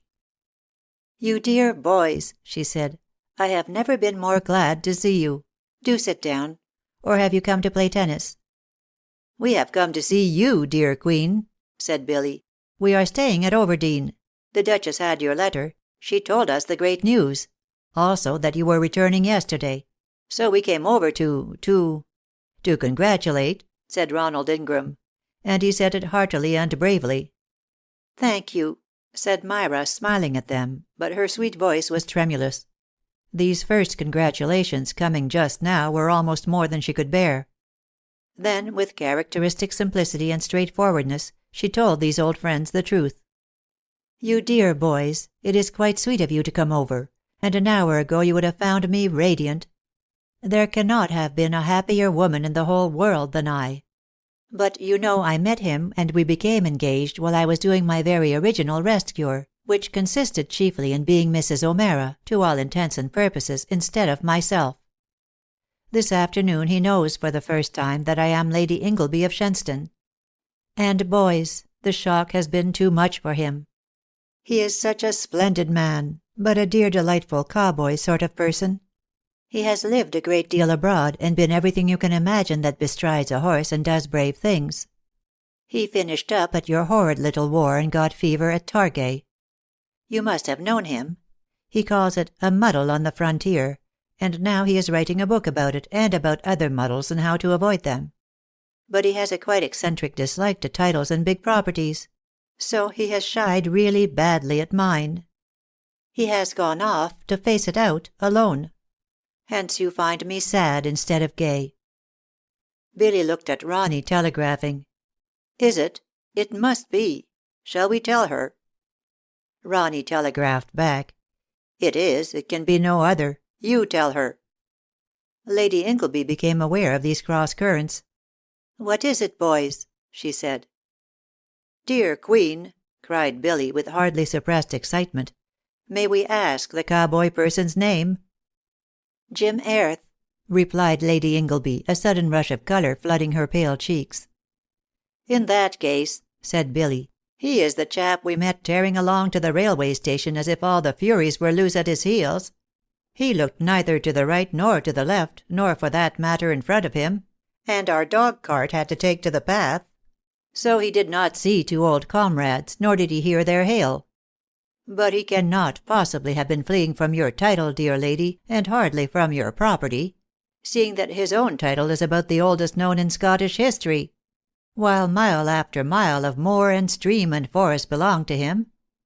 Surely you knew that the fellow who called himself Jim Airth went out ranching in the West, and still keeps it as his nom de plume, is, when at home, James Earl of Airth and Monteith, and a few other names I have forgotten. The finest old title in Scotland." End of chapters 15 through 17. 18. What Billy had to tell. "Did you bring your rackets, boys?" Lady Ingleby had said with fine self-control, adding, when they admitted rackets left in the hall, "Ah, I am glad you never can resist the chestnut court. It seems ages since I saw you two fight out a single. Do go on and begin. I will order tea out there in half an hour and follow you." Then she escaped to the terrace, flew across garden and lawn, and sought the shelter of the beeches. Arrived there, she sank into the chair in which Jim Airth had sat so immovable, and covered her face with her trembling fingers. "Oh, Jim, Jim," she sobbed, "my darling, how grievously I wronged you. My king among men. How I misjudged you, imputing to you thoughts of which you, in your noble large-heartedness, would scarcely know the meaning. Oh, my dear, forgive me. And oh, come to me through this darkness and explain what I have done wrong. Explain what it is you have to face. Tell me what has come between us. For indeed, if you leave me, I shall die." Myra now felt certain that the fault was hers. And she suffered less than when she had thought it his. Yet she was sorely perplexed. For if the Earl of Airth and Monteith might write himself down Jim Airth in the Moorhead Inn visitor's book and be blameless, why might not Lady Ingleby of Shenstone take an equally simple name, without committing an unpardonable offence? Myra pondered, wept, and reasoned round in a circle, growing more and more bewildered and perplexed. But by and by she went indoors and tried to remove all traces of recent tears. She must not let her sorrow make her selfish. Ronald and Billy would be wanting tea, and expecting her to join them. Meanwhile the two friends, their rackets under their arms, had strolled through the shrubbery at the front of the house to the beautiful tennis lawns, long renowned as being the most perfect in the neighbourhood. Many a tournament had been there fought out, in presence of a gay crowd lining the courts beneath the shady chestnut trees. But on this day the place seemed sad and deserted. They played one set in silence, hardly troubling to score; then walked to the net and stood close together, one on either side. "We must tell her," said Ronald, examining his racket minutely. "I suppose we must," agreed Billy, reluctantly. "We could not let her marry him." "Duffer! You don't suppose he would dream of marrying her? He will come back and tell her himself to-morrow. We must tell her, to spare her that interview.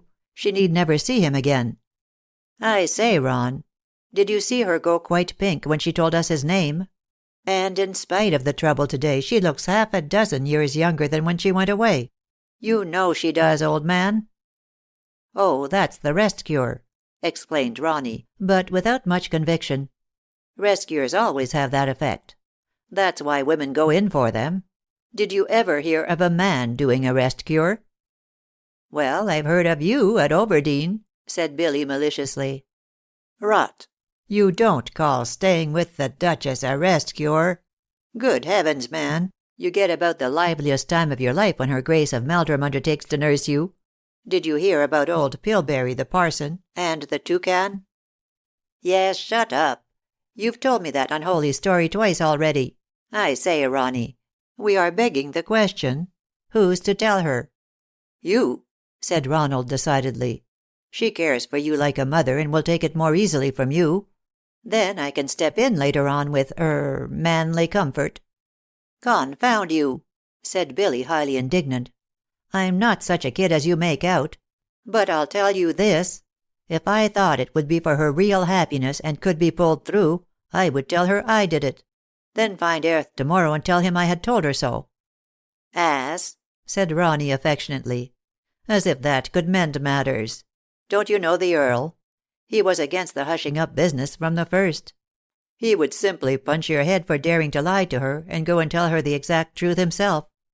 Besides, at this moment he is thinking more of his side of the question than of hers. We fellows have a way of doing that. If he had thought first of her, he would have stayed with her and seen her through, instead of rushing off like this, leaving her heartbroken and perplexed." "Confound him," said Billy earnestly. "I say, Billy, you know women." It was the first time Ronny had admitted this. "Don't you think, if a woman turned in horror from a man she had loved, she might, if he were tactfully on the spot, turn to a man who had long loved her, and of whom she had undoubtedly been fond?" "My knowledge of women," declaimed Billy dramatically, "leads me to hope that she would fall into the arms of the man who loved her well enough to risk incurring her displeasure by bravely telling her himself that which she ought." "Confound you," whispered Ronny, who had glanced past Billy. "Shut up. The meshes of this net are better than the other, and the new patent sockets undoubtedly keep it." "You patient people," said Lady Ingleby's voice just behind Billy. "Don't you badly need tea?" "We were admiring the new net," said Ronald Ingram, frowning at Billy, who with his back to Lady Ingleby continued admiring the new net, helplessly speechless. There were brave attempts at merriment during tea. Ronald told all the latest Overdene stories, then described the annual concert which had just taken place. Mrs. Dalmain was there, and sang divinely. She sings her husband's songs, he accompanies her. It is awfully fine to see the light on his blind face as he listens, while her glorious voice comes pouring forth. When the song is over, he gets up from the piano, gives her his arm, and apparently leads her off. Very few people realize that, as a matter of fact, she is guiding him. She gave as an encore a jolly little new thing of his, quite simple, but everybody wanted it twice over. An air like summer wind blowing through a pine wood, with an accompaniment like a blackbird whistling. Words something about "on God's fair earth, mid blossoms blue." I forget the rest. Go ahead, Bill. "There is no room for sad despair, when heaven's love is everywhere," quoted Billy, who had an excellent memory. Myra rose hastily. "I must go in," she said. "But play as long as you like." Billy walked beside her towards the shrubbery. "May I come in and see you presently, dear Queen? There is something I want to say." "Come when you will, Billy boy," said Lady Ingleby with a smile. "You will find me in my sitting room." And Billy looked furtively at Ronald, hoping he had not seen. Words and smile undoubtedly partook of the maternal. It was a very grave-faced young man who half an hour later appeared in Lady Ingleby's sitting room, closing the door carefully behind him. Lady Ingleby knew at once that he had come on some matter which, at all events to himself, appeared of paramount importance. Billy's days of youthful escapades were over. This must be something more serious. She rose from her davenport and came to the sofa. "Sit down, Billy," she said, indicating an armchair opposite. Lord Ingleby's chair and little Peter's. Both had now left it empty. Billy filled it readily, unconscious of its associations. "Rippin' flowers," remarked Billy, looking round the room. "Yes," said Lady Ingleby. She devoutly hoped Billy was not going to propose. "Jolly room," said Billy. "At least I always think so." "Yes," said Lady Ingleby, "so do I." Billy's eyes, roaming anxiously around for fresh inspiration, lighted on the portrait over the mantelpiece. He started and paled. Then he knew his hour had come. There must be no more beating about the bush. Billy was a soldier, and a brave one. He had led a charge once, running up a hill ahead of his men, in face of a perfect hail of bullets. First came Billy, then the battalion. Not a man could keep within 50 yards of him. They always said afterwards that Billy came through that charge alive because he sprinted so fast that no bullets could touch him. He rushed at the subject now with the same headlong courage. "Lady Ingleby," he said, "there is something Ronny and I both think you ought to know." "Is there, Billy?" said Myra. "Then suppose you tell it me." "We have sworn not to tell," continued Billy. "But I don't care a damn, I mean a pin, for an oath, if your happiness is at stake." "You must not break an oath, Billy, even for my sake," said Myra gently. "Well, you see, if you wished it, you were to be the one exception." Suddenly, Lady Ingleby understood. "Oh, Billy," she said, "does Ronald wish me to be told?" This gave Billy a pang. So Ronny really counted after all, and would walk in, over the broken hearts of Billy and another, in role of manly comforter. It was hard, but loyally Billy made answer. "Yes. Ronny says it is only right, and I think so too. I've come to do it, if you will let me." Lady Ingleby sat with clasped hands, considering. After all, what did it matter? What did anything matter, compared to the trouble with Jim? She looked up at the portrait, but Michael's pictured face, intent on little Peter, gave her no sign. If these boys wished to tell her and get it off their minds, why should she not know? It would put a stop once and for all to Ronny's tragic love-making. "Yes, Billy," she said, "you may as well tell me." The room was very still. A rosebud tapped twice against the window-pane. It might have been a warning finger. Neither noticed it. It tapped a third time. Billy cleared his throat and swallowed quickly. Then he spoke.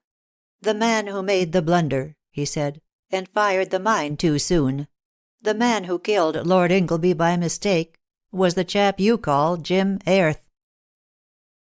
19. Jim Airth decides. Lady Ingleby awaited Jim Airth's arrival in her sitting room. As the hour drew near, she rang the bell. "Grotley," she said when the butler appeared, "the Earl of Airth, who was here yesterday, will call again this afternoon. When his lordship comes you can show him in here. I shall not be at home to anyone else. You need not bring tea until I ring for it." Then she sat down, quietly waiting. She had resumed the mourning temporarily laid aside. The black gown hanging about her in soft, trailing folds added to the graceful height of her slight figure.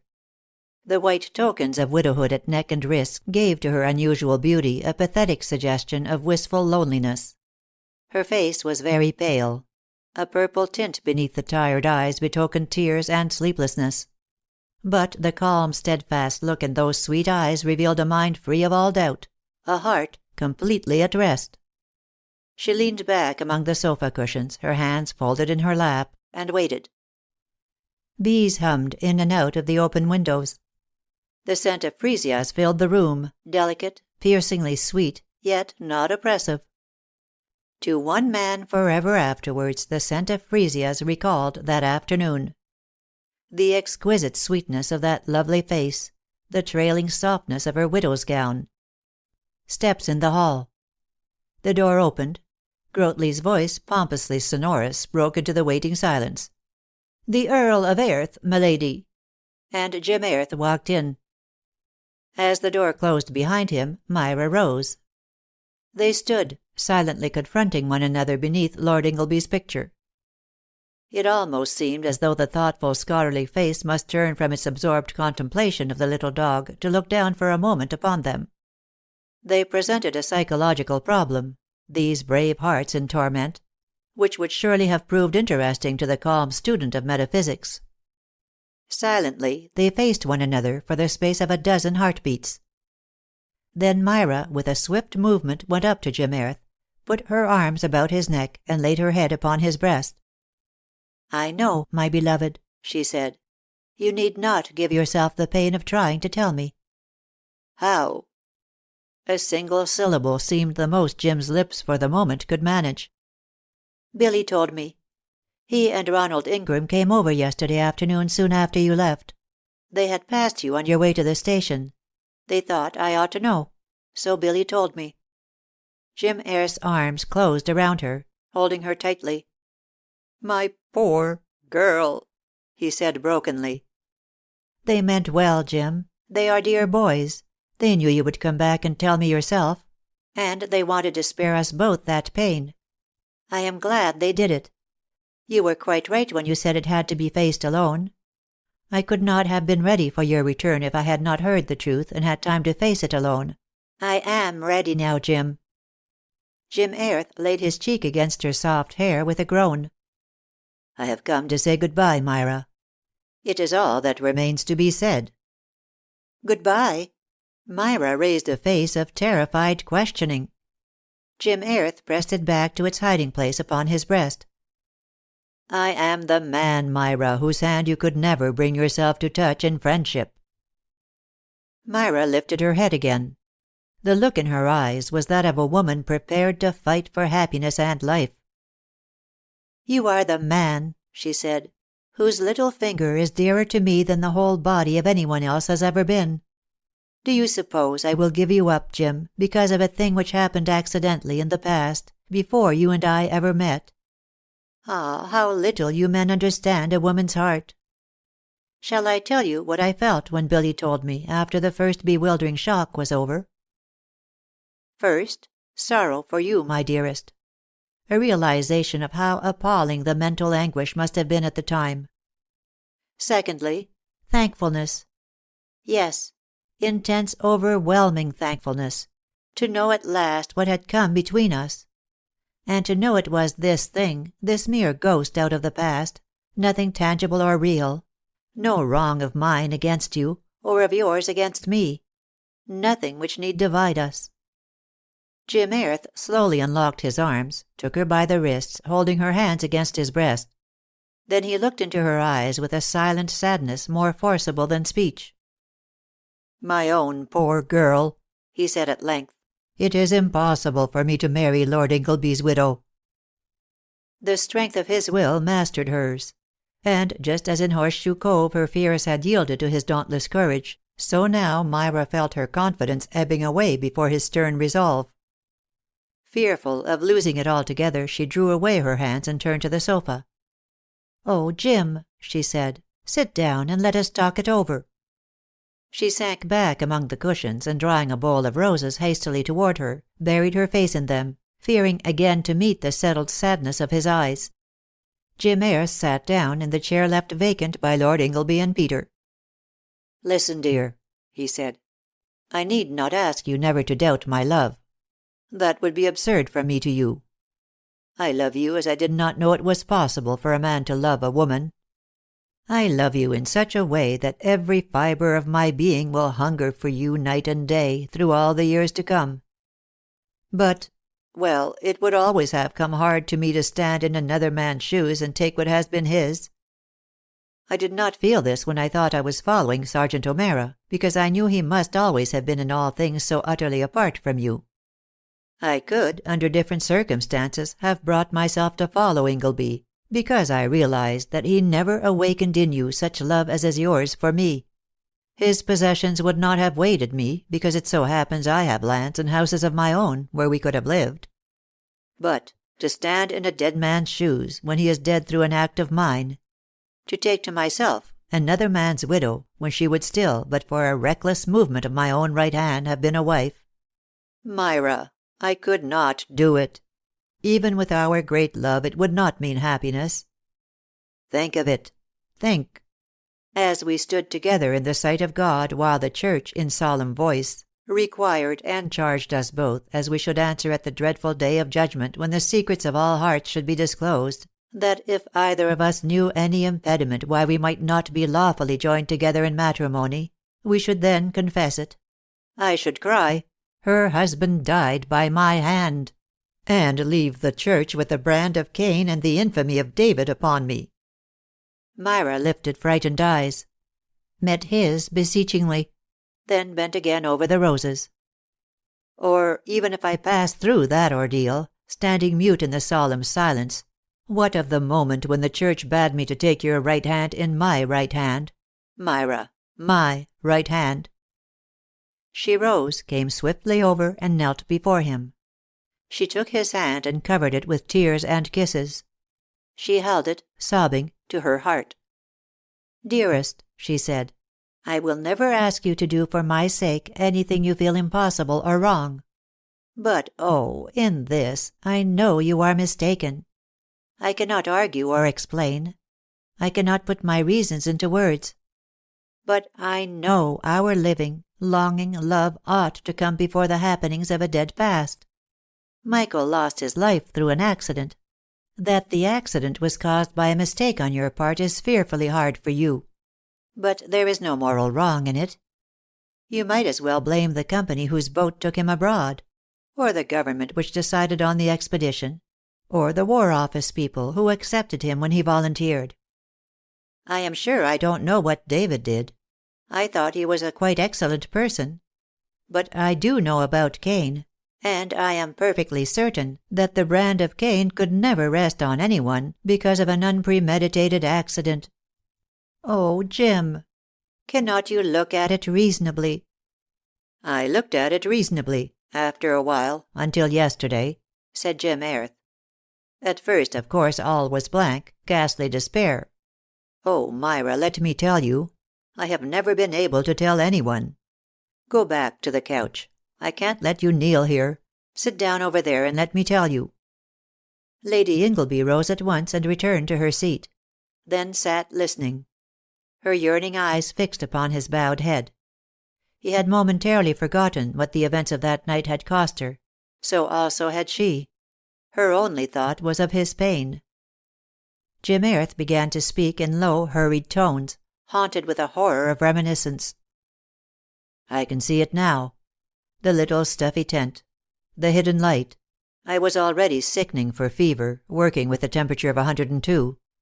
I hadn't slept for 2 nights, and my head felt as if it were 2 large eyes, and those eyes both bruises. I knew I ought to knock under and give the job to another man, but Ingleby and I had worked it all out together, and I was dead keen on it. It was a place where no big guns could go.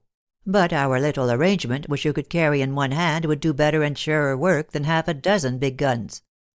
There was a long wait after Ingleby and the other fellow, it was Ingram, started. Cathcart, left behind with me, was in and out of the tent. But he couldn't stay still 2 minutes. He was afraid of missing the rush. So I was alone when the signal came. We found afterwards that Ingram had crawled out of the tunnel and gone to take a message to the nearest ambush. Ingleby was left alone. He signaled "placed" as agreed. I took it to be fire, and acted instantly. The moment I had done it I realized my mistake. But that same instant came the roar, and the hot silent night was turned to pandemonium. I dashed out of the tent shouting for Ingleby. Good God, it was like hell. The yelling, swearing Tommies making up for the long enforced silence and inaction. The hordes of dark devilish faces leering in their fury and jeering at our discomfiture. For inside their outer wall was a rampart of double the strength, and we were no nearer taking Targai. Afterwards, if I hadn't owned up at once to my mistake, nobody would have known how the thing had happened. Even then they tried to persuade me the wrong signal had been given. But I knew better. And on the spot it was impossible to find, well, any actual proofs of what had happened. The gap had been filled at once with the crowds of yelling, jostling Tommies, mad to get into the town. Jove, how those chaps fight when they get the chance! When all was over, several were missing who were not among the dead. They must have forced themselves in where they could not get back, and been taken prisoners. God alone knows their fate, poor beggars. Yet I envied them, for when the row was over, my hell began. Myra, I would have given my whole life to have had that minute over again. And it was maddening to know that the business might have been done all right with any old fuse. Only we were so keen over our new ideas for signaling, and our portable electric apparatus. Oh, good Lord! I knew despair those days and nights. I was down with fever, and they took away my sword and guns and razors. I couldn't imagine why. Even despair doesn't take me that way. But if a chap could have come into my tent and said, "You didn't kill Ingleby after all, he's all right and alive," I would have given my life gladly for that moment's relief. But no present anguish can undo a past mistake. Well, I pulled through the fever. Life had to be lived, and I suppose I'm not the sort of chap to take a morbid view. When I found the thing was to be kept quiet, when the few who knew the ins and outs stood by me like the good fellows they were, saying it might have happened to any of them, and as soon as I got fit again I should see the only rotten thing would be to let it spoil my future, I made up my mind to put it clean away and live it down. You know they say out in the great western country, God Almighty hates a quitter. It is one of the stimulating tenets of their fine practical theology. I had fought through other hard times. I determined to fight through this. I succeeded so well that it even seemed natural to go on with the work Ingleby and I had been doing together and carry it through. And when notes of his were needed, I came to his own home without a qualm to ask his widow, the woman I, by my mistake, had widowed, for permission to have and to use them. I came, my mind full of the rich joy of life and love, with scarcely room for a passing pang of regret, as I entered the house without a master, the home without a head, knowing I was about to meet the woman I had widowed. Truly, the mills of God grind slowly, but they grind exceedingly small. I had thrown off too easily what should have been a lifelong burden of regret. In the woman I had widowed I found the woman I was about to wed. Good God! Was there ever so hard a retribution? "Jim," said Myra gently, "is there not another side to the picture? Does it not strike you that it should have seemed beautiful to find that God in his wonderful providence had put you in a position to be able to take care of Michael's widow, left so helpless and alone? That in saving her life by the strength of your right hand, you had atoned for the death that hand had unwittingly dealt? That, though the past cannot be undone, it can sometimes be wiped out by the present? Oh, Jim! Cannot you see it thus, and keep and hold the right to take care of me forever? My beloved, let us never from this moment part. I will come away with you at once. We can get a special license, and be married immediately. We will let Shenstone, and let the house in Park Lane, and live abroad, anywhere you will, Jim. Only together, together. Take me away today. Maggie O'Meara can attend me until we are married. But I can't face life without you. Jim, I can't. God knows I can't." Jim Airth looked up, a gleam of hope in his sad eyes. Then he looked away, that her appealing loveliness might not too much tempt him while making his decision. He lifted his eyes, and alas, they fell on the portrait over the mantelpiece. He shivered. "I can never marry Lord Ingleby's widow," he said. "Myra, how can you wish it? The thing would haunt us. It would be evil, unnatural. Night and day it would be there. It would come between us. Some day you would reproach me." "Ah, hush!" cried Myra sharply. "Not that. I am suffering enough. At least spare me that." Then, putting aside once more her own pain, "Would it not be happiness to you, Jim?" she asked with wistful gentleness. "Happiness?" cried Jim Airth violently. "It would be hell." Lady Ingleby rose, her face as white as the large arum lily in the corner behind her. "Then that settles it," she said. "And do you know, I think we had better not speak of it any more. I am going to ring for tea. And if you will excuse me for a few moments while they are bringing it, I will search among my husband's papers and try to find those you require for your book." She passed swiftly out. Through the closed door the man she left alone heard her giving quiet orders in the hall. He crossed the room in 2 great strides to follow her. But at the door he paused, turned, and came slowly back. He stood on the hearth rug, with bent head, rigid, motionless. Suddenly he lifted his eyes to Lord Ingleby's portrait. "Curse you!" he said through clenched teeth, and beat his fists upon the marble mantelpiece. "Curse your explosives! And curse your inventions! And curse you for taking her first!" Then he dropped into a chair, and buried his face in his hands. "Oh, God, forgive me," he whispered brokenly. "But there is a limit to what a man can bear." He scarcely noticed the entrance of the footman who brought tea. But when a lighter step paused at the door he lifted a haggard face, expecting to see Myra. A quiet woman entered, simply dressed in black merino. Her white linen collar and cuffs gave her the look of a hospital nurse. Her dark hair, neatly parted, was smoothly coiled round her head. She came in deferentially, yet with a quiet dignity of manner. "I have come to pour your tea, my lord," she said. "Lady Ingleby is not well, and fears she must remain in her room. She asks me to give you these papers." Then the Earl of Airth and Monteith rose to his feet and held out his hand. "I think you must be Mrs. O'Meara," he said. "I am glad to meet you, and it is kind of you to give me tea. I have heard of you before, and I believe I saw you yesterday on the steps of your pretty house as I drove up the avenue. Will you allow me to tell you how often, when we stood shoulder to shoulder in times of difficulty and danger, I had reason to respect and admire the brave comrade I knew as Sergeant O'Meara?" Before quitting Shenstone, Jim Airth sat at Myra's davenport and wrote a letter, leaving it with Mrs. O'Meara to place in Lady Ingleby's hands as soon as he had gone. "I do not wonder you felt unable to see me again. Forgive me for all the grief I have caused and am causing you. I shall go abroad as soon as may be, but am obliged to remain in town until I have completed work which I am under contract with my publishers to finish. It will take a month at most.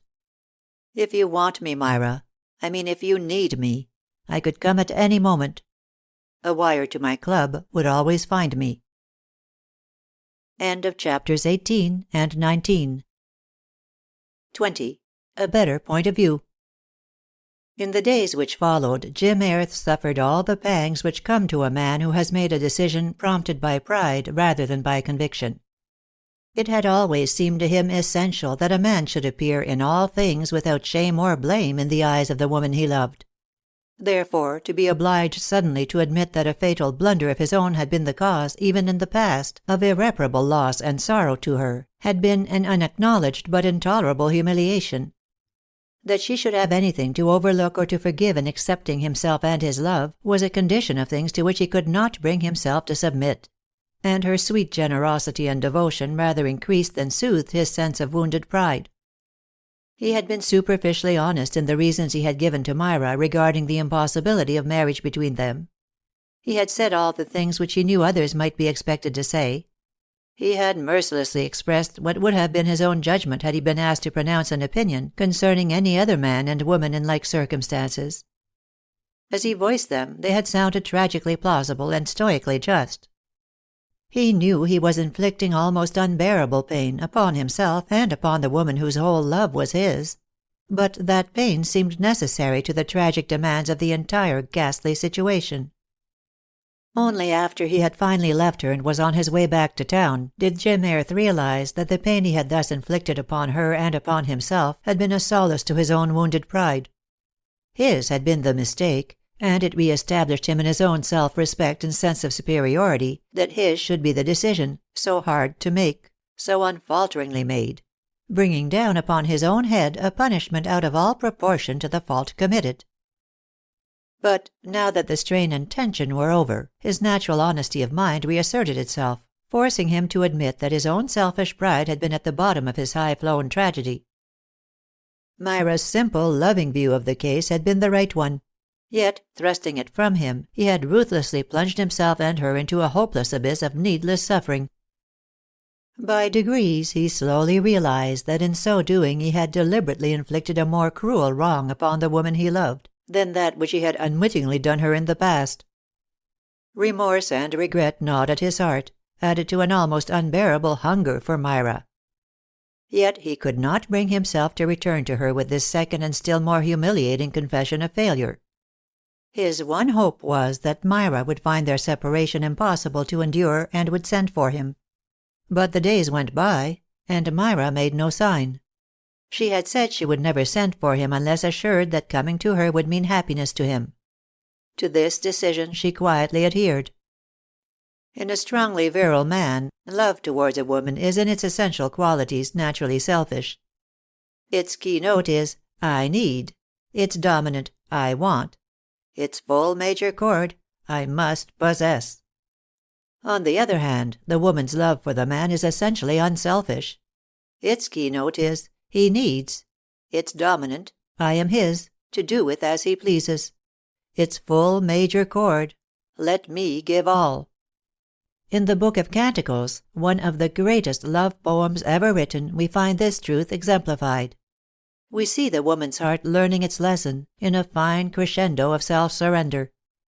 In the first stanza she says, My beloved is mine, and I am his. In the second, I am my beloved's, and he is mine. But in the third, all else is merged in the instinctive joy of giving. I am my beloved's, and his desire is towards me. This is the natural attitude of the sexes, designed by an all-wise Creator, but designed for a condition of ideal perfection. No perfect law could be framed for imperfection. Therefore, if the working out prove often a failure, the fault lies in the imperfection of the workers, not in the perfection of the law. In those rare cases where the love is ideal, the man's I take and the woman's I give blend into an ideal union, each completing and modifying the other. But where sin of any kind comes in, a false note has been struck in the divine harmony, and the grand chord of mutual love fails to ring true.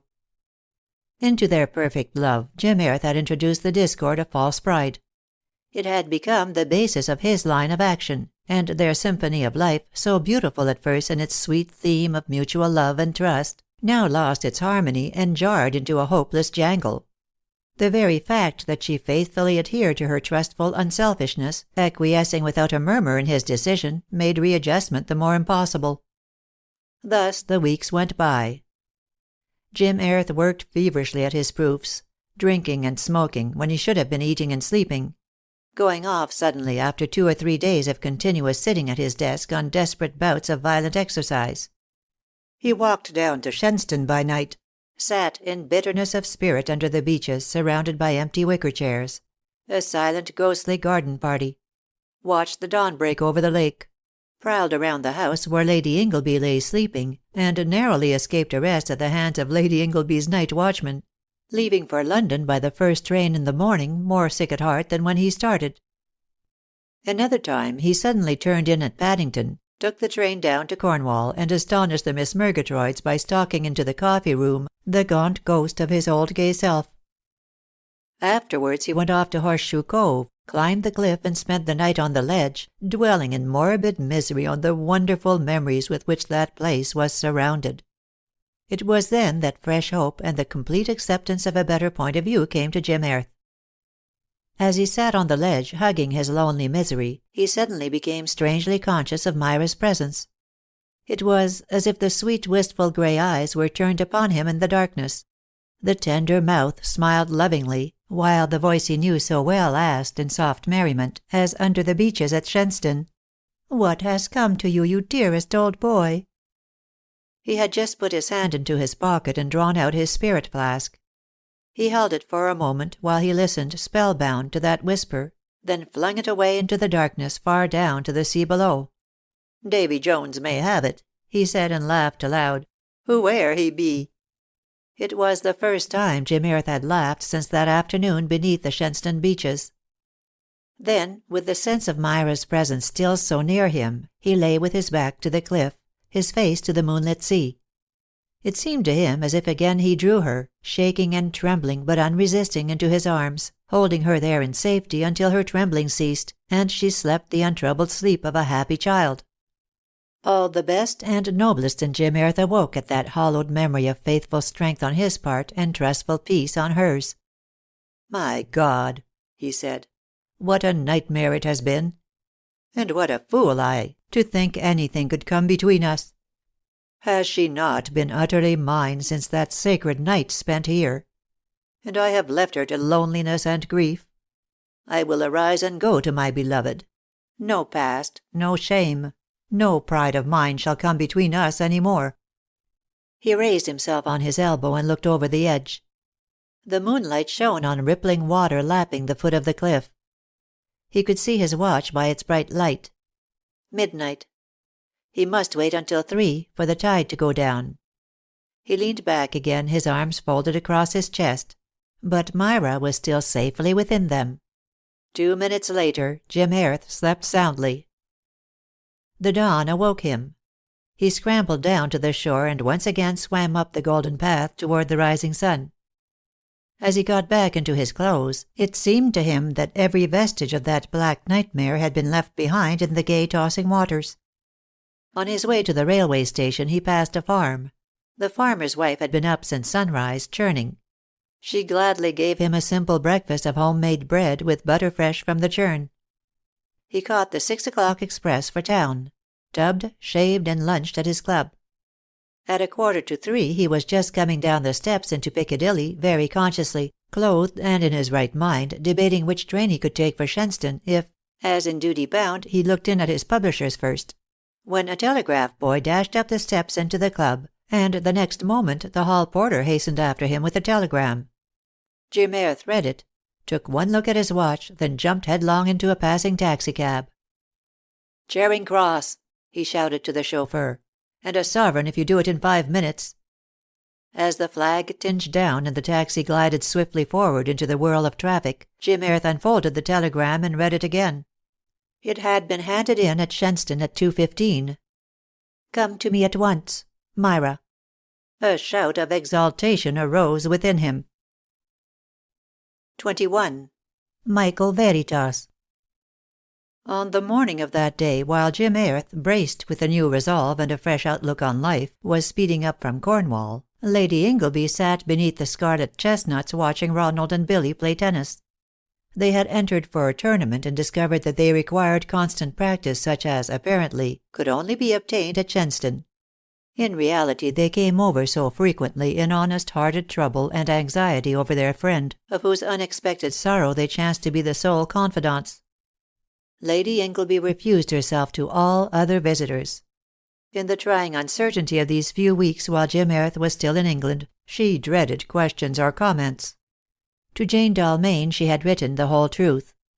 The Dalmains were at Worcester, attending a music festival in that noblest of English cathedrals, but they expected soon to return to Overdene when Jane had promised to come to her.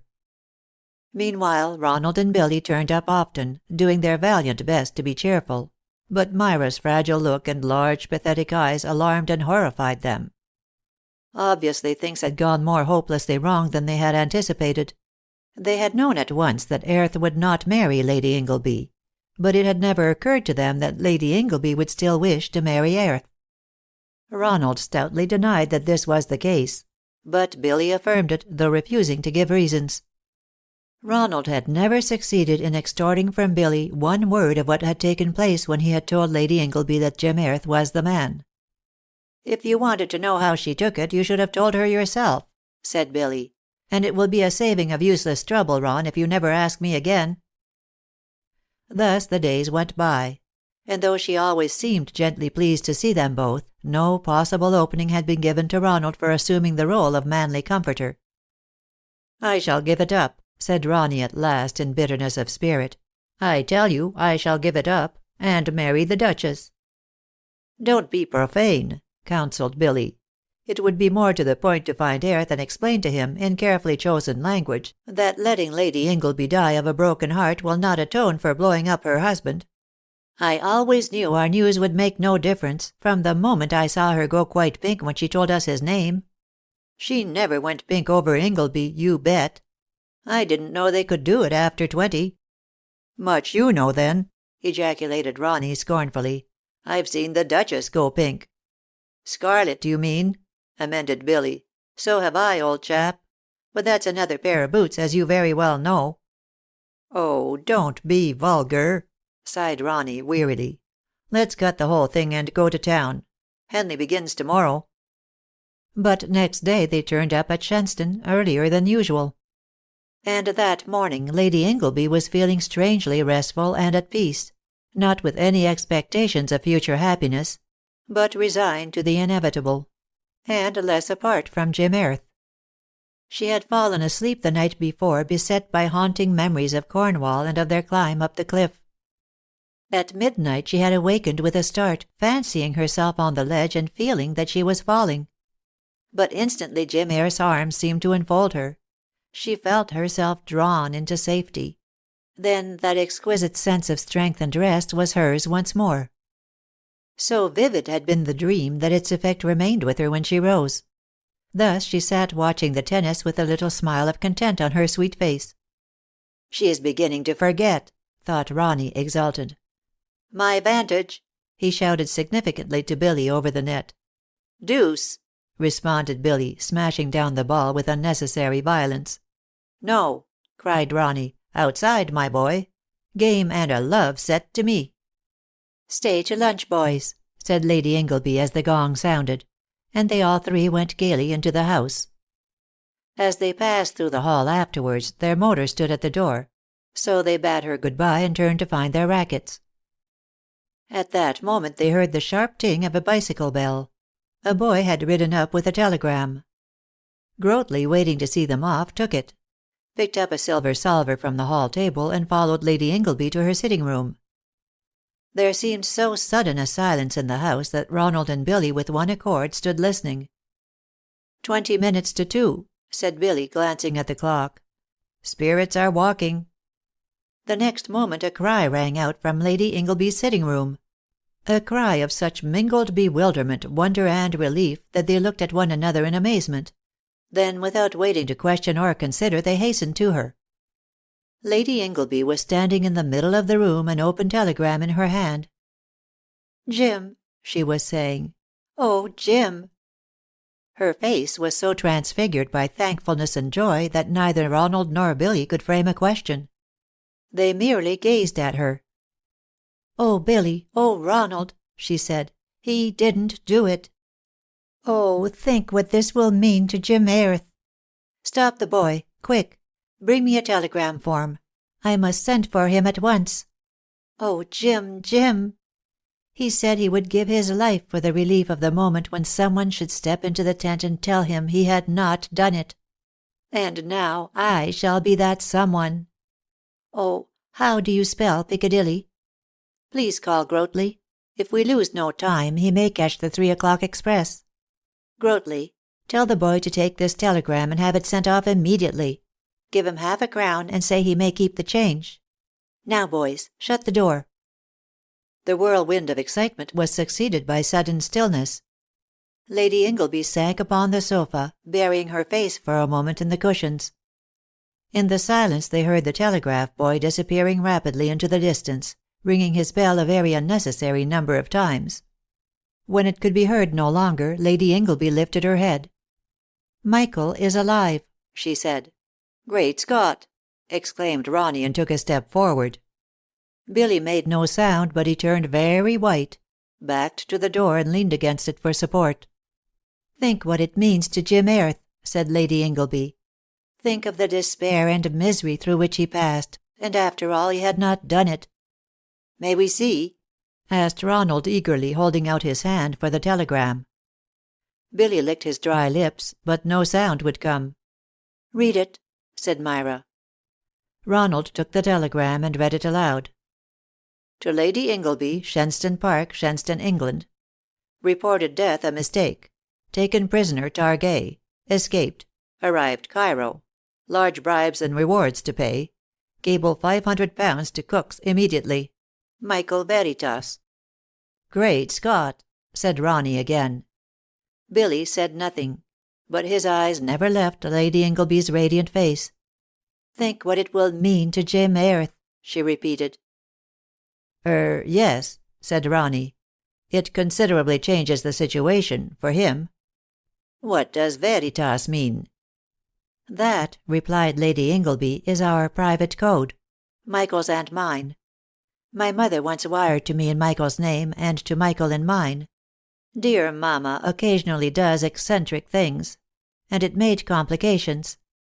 Michael was very much annoyed, and after that we took to signing our telegrams Veritas, which means this is really from me."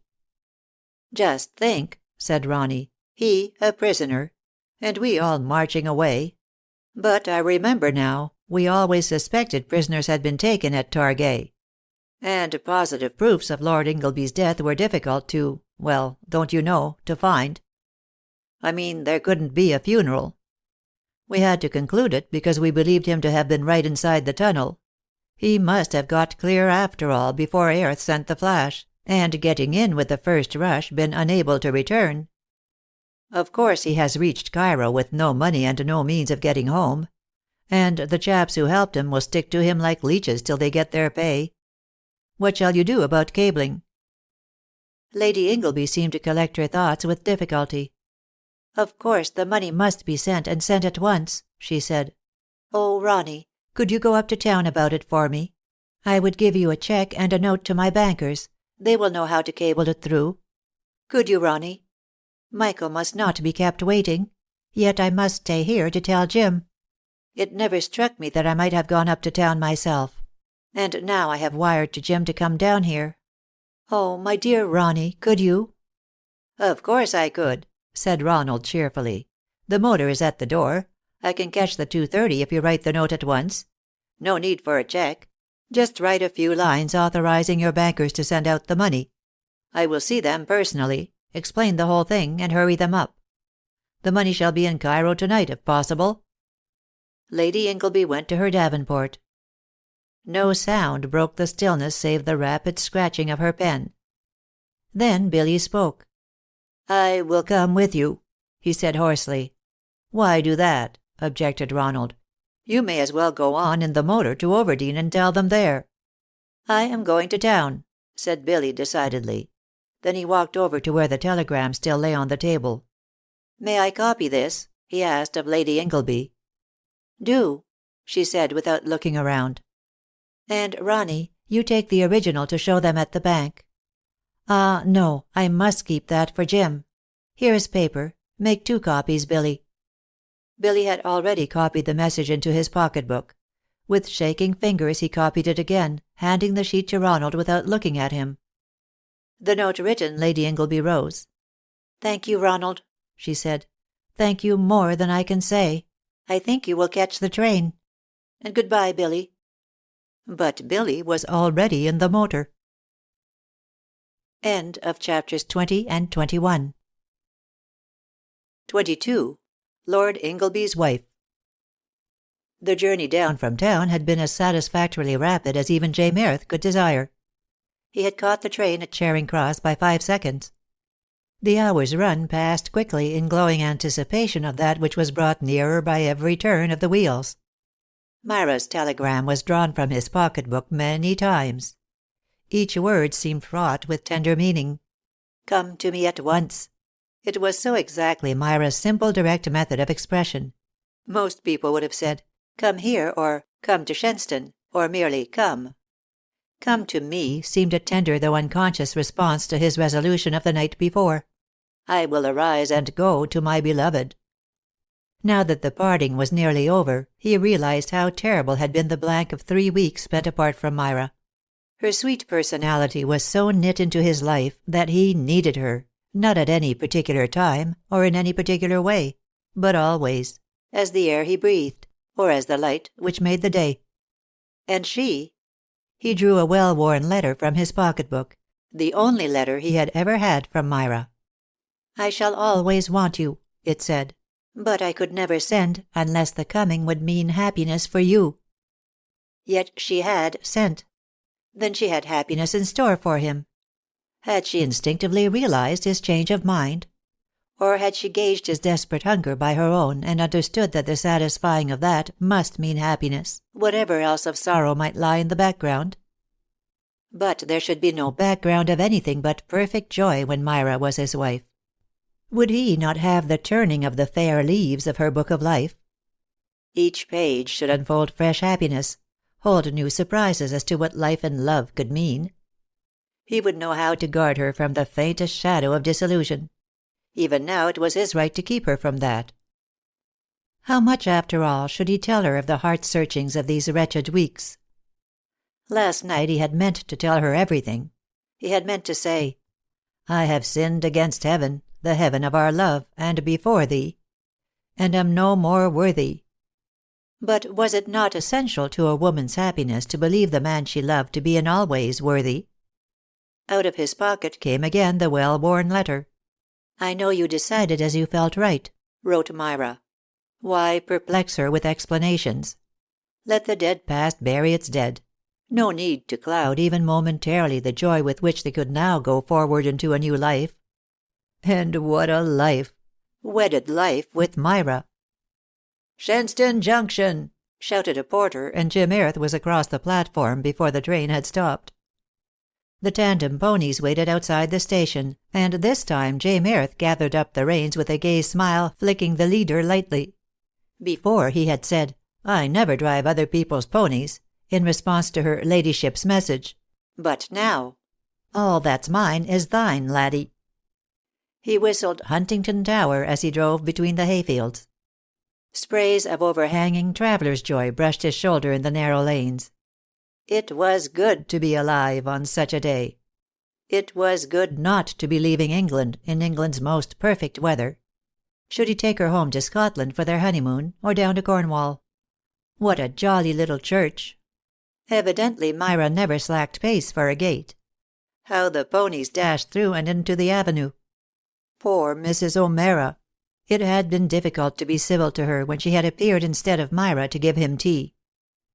Of course Scotland would be jolly with so much to show her, but Cornwall meant more in its associations. Yes, he would arrange for the honeymoon in Cornwall, be married in the morning, up in town, no fuss, then go straight down to the old Moorhead Inn. And after dinner they would sit in the honeysuckle arbour, and Grotley showed him into Myra's sitting room. She was not there. He walked over to the mantelpiece. It seemed years since that evening when, in a sudden fury against fate, he had crashed his fist upon its marble edge. He raised his eyes to Lord Ingleby's portrait. Poor old chap! He looked so content and so pleased with himself and his little dog. But he must have always appeared more like Myra's father than her, than anything else. On the mantelpiece lay a telegram. After the manner of leisurely country post offices, the full address was written on the envelope. It caught Jim Airth's eye, and hardly conscious of doing so he took it up and read it. "Lady Ingleby, Shenstone Park, England." He laid it down. England? He wondered idly. Who could have been wiring her from abroad? Then he turned. He had not heard her enter, but she was standing behind him. "Myra!" he cried, and caught her to his heart. The rapture and relief of that moment were unspeakable. No words seemed possible. He could only strain her to him silently with all his strength, and realize that she was safely there at last.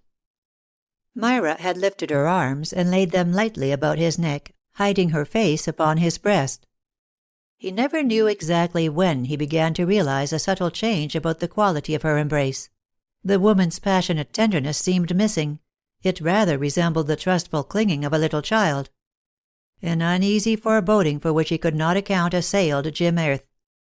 "Kiss me, Myra," he said peremptorily, and she, lifting her sweet face to his, kissed him at once.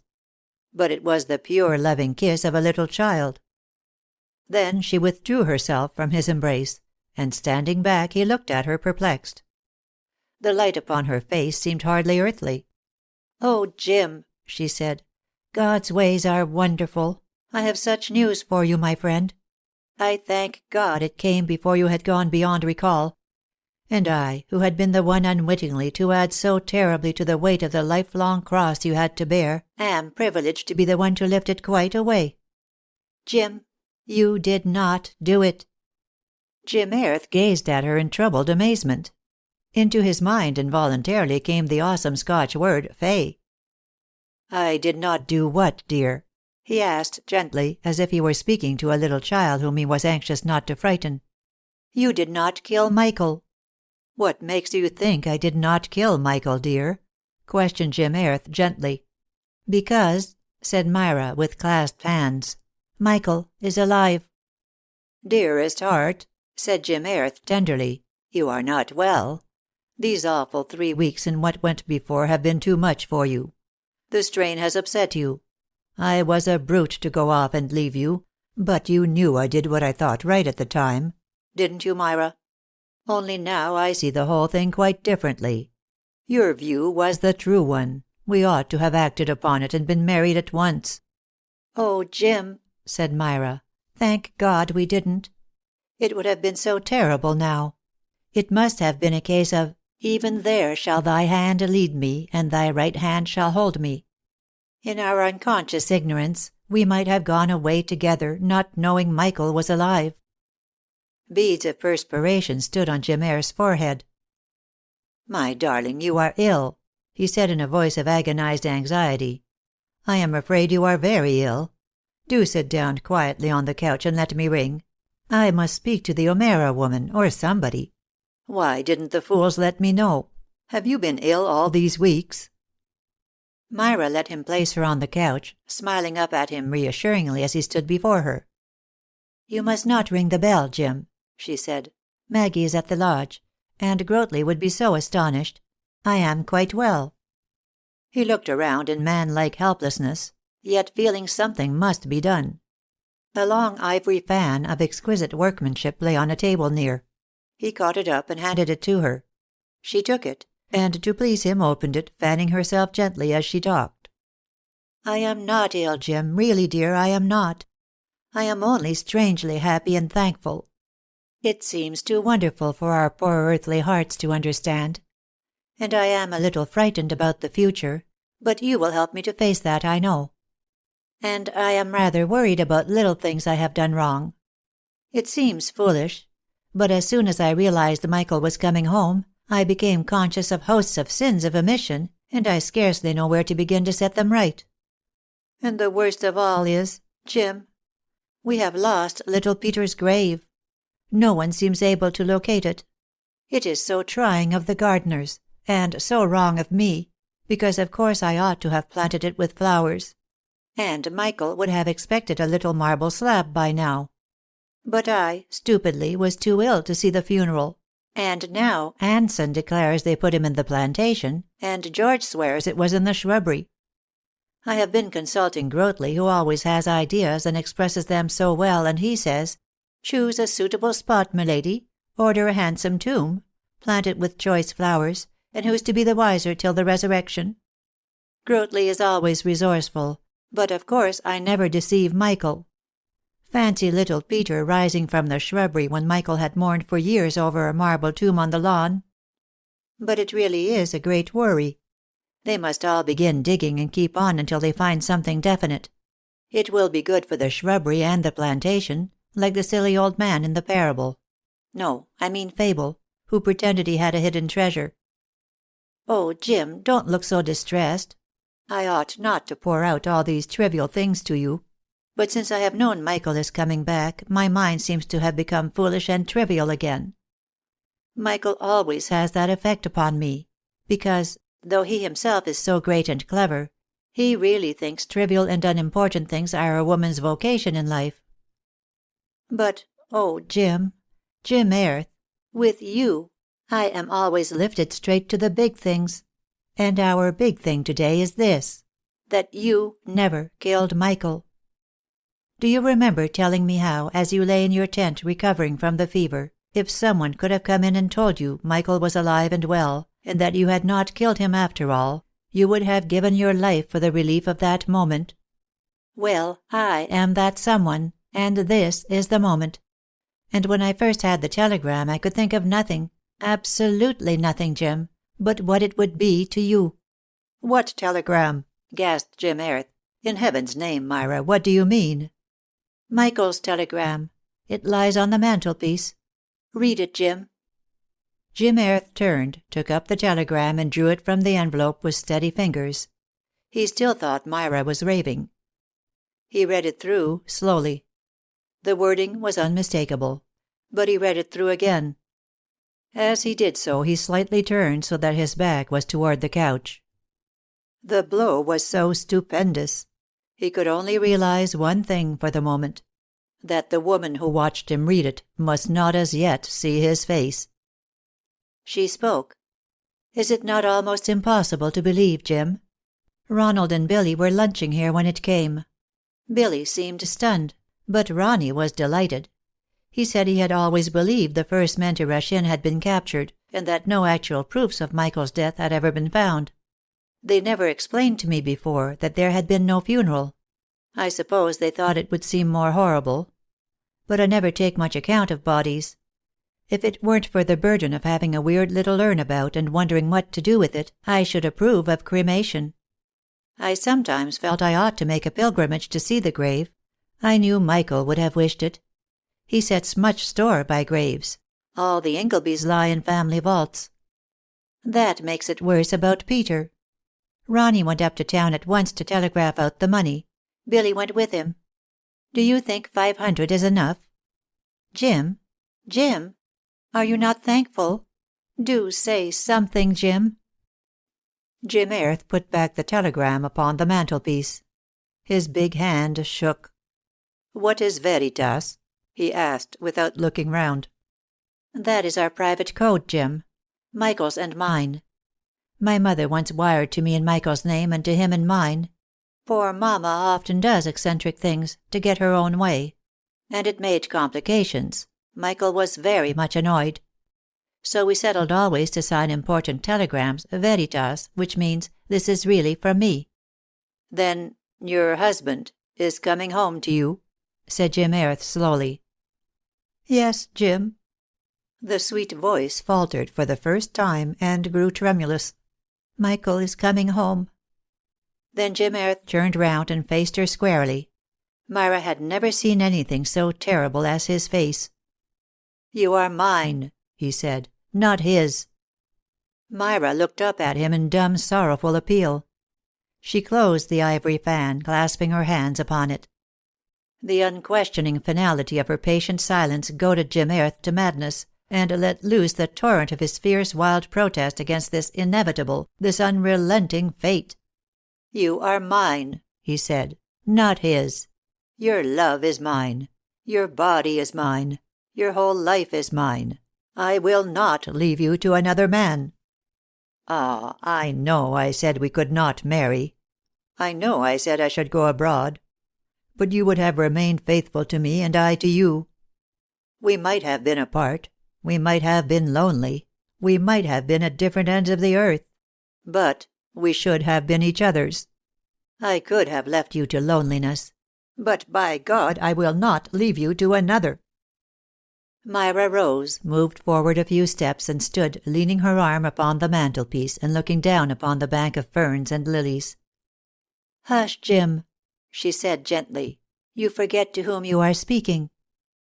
"I am speaking," cried Jim Airth in furious desperation, "to the woman I have won for my own, and who is mine and none other's. If it had not been for my pride and my folly, we should have been married by now. Married, Myra, and far away. I left you, I know. But, by heaven, I may as well tell you all now. It was pride, damnable false pride, that drove me away. I always meant to come back. I was waiting for you to send. But anyhow I should have come back. Would to God I had done as you implored me to do. By now we should have been together, out of reach of this cursed telegram, and far away." Myra slowly lifted her eyes and looked at him. He, blinded by pain and passion, failed to mark the look, or he might have taken warning. As it was, he rushed on headlong. Myra, very white, with eyelids lowered, leaned against the mantelpiece, slowly furling and unfurling the ivory fan. "But, darling," urged Jim Airth, "it is not yet too late. Oh, Myra, I have loved you so. Our love has been so wonderful. Have I not taught you what love is? The poor cold travesty you knew before, that was not love. Oh, Myra, you will come away with me, my own beloved. You won't put me through the hell of leaving you to another man. Myra, look at me.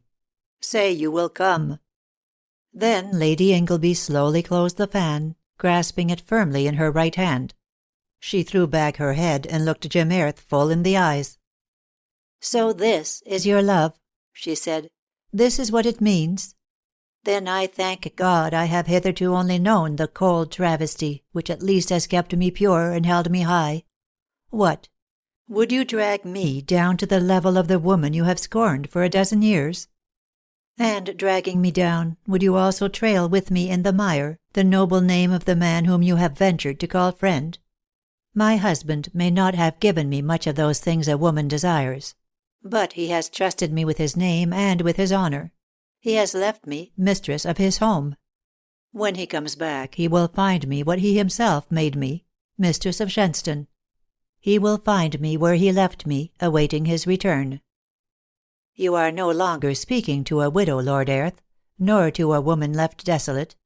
You are speaking to Lord Ingleby's wife, and you may as well learn how Lord Ingleby's wife guards Lord Ingleby's name, and defends her own honor and his."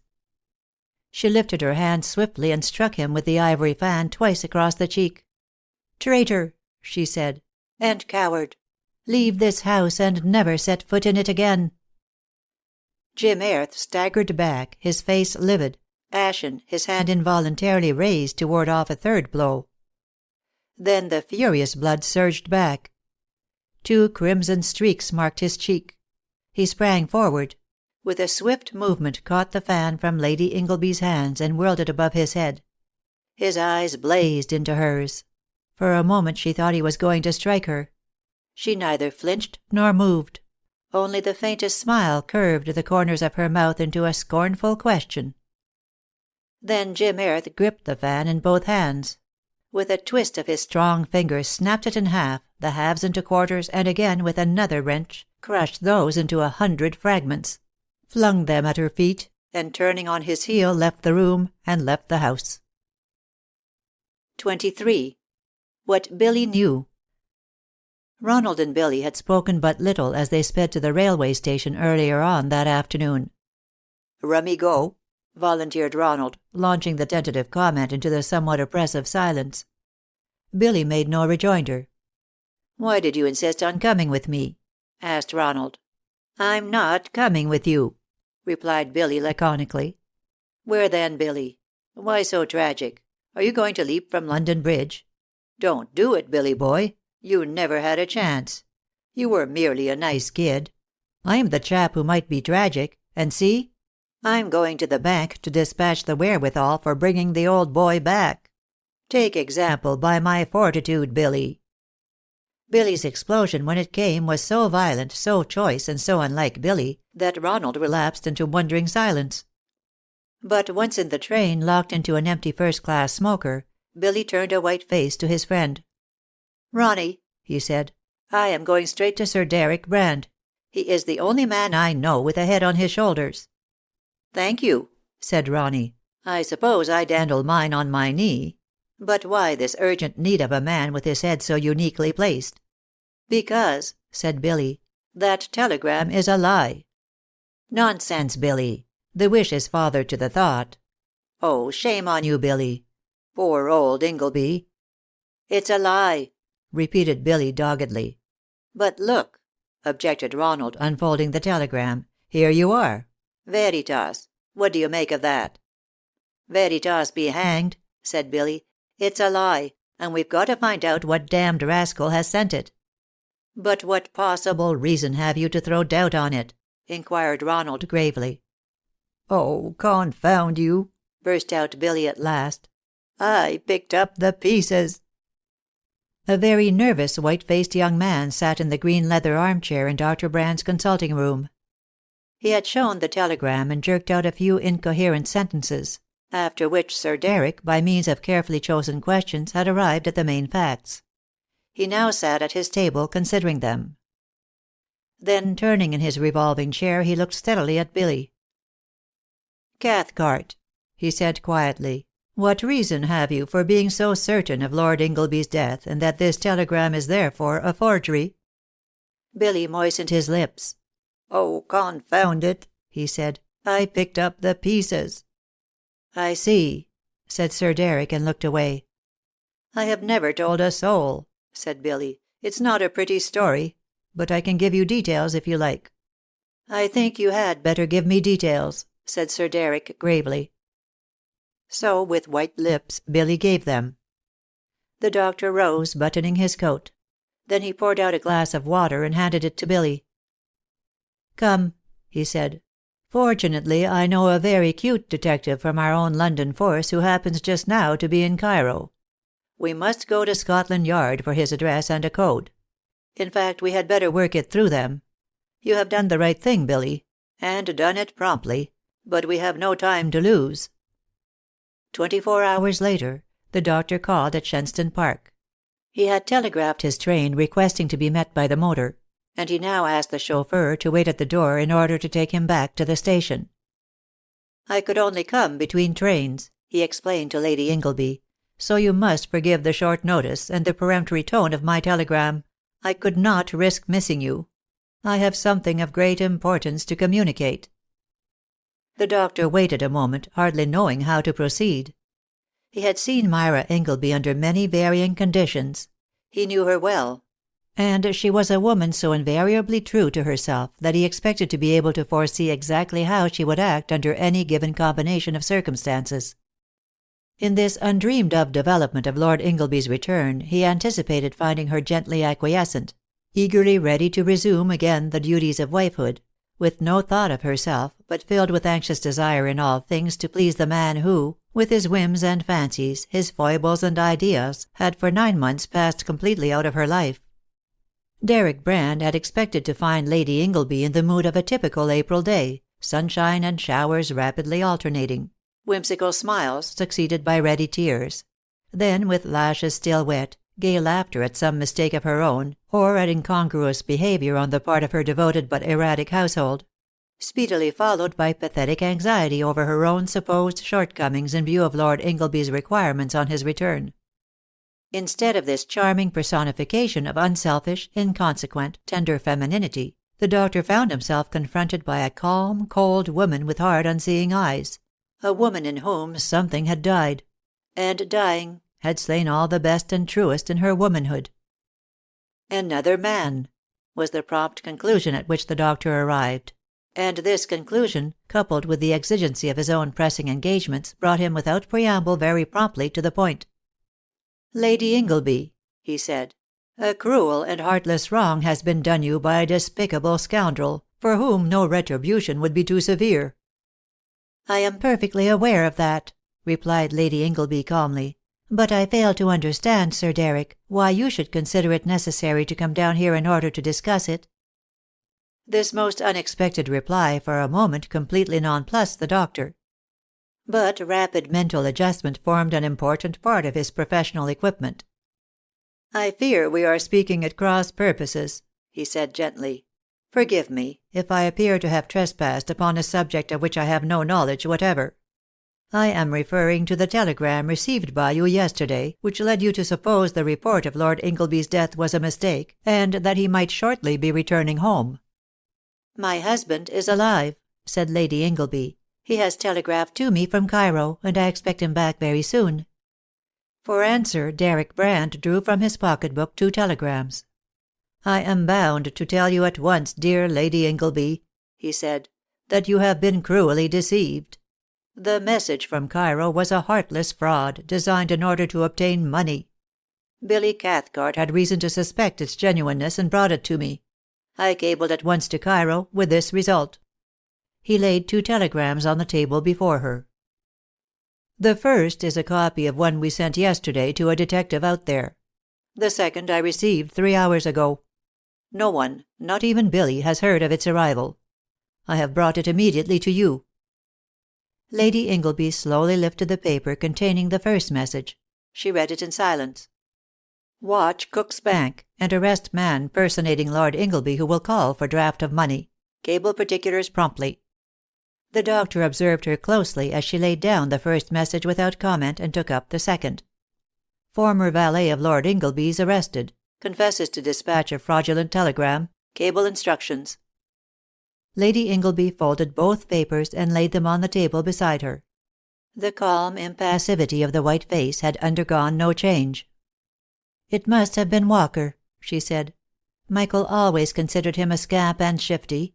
But I delighted in him, because he played the banjo quite excellently, and was so useful at parish entertainments. Michael took him abroad, but had to dismiss him on landing. He wrote and told me the fact, but gave no reasons. Poor Walker! I do not wish him punished, because I know Michael would think it was largely my own fault for putting banjo playing before character. If Walker had written me a begging letter, I should most likely have sent him the money. I have a fatal habit of believing in people, and of wanting everybody to be happy." Then, as if these last words recalled a momentarily forgotten wound, the stony apathy returned to voice and face. "If Michael is not coming back," said Lady Ingleby, "I am indeed alone." The doctor rose and stood looking down upon her, perplexed and sorrowful. "Is there not someone who should be told immediately of this change of affairs, Lady Ingleby?" he asked gravely. "No one," she replied emphatically. "There is nobody whom it concerns intimately excepting myself. And not many know of the arrival of yesterday's news. I wrote to Jane, and I suppose the boys told it at Overdene. If by any chance it gets into the papers we must send a contradiction. But no explanation, please. I dislike the publication of wrong-doing. It only leads to imitation and repetition. Besides, even a poor worm of a valet should be shielded if possible from public execration. We could not explain the extenuating circumstances." "I do not suppose the news has become widely known," said the doctor. "Your household heard of it, of course?" "Yes," replied Lady Ingleby. "Ah, that reminds me, I must stop operations in the shrubbery and plantation. There is no object in little Peter having a grave, when his master has none." This was absolutely unintelligible to the doctor, but at such times he never asked unnecessary questions for his own enlightenment. "So, after all, Sir Deryck," added Lady Ingleby, "Peter was right." "Yes," said the doctor, "little Peter was not mistaken." "Had I remembered him, I might have doubted the telegram," remarked Lady Ingleby. "What can have aroused Billy's suspicions?" "Like Peter," said the doctor, "Billy had from the first felt very sure. Do not mention to him that I told you the doubts originated with him. He is a sensitive lad, and the whole thing has greatly distressed him." "Dear Billy," said Lady Ingleby. The doctor glanced at the clock and buttoned his coat. He had 1 minute to spare. "My friend," he said, "a second time I have come as the bearer of evil tidings." "Not evil," replied Myra in a tone of hopeless sadness. "This is not a world to which we could possibly desire the return of one we love." "There is nothing wrong with the world," said the doctor. "Our individual heaven or hell is brought about by our own actions." "Or by the actions of others," amended Lady Ingleby bitterly. "Or by the actions of others," agreed the doctor. "But even then, we cannot be completely happy unless we are true to our best selves. Nor wholly miserable unless to our own ideals we become false. I fear I must be off. But I do not like leaving you thus alone." Lady Ingleby glanced at the clock, rose, and gave him her hand. "You have been more than kind, Sir Deryck, in coming to me yourself. I shall never forget it. And I am expecting Jane Dalmain, I mean. Why do one's friends get married? Any minute. She is coming direct from town. The phaeton has gone to the station to meet her." "Good," said the doctor, and clasped her hand with the strong silent sympathy of a man who, desiring to help, yet realizes himself in the presence of a grief he is powerless either to understand or to assuage. "Good. Very good," he said as he stepped into the motor, remarking to the chauffeur, "We have 9 minutes, and if we miss the train I must ask you to run me up to town." And he said it a third time, even more emphatically when he had recovered from his surprise at that which he saw as the motor flew down the avenue. For after passing Lady Ingleby's phaeton returning from the station empty, excepting for a travelling coat and alligator bag left upon the seat, he saw the Honourable Mrs. Dalmain walking slowly beneath the trees, in earnest conversation with a very tall man, who carried his hat, letting the breeze blow through his thick rumpled hair. Both were too preoccupied to notice the motor, but as the man turned his haggard face toward his companion, the doctor saw in it the same stony look of hopeless despair which had grieved and baffled him in Lady Ingleby's. The two were slowly wending their way toward the house by a path leading down to the terrace. "Evidently the man," thought the doctor. "Well, I am glad Jane has him in tow. Poor souls! Providence has placed them in wise hands. If faithful counsel and honest plain speaking can avail them anything, they will undoubtedly receive both from our good Jane." Providence also arranged that the London express was 1 minute late, and the doctor caught it. Whereat the chauffeur rejoiced, for he was walking out with her ladyship's maid, whose evening off it chanced to be. The all-important events of life are apt to hang upon the happenings of 1 minute. End of chapters 22 and 23. 24. Mrs. Dalmain reviews the situation. "So you see, Jane," concluded Lady Ingleby pathetically, "as Michael is not coming back, I am indeed alone." "Loving Jim Airth as you do," said Jane Dalmain. "Did," interposed Lady Ingleby. "Did and do," said Jane Dalmain. "You would have been worse than alone if Michael had, after all, come back. Oh, Myra, I cannot imagine anything more unendurable than to love one man, and be obliged to live with another." "I should not have allowed myself to go on loving Jim," said Lady Ingleby. "Rubbish!" pronounced Mrs. Dalmain with forceful decision. "My dear Myra, that kind of remark paves the way for the devil and is one of his favourite devices. More good women have been tripped by over-confidence in their ability to curb and to control their own affections than by direct temptation to love where love is not lawful. Men are different. Their temptations are not so subtle. They know exactly to what it will lead if they dally with sentiment. Therefore, if they mean to do the right thing in the end, they keep clear of the danger at the beginning. We cannot possibly forbid ourselves to go on loving where love has once been allowed to reign supreme. I know you would not in the first instance have let yourself care for Jim Airth had you not been free. But once loving him, if so appalling a situation could have arisen as the unexpected return of your husband, your only safe and honourable course would have been to frankly tell Lord Ingleby, "I grew to love Jim Airth while I believed you dead. I shall always love Jim Airth, but I want before all else to be a good woman and a faithful wife. Trust me to be faithful. Help me to be good." Any man worth his salt would respond to such an appeal. "And shoot himself?" suggested Lady Ingleby. "I said man, not coward," responded Mrs. Dalmain with fine scorn. "Jane, you are so strong-minded, murmured Lady Ingleby.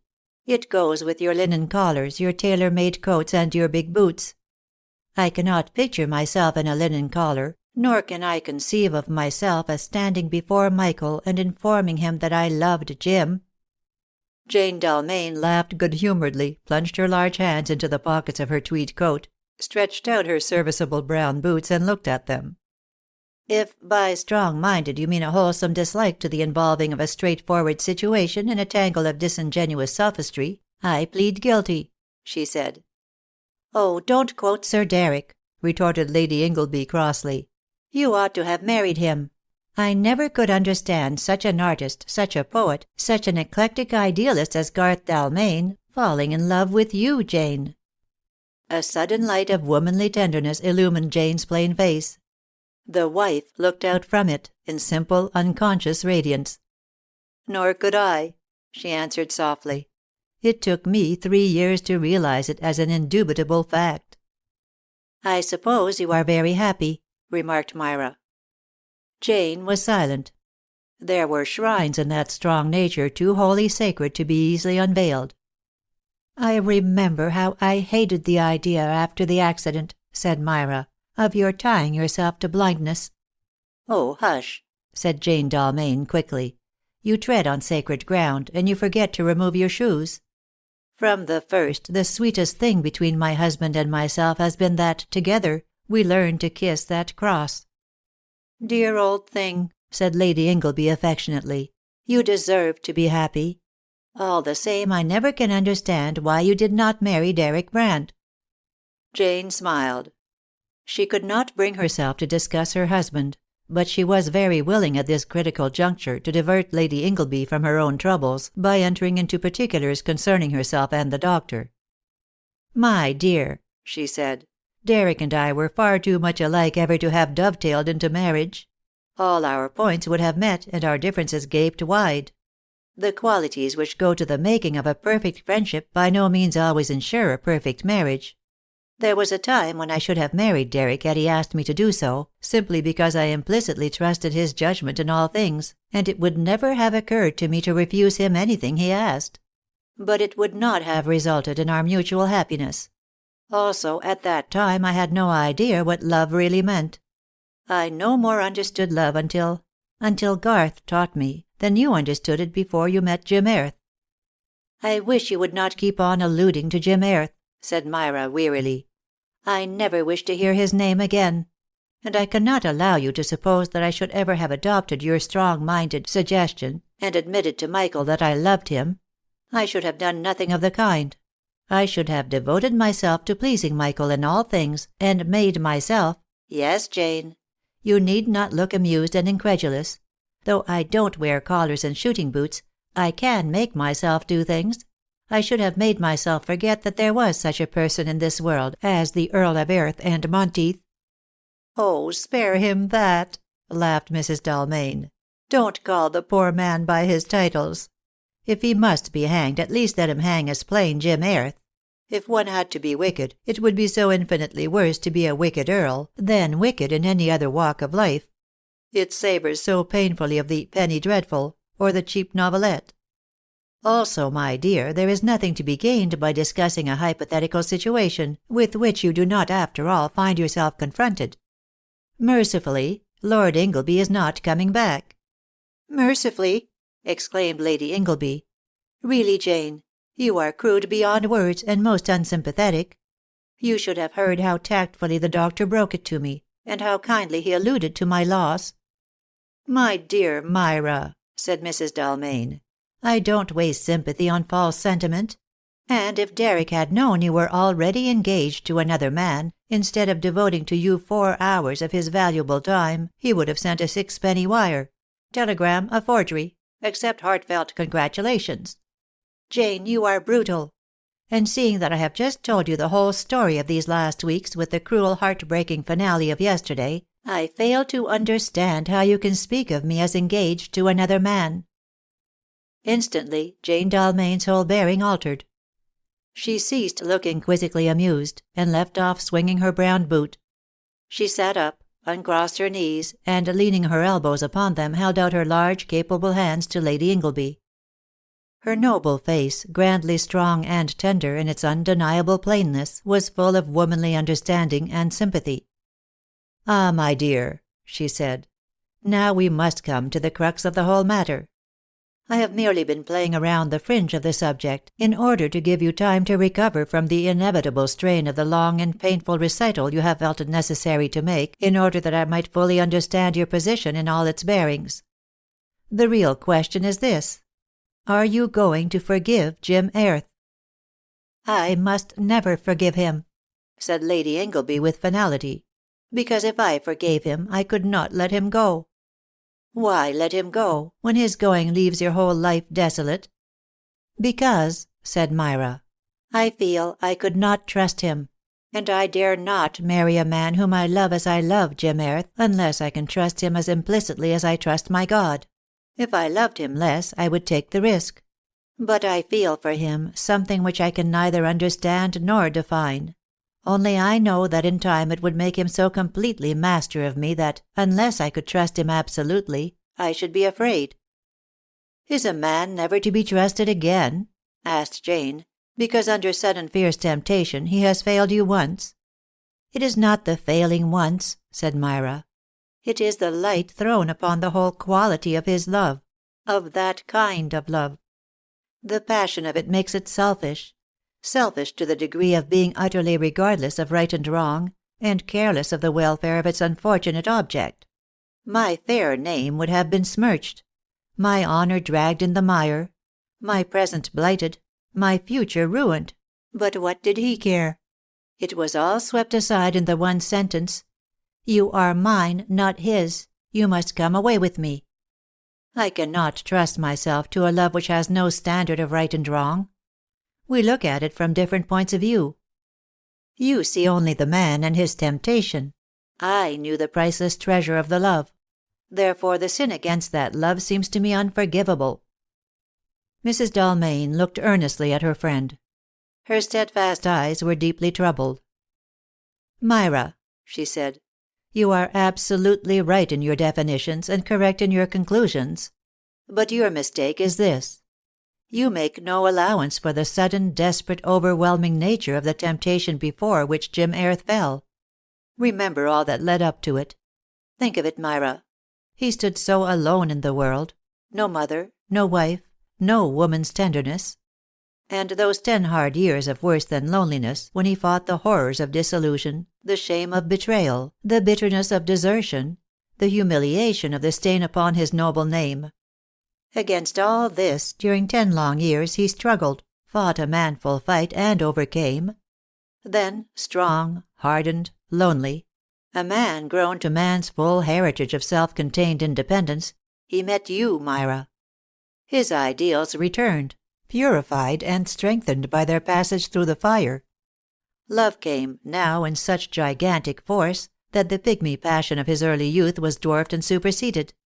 It seemed a new and untasted experience, such as he had not dreamed life could contain.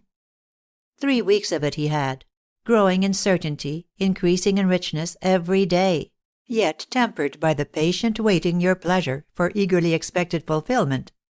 Then the blow, so terrible to his sensibilities and to his manly pride, the horrible knowledge that his own hand had brought loss and sorrow to you, whom he would have shielded from the faintest shadow of pain.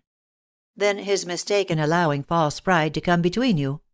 3 weeks of growing hunger and regret, followed by your summons, which seemed to promise happiness after all. For, remember, while you had been bringing yourself to acquiesce in his decision as absolutely final, so that the news of Lord Ingleby's return meant no loss to you and to him, merely the relief of his exculpation, he had been coming round to a more reasonable point of view and realizing that, after all, he had not lost you. You sent for him, and he came, once more aglow with love and certainty, only to hear that he had not only lost you himself, but must leave you to another man. Oh, Myra, can you not make allowance for a moment of fierce madness? Can you not see that the very strength of the man momentarily turned in the wrong direction brought about his downfall?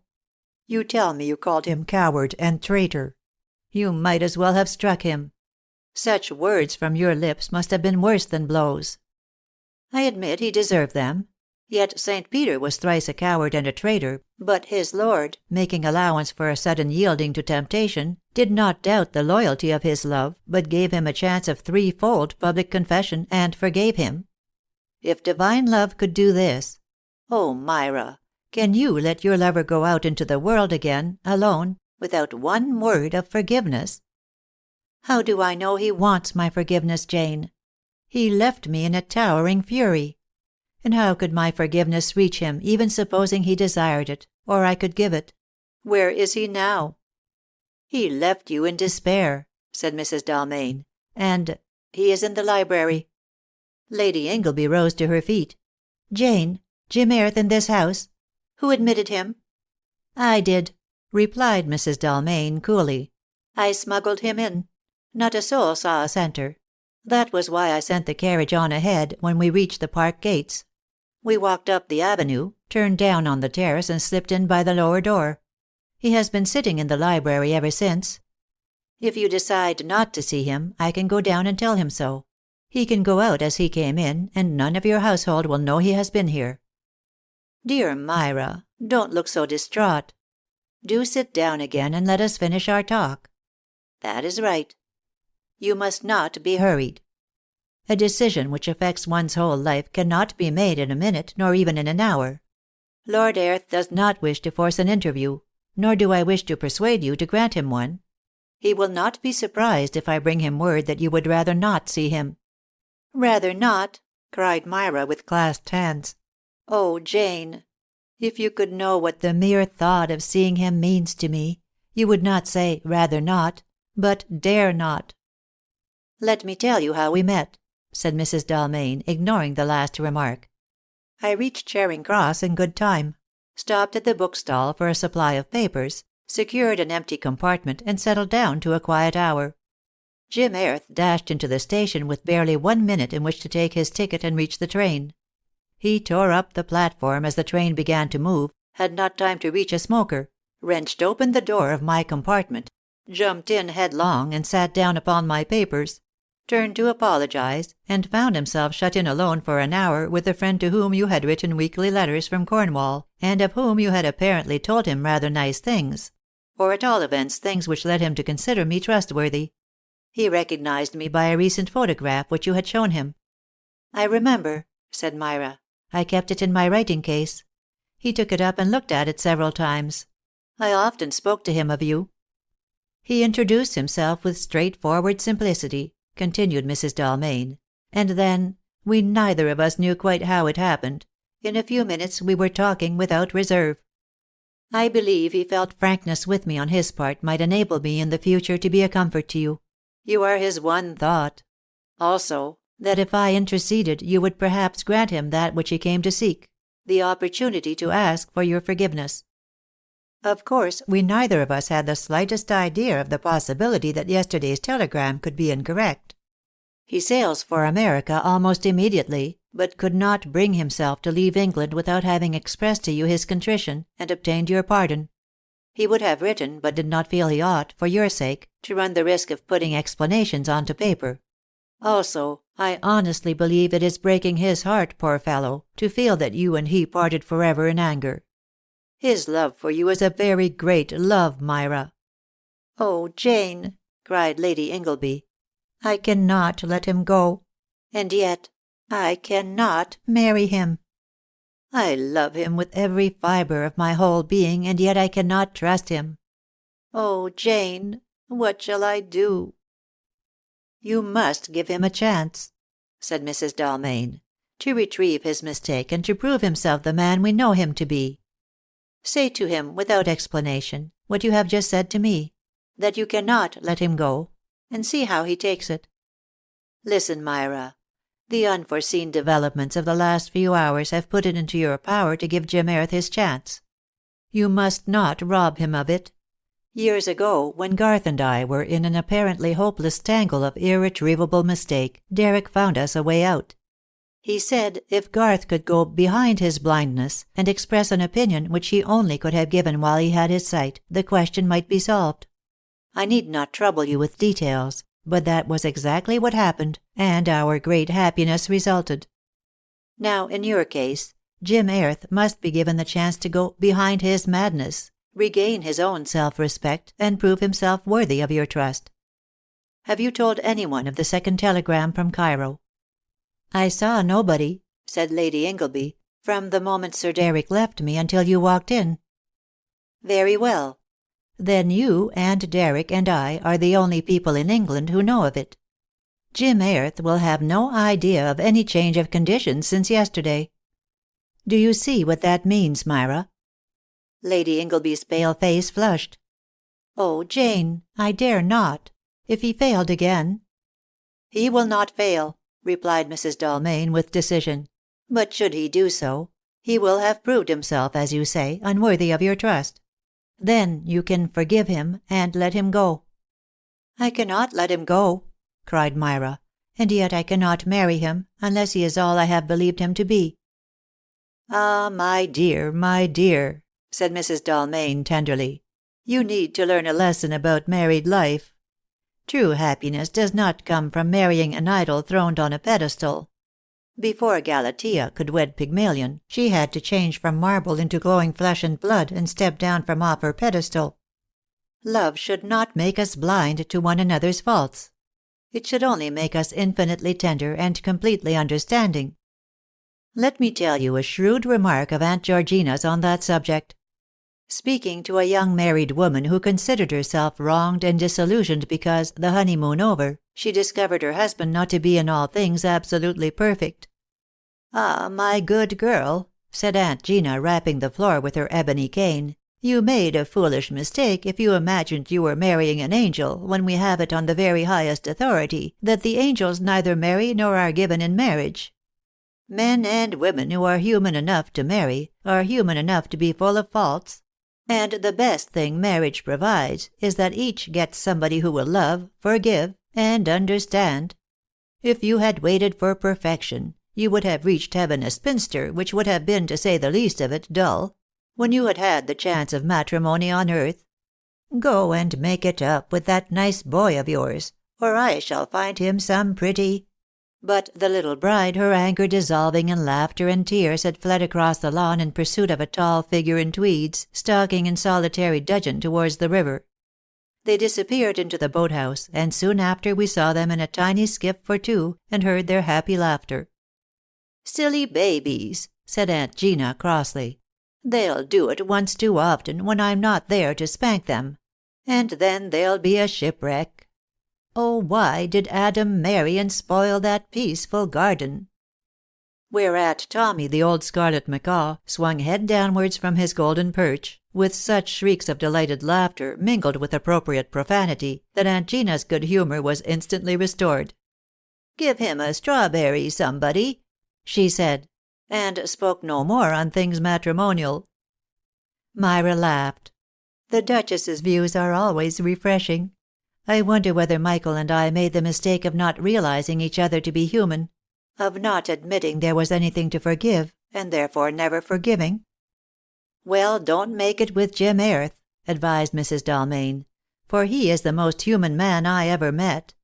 Also the strongest, and one of the most lovable. Myra, there is nothing to be gained by waiting. Let me send him to you now. And remember, all he asks or expects is one word of forgiveness." "Oh, Jane," cried Lady Ingleby with clasped hands, "do wait a little while. Give me time to think, time to consider, time to decide." "Nonsense, my dear," said Mrs. Dalmain. "When but one right course lies before you, there can be no possible need for hesitation or consideration. You are merely nervously postponing the inevitable. You remind me of scenes we used to have in the outpatient department of a hospital in the East End of London, to which I once went for training. When patients came to the surgery for teeth extraction, and the pretty sympathetic little nurse in charge had got them safely fixed into the chair, as one of the doctors, prompt and alert, came forward with unmistakably businesslike forceps ready, the terrified patient would exclaim, "Oh, let the nurse do it! Let the nurse do it!" The idea evidently being that 3 or 4 different pulls by the nurse were less alarming than the sharp certainty of one from the doctor. Now, my dear Myra, you have to face your ordeal. If it is to be successful, there must be no uncertainty. Oh, Jane, I wish you were not such a decided person. I am sure when you were the nurse the poor things preferred the doctors. I am terrified. Yet I know you are right.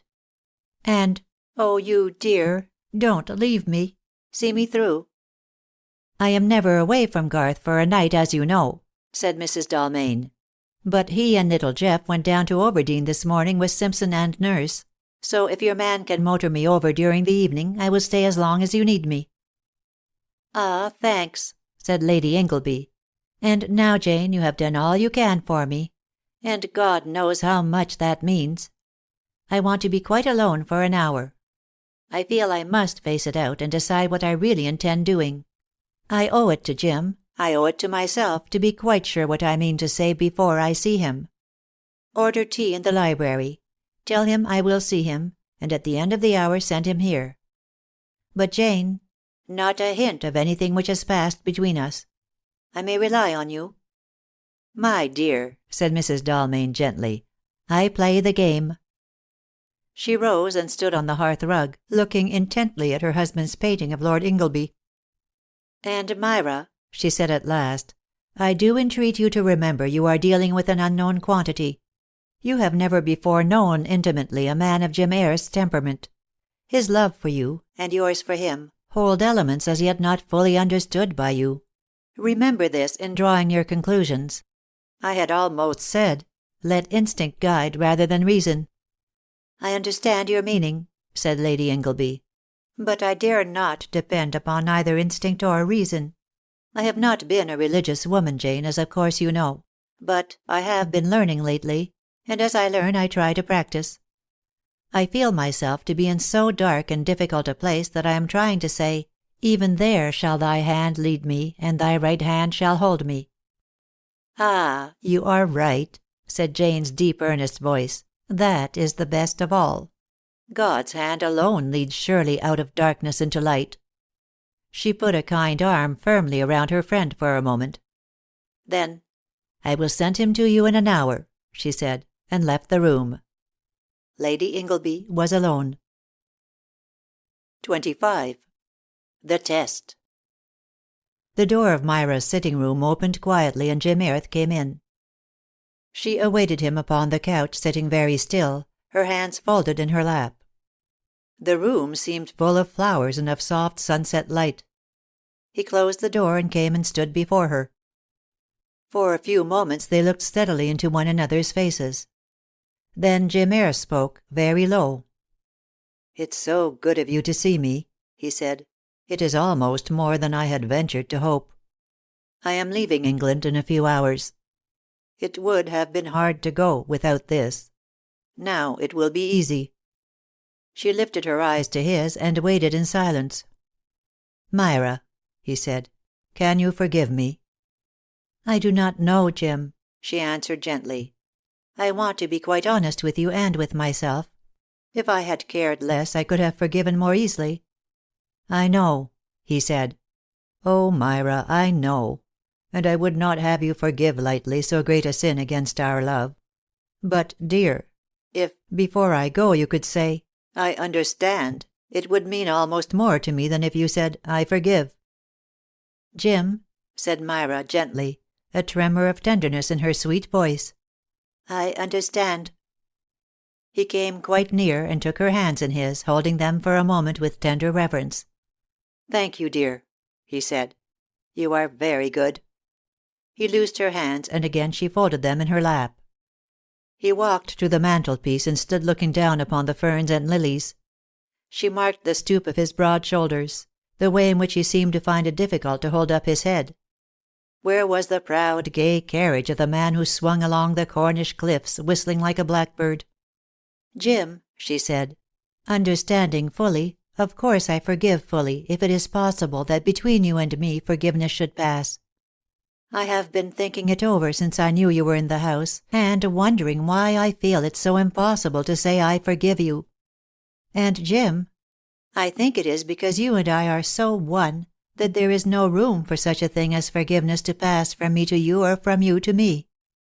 Complete comprehension and unfailing love take the place of what would be forgiveness between those who were less to each other. He lifted his eyes for a moment, full of dumb anguish which wrung her heart. "Myra, I must go," he said brokenly. "There was so much I had to tell you, so much to explain. But all need of this seems swept away by your divine tenderness and comprehension. All my life through I shall carry with me, deep hidden in my heart, these words of yours. Oh, my dear, my dear, don't speak again. Let them be the last. Only, may I say it? Never let thoughts of me sadden your fair life. I am going to America, a grand place for fresh beginnings. A land where one can work and truly live. A land where earnest endeavor meets with fullest success, and where a man's energy may have full scope. I want you to think of me, Myra, as living and working and striving, not going under. But if ever I feel like going under, I shall hear your dear voice singing at my shoulder in the little Cornish church on the quiet Sabbath evening in the sunset, Eternal Father strong to save. And when I think of you, my dear, I shall know your life is being good and beautiful every hour, and that you are happy with—" He lifted his eyes to Lord Ingleby's portrait. They dwelt for a moment on the kind, quiet face.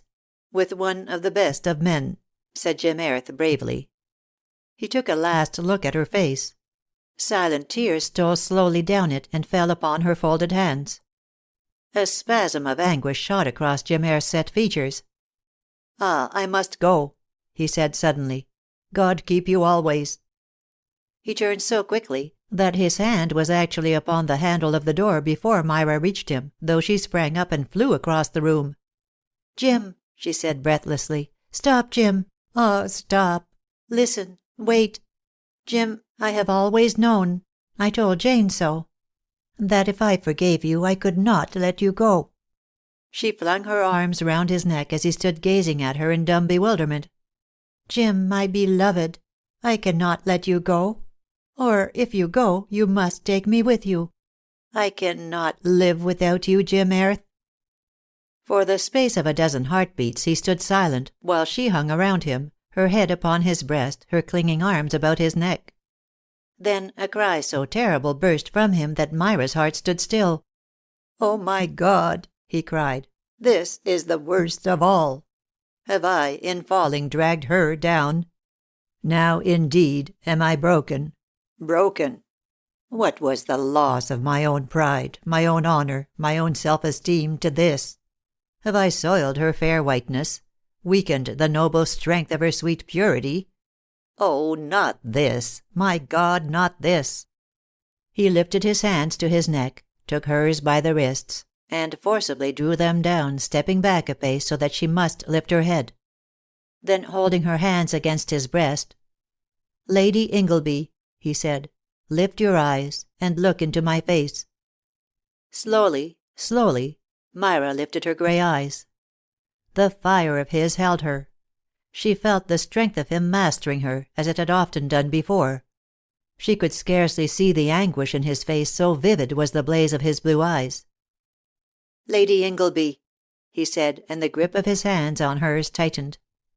"Lady Ingleby, we stood like this together, you and I, on a fast narrowing strip of sand. The cruel sea swept up, relentless. A high cliff rose in front, our only refuge.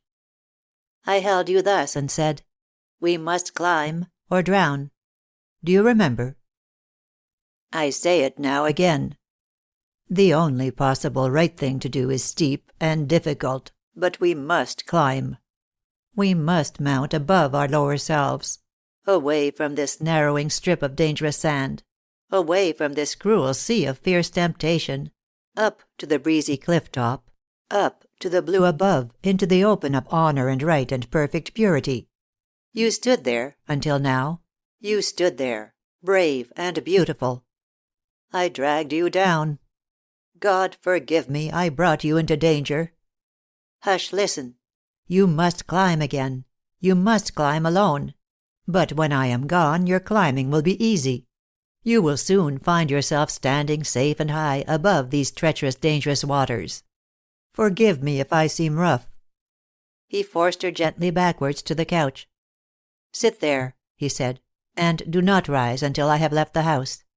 And if ever these moments come back to you, Lady Ingleby, remember, the whole blame was mine. Hush, I tell you, hush. And will you loose my hands?" But Myra clung to those big hands, laughing and weeping and striving to speak. "Oh, Jim, my Jim, you can't leave me to climb alone, because I am all your own, and free to be yours and no other man's, and together, thank God, we can stand on the cliff top where his hand has led us. Dearest, Jim, dearest, don't pull away from me, because I must cling on until you have read these telegrams. Oh, Jim, read them quickly. Sir Deryck Brand brought them down from town this afternoon. And oh, forgive me that I did not tell you at once. I wanted you to prove yourself what I knew you to be: faithful, loyal, honorable, brave, the man of all men whom I trust. The man who will never fail me in the upward climb, until we stand together beneath the blue on the heights of God's eternal hills. Oh, Jim." Her voice faltered into silence.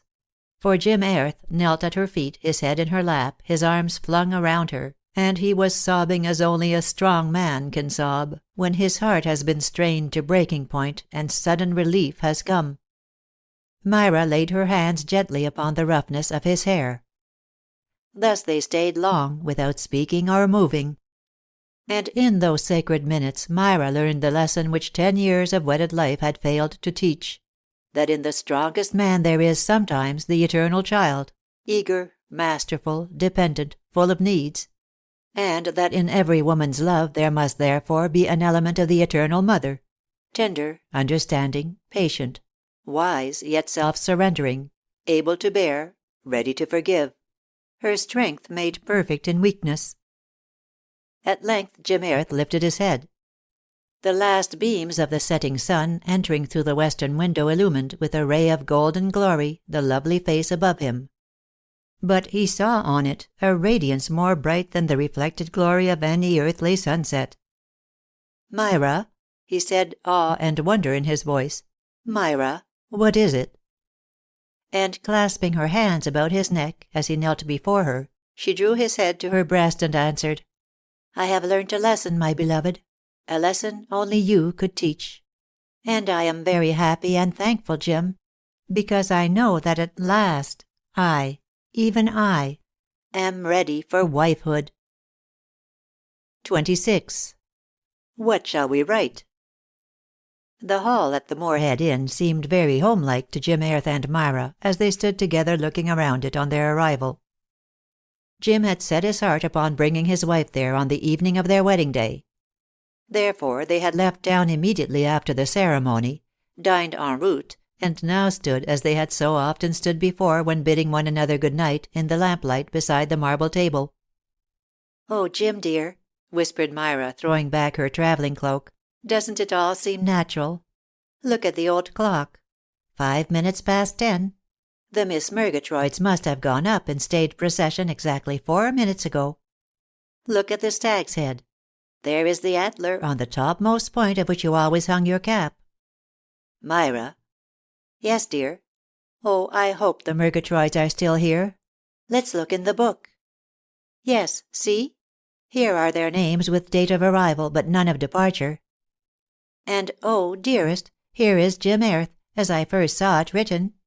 And look at Mrs. O'Meara just beneath it. How well I remember glancing back from the turn of the staircase, seeing you come out and read it, and wishing I had written it better. You can set me plenty of copies now, Jim. Myra." "Yes, dear. Do you know I am going to fly up and unpack? Then I will come out to the honeysuckle arbor and sit with you while you smoke. And we need not mind being late, because the dear ladies, not knowing we have returned, will not all be sleeping with doors ajar. But, oh, Jim, you must, however late it is, plump your boots out into the passage, just for the fun of making Miss Susanna's heart jump unexpectedly. Myra, oh, I say, my wife." "Yes, darling, I know. But I am perfectly certain Aunt Ingleby is peeping out of her little office at the end of the passage. Also, Polly has finished helping Sam place our luggage upstairs, and I can feel her hanging over the top banisters. Be patient for just a little while, my Jim. Let's put our names in the visitors' book. What shall we write? Really, we shall be obliged eventually to let them know who you are. Think what an excitement for the Miss Murgatroyds. But, just for once, I am going to write myself down by the name of all others I have most wished to bear. So, smiling gaily up at her husband, then bending over the table to hide her happy face from the adoration of his eyes, the newly made Countess of Airth and Monteith took up the pen, and without pausing to remove her glove, wrote in the visitors' book of the Moorhead Inn, in the clear, bold handwriting peculiarly her own. End of chapters 24 through 26. End of The Mistress of Shenstone by Florence Barclay. Recorded by Céline Major.